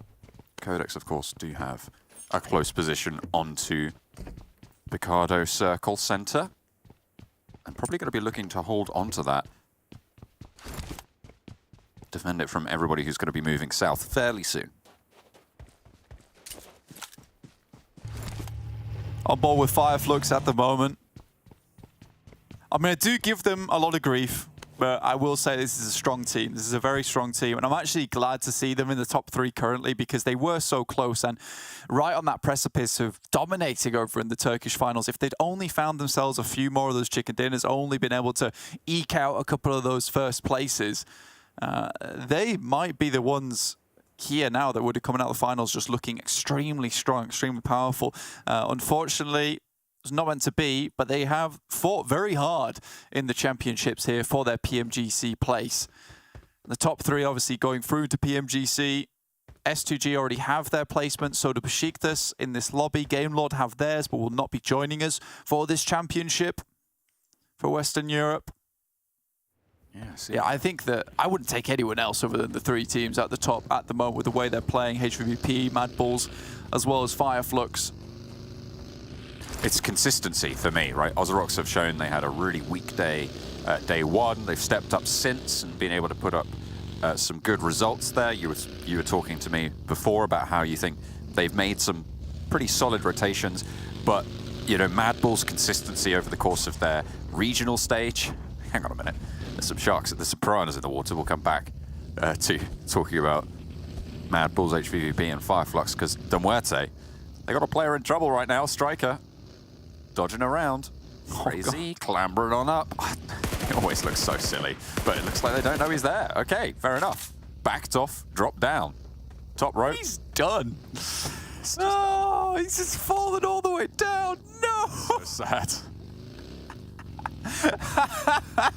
Crazy. Oh, you wait for the day for it to come back and bite them, and finally it does. This actually would have been a massively different situation if Silas and Hamzy had been able to get up there at the same time, because they were taking 2 different routes to ensure that, you know, they could have get the backstab on either side onto a player if they were up there. Unfortunately for them, Hamzy and Silas just cross on the stairs and knock each other down, in fact. So now S2G looking a little bit weird. It's a little bit of a funny scenario going on for them on that side, and Striker's just wondering what's going on himself. I mean, they left HVP and MADBULLS, but they still lose a player early. They just can't catch a break on Miramar. Dear old S2G. It couldn't be at a more important time as well. 7th place on the overalls right now. 2nd highest elimination total, by the way, on 80 to FLUX's 87.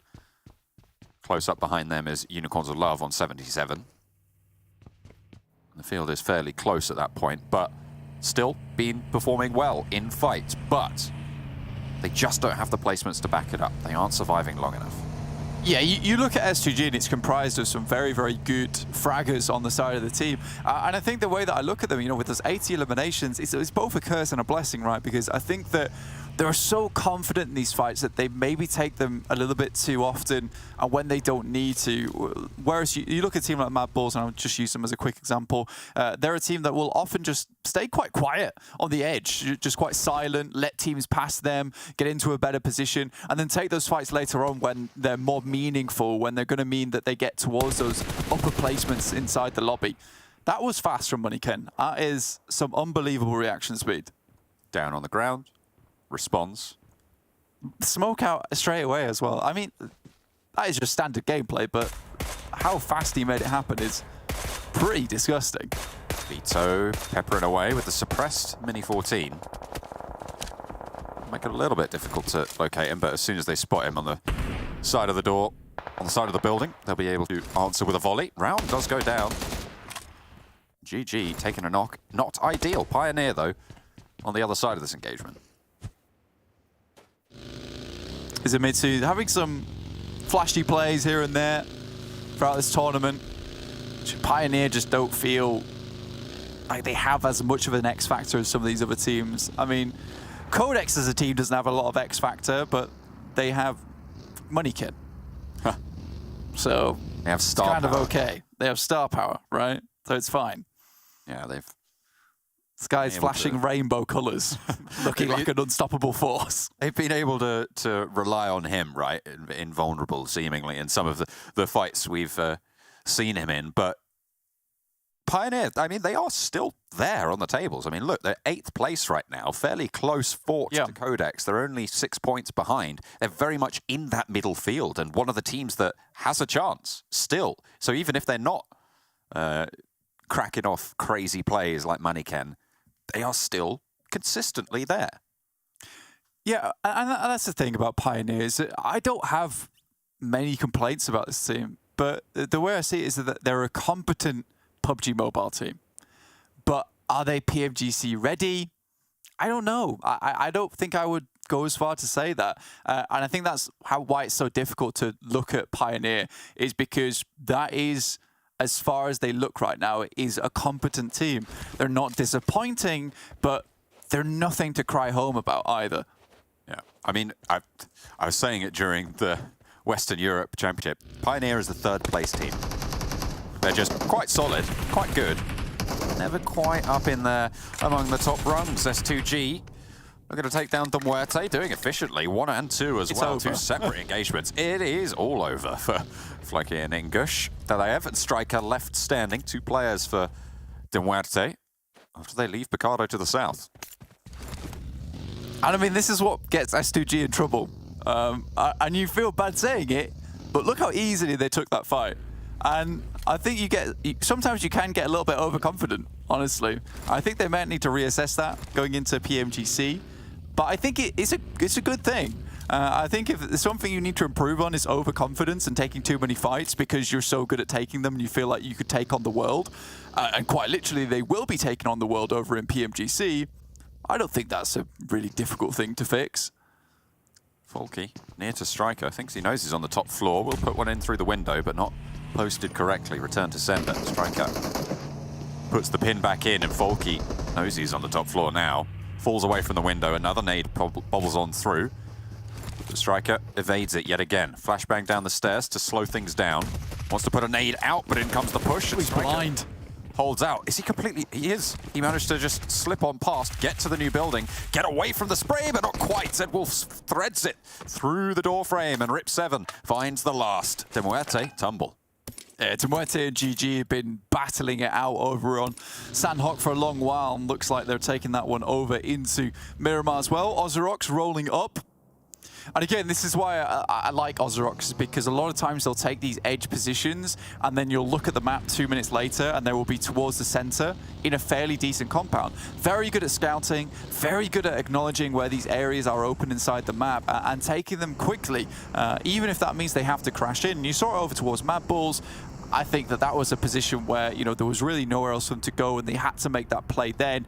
And it would have, by all means, usually worked out if it wasn't for the fact that MADBULLS are just so amazing when it comes to turning the tides on a lot of these fights. I feel like OZAROX reminds me a little bit of Box from back in the day, how they would always just set up in a compound and try and play as strong as they could from there. At the moment, it seems like maybe they're going for that vibe. Yeah, they're very good at holding down the fortress, right?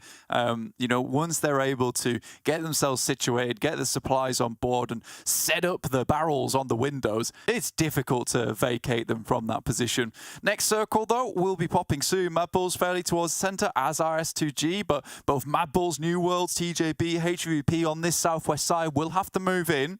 S2G might consider getting even further towards the center of this lobby. Vito currently holding a very, very central position for QODEX. Do they regroup on that or leave that outpost and potentially even regroup backwards? BEŞİKTAŞ moving fast on into the north side. GOODGUYS and OZAROX behind them on that queue. QODEX will be looking to seemingly play a 2-2 split. Everybody crunching in from that west side now. FLUX on the top will be there, but the MADBULLS are playing split across the road, so potentially just looking to slow play that position. Unfortunately, they've got two teams behind them.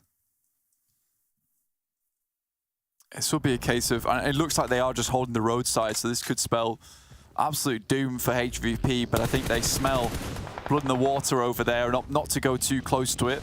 Go over the top of Picardo instead, which is, with the way the circle's set up right now, I actually like this rotation. You know, it cuts out a lot of the action they might have been forced to take over on that western side. And QODEX just pinched that elimination over onto BEŞİKTAŞ away. Enjoy drops a nade out the back there. 3 players to hold on the defense for the push from OZAROX. Nox looks to pump in the damage and will be able to do so very, very effectively. BEŞİKTAŞ then put on the swivel, and not in a good way. Heads are left spinning. Jaws are cracking. Sun HP, last standing for the squad. They moved in early, but OZAROX absolutely clamped down. Old boy from VP taking shots over towards Pioneer as well. They're on the southwest side. Pioneer a little bit closer towards the circle, so this might be an opportunity for a decent crash. And now Sun HP, like I said, all in his lonesome, looking to battle it out versus OZAROX. But that Molotov just clips through the wall there and does the damage. Luckily for him, he's able to survive a bit longer, but not long enough. Storm and the nades from the rest of the team. HVVP. OZAROX moving down. HVVP, you're right, they're making a move. And actually, hang on a minute, they're turning tail. God. it's like that scene in Monty Python, the Holy Grail. They're running up and then they're going in, and then something gets thrown at them. They're like, run away, back across the field.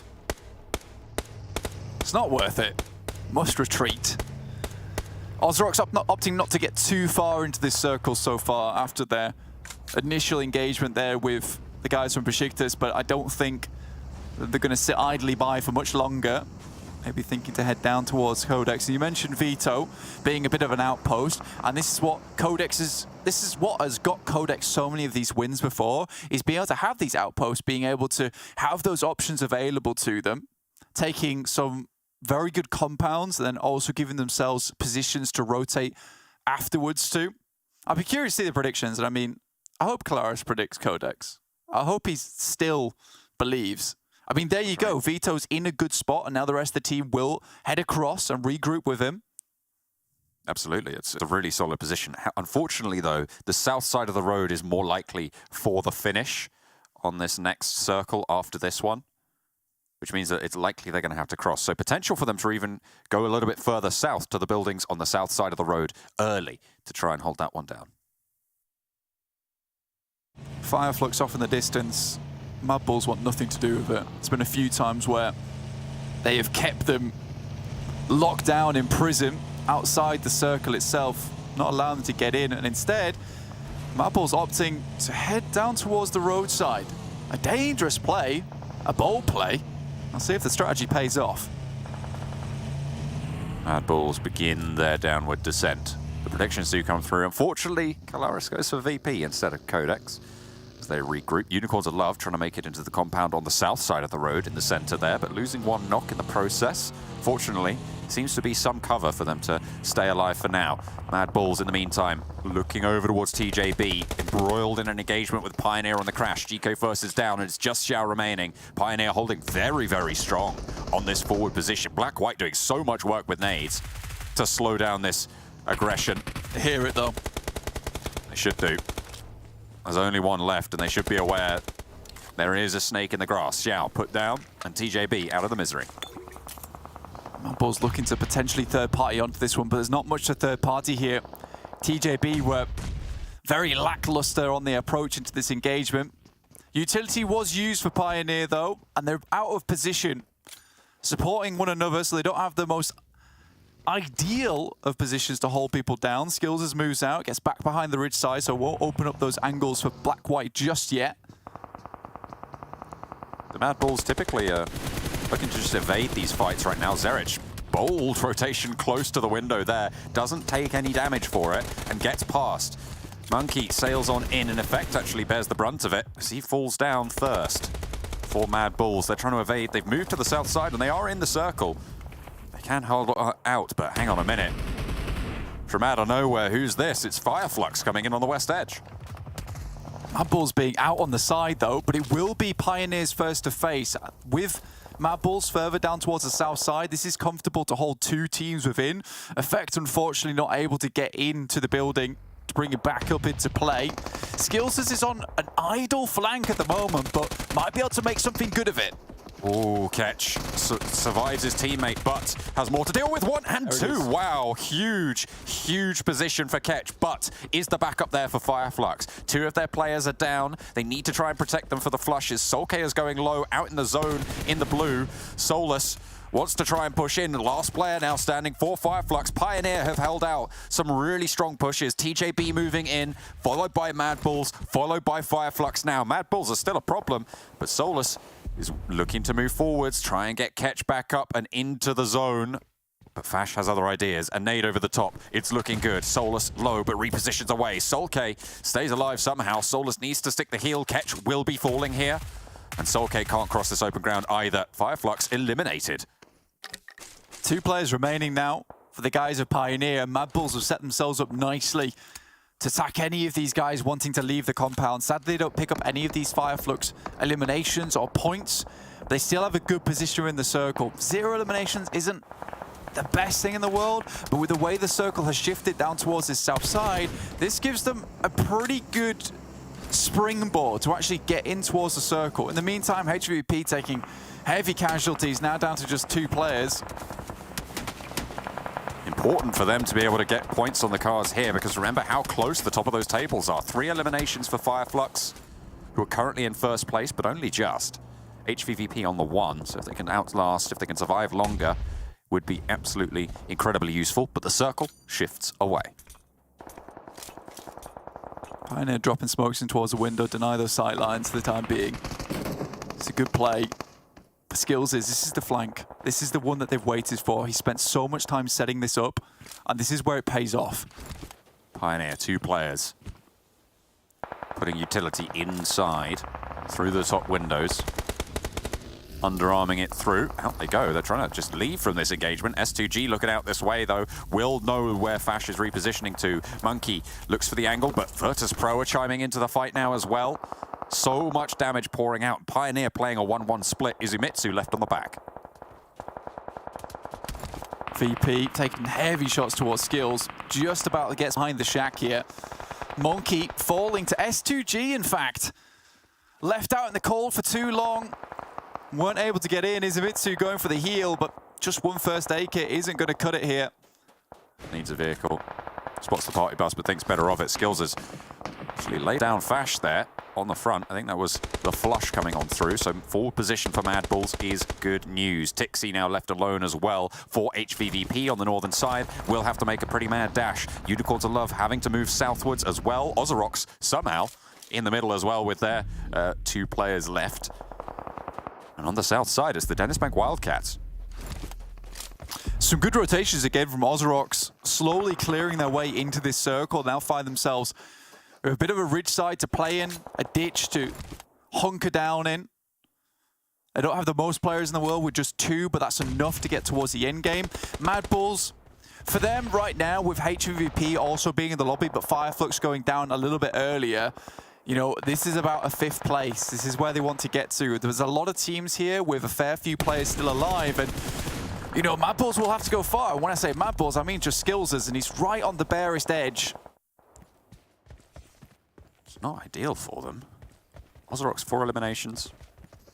Tixi somehow has managed to sneak his way all the way through there. Under the watchful eye, well, not so watchful eye apparently, of Unicorns of Love. I think they know someone's there. I think they caught glimpses of him, but they're preoccupied with S2G, with OZAROX as well.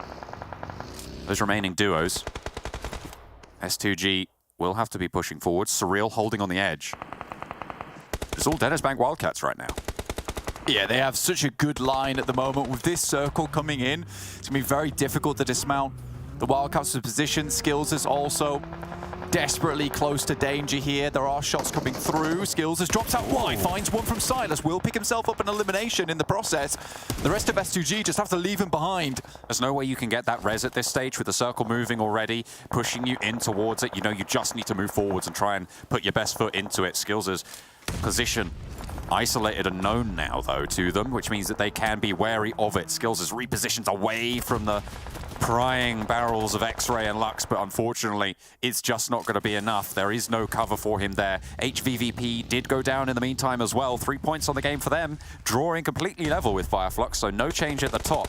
MADBULLS going down and out as well means that how far can OZAROX go? Hello? And take that position. Oh, hang on a minute. Storm, hello. Gets one. Challenge now for Icy to try and get this first knock in the close quarters combat. Roll kiss does go down and across the way.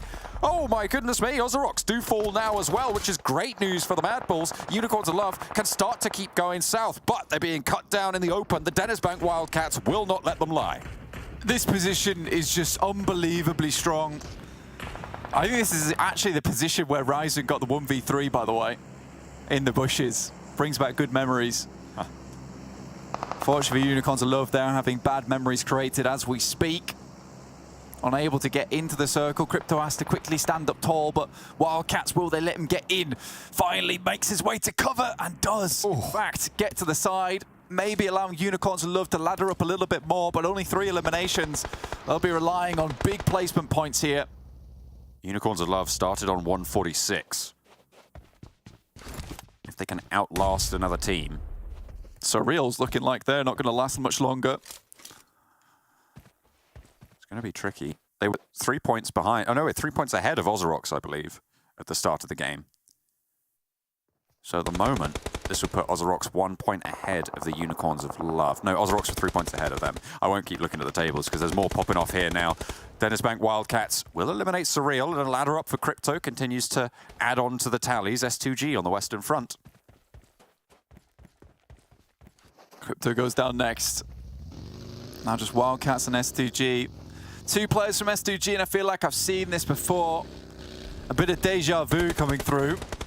These 2 players are very good. Hamzy and Kelsey, it's the players I'd want to finish off the game. And already one goes down, 2v3 now. This is not exactly how the Wildcats would like to finish this off. If they don't get the chicken dinner, it will be a crying shame, John.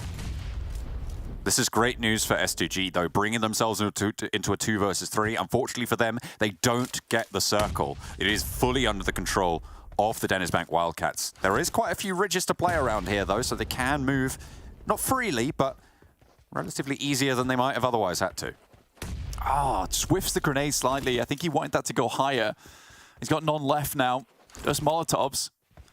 They're getting fairly close to them, but again, difficult to take these shots. But if anyone can do it, it's Kelsey and Hamzy. Just the gun skill from these 2 guys alone has been fantastic. There is a nade there for Hamzy. You wonder how many he's got left, but this one has to hit.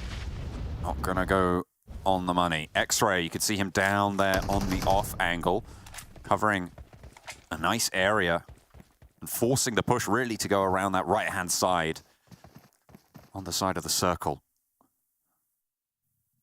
X-Ray, he spots these people. He spots these players peeking.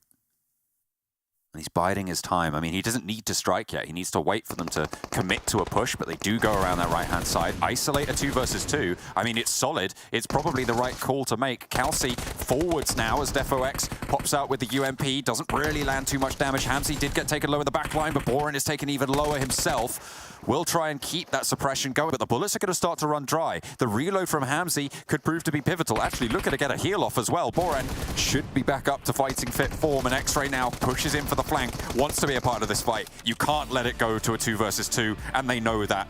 A regroup comes through, and the DENİZBANK Wildcats take the final chicken dinner today.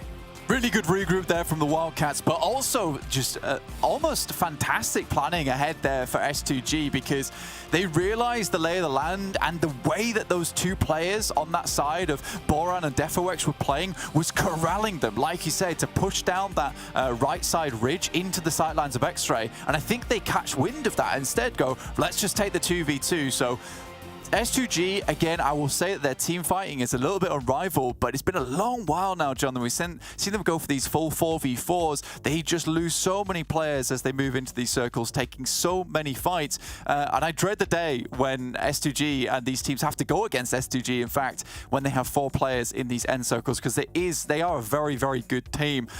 A lot of things happened there. Few points for the teams towards the top. Not many points that were massively influential, but Unicorns love getting far to the end of the game there, John. Yeah, plenty of points being taken in pivotal positions, setting us up beautifully for tomorrow. But for now, we're going to head back to the desk to close out the day. Yeah, we're going to be at the desk here as we break down the last match and what all happened today as DENİZBANK Wildcats get themselves on the board in a fashion that they need. However, will it be a fashion that will get them in the running for top 3? Well, we'll find out in just a little bit of time here. But gentlemen, a good little closer. Color seems convinced that it's not going to be. But either way, they get a win no matter what. It would take a gargantuan effort, I think, for Wildcats to be able to get up towards that top 3. But they get themselves a win here off the back of a great position. Yeah. And how do you feel about Virtus.PRO not winning the game? Well, they could have seized this position and could have kept going, but they were a bit slow on the uptake. Let's be real. Yeah, it was a bit scary because SURREAL had this big split, right? There was definitely an opportunity for teams such as noticeably Virtus.PRO or even Wildcats, which is what Wildcats did at the very end, to be able to overwhelm them with their 4-man team there and just able to get himself a good position. So yeah, a team that hasn't got a chicken dinner yet in the tournament, able to get it, but it's going to require a lot more now from this team if they want to have just the slightest chance to make it to PMGC. But we still have 6 games tomorrow. That's a lot of games on the day, so there's still a little opportunity to make it up. So what you're saying is, Max, we have 1/4 of the matches left to go? Yes. I had to think for a second to make sure. It's fine. It's fine. You can see QODEX there as well. I think that was about 5 points for them. Some teams still getting some decent points in this one, but not a lot of eliminations. A really calm game, I think, when it came to elims. No real standout teams. Let's take a look here at the highlights from this match. And you know, Max, you were a little sad here. I was angry. Okay, there's one team, they win the fight, 4 eliminations, great, fantastic. Plus, they're in church, is a great position for scouting. You get all the information. Send MADBULLS. Okay, it's a little bit tricky. Fair enough, they might come out on top. Send FLUX on top of that. Like, really pulling my leg right now. Just calm it down for a second. So, Pioneer did good, is what was sent their way.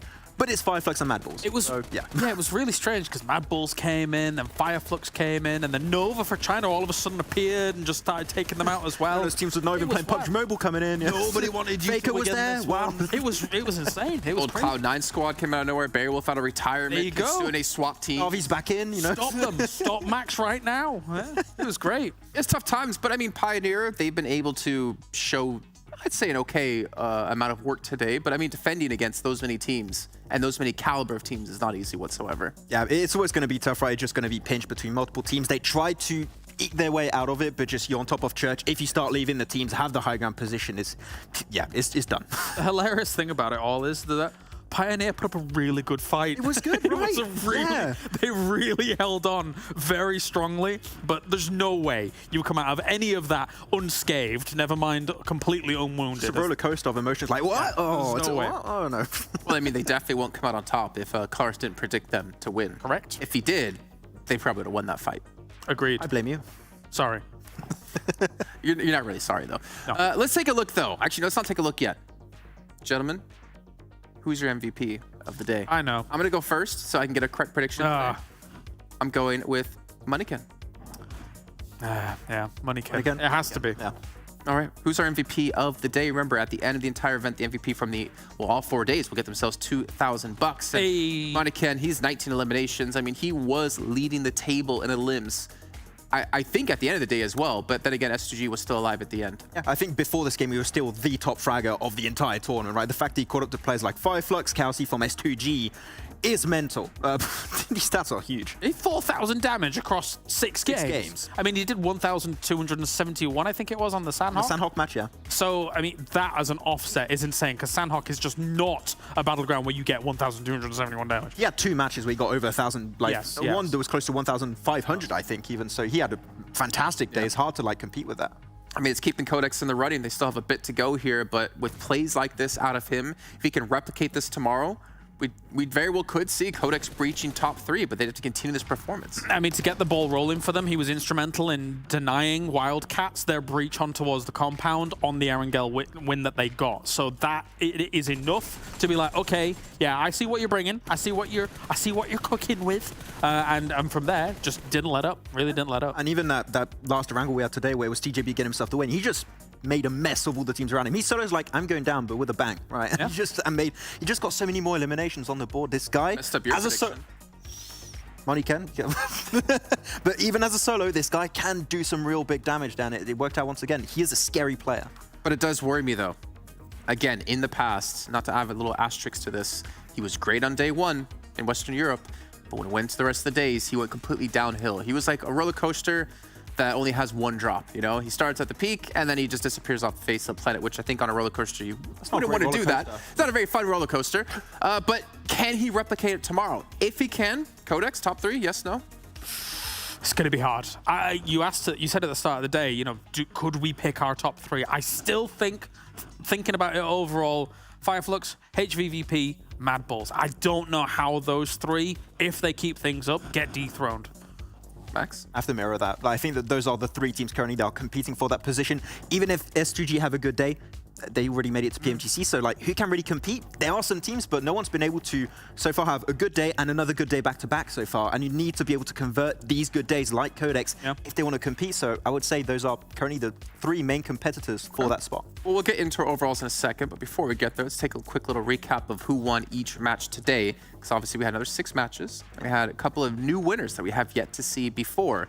For instance, starting things off, OZAROX coming through big here with 10 eliminations, but HVVP, I think that was a stand-up match for me today. That and obviously Erangel, the 3rd match, 20 elims out of HVVP. This team who was getting good placements, not so great eliminations, no chicken dinners, and then bam, they hit us with this, and they hit the lobby hard. We were talking about it all the time, right, Kalaris? You said there's going to be a point where HVVP are going to get that win, and it's going to be massive, and it's going to impact the entire lobby, and it happened on match 2 there, so that was the game that put them back in the racing, right, for the top 3, and this is a team that now we know can close off games if they do that tomorrow. It's hard to predict who's going to be up there. We got on like the 3 main ones that you already thought, but there's a chance one of those 3 falls off and another team just barely below them just overtake them at the end. Well, barely below them. How barely below are the teams? It's easy for me to say. If you take a look at our overalls and see how close it is in the running here for a top 3. Remember, top 3 get into PMGC. First place, $40,000 in their pocket. We can see your 182 points here in the lead. I want to turn my head to see because I didn't catch your lesson time. It is FLUX, HVVP, and MADBULLS, but OZAROX 161, Unicorns Love 160, S2G 155, even Code. Actually, everyone here in top 8, I feel like still can breach top 3. Yeah, I agree. Whether or not they do is questionable, but the point is that it's still doable here. For when you look at Unicorns of Love, again, if they get themselves into late game situations, I think that they can make that top 3. OZAROX likewise. I think that the first position that they got themselves in, okay, but they're still capable, especially when we saw them do the send through to Miramar. So yeah, we'll see. And as you mentioned already, right, Jason, is that roller coaster for QODEX. If they cannot follow up the results of today, I think that very early on in the first maybe 3 matches of tomorrow, if they do not replicate it, same for not only them but also Pioneer, if they don't have a good start of the day, they're already potentially out of the race for PMGC. So it's tough. These teams need to be great out of the gates instantly tomorrow. Otherwise, it's tough. And that's a lot of red arrows. God damn. Yeah. Well, DENİZBANK WILDCATS with that victory, they could put some kind of in the running. I mean, it's 145, I believe, to 136. So behind by about 9 points. So they do have a realm of possibility to qualify, but it would take a very big day tomorrow. However, teams like VIRTUS.PRO, I don't want to say they're out of the running because I have so much respect for this team, but it's starting to feel like it. It does, doesn't it? Especially since we've seen some really good stuff from them. Oh, yeah. So far throughout the 3 days, but because you have to have seen the chicken dinners come through from them. But in some of the other games, they've looked a little bit slow. Even this last game, especially, I do feel like their movement down towards south was just a little bit slow. Like, how are you going to be able to get yourself the chicken dinner or something if it's as urgent as being in the bottom side of this table if you're not being urgent yourself in the game? Yeah, and if you have 2 chicken dinners and you're that low on the rankings, your highs are very high, your lows are unfortunately very low, and that's what we've seen most of the tournament so far. So is there really a chance in that position? Unfortunately, I don't really think so. There could be a big change. It's still 6 matches, like 6 matches. If you have, I don't know, a performance like MADBULLS, 5 wins in 6 chicken dinners. Sorry. Or like Alpha 7 yesterday in Americas. Yeah. If they get something similar to that, it could happen. podium. There is a slight chance, but it's just, it's a miracle at this point that we need to see from them. It's going to be tough, but you know what, gentlemen? It is possible. It's just going to depend on how the matches go tomorrow. Not many matches left to go for any of these teams, for any of their chances to get into our top 3. But for you guys at home, we want to hear what you guys have to say here about the show. There'll be a link posted over on YouTube. Make sure you guys click that. Go check out the survey, because if you do, Maxman might surpass Kalaris in predictions. And for the first time ever in PUBG Mobile history, Max might be our victor. I thought you were going to shave my eyebrows. I was expecting Oh, no. It's just the default answer now. We're going to shave Kalaris' beard, because I think that's more valuable to him than his eyebrows. Nobody wants to see a 34-year-old man look 15 years old, all right? Nobody wants to see I want that. to see the double chin. I want to see it. That's not bad. Oh, okay, you hit real hard with that one. It's terrible. Nobody wants to see the baby face. It's so bad. Actually, we do have some pictures of that. Maybe we can work with that. Matt, if you're out there, you know what to do. But thank you guys again for tuning in. That's going to round out our 3rd day here of the PUBG Mobile Pro League European Championship. There's 1 day left. 6 chances here for 3 teams to make it into PMGC. You're going to find out tomorrow who it's going to be, so make sure you tune in.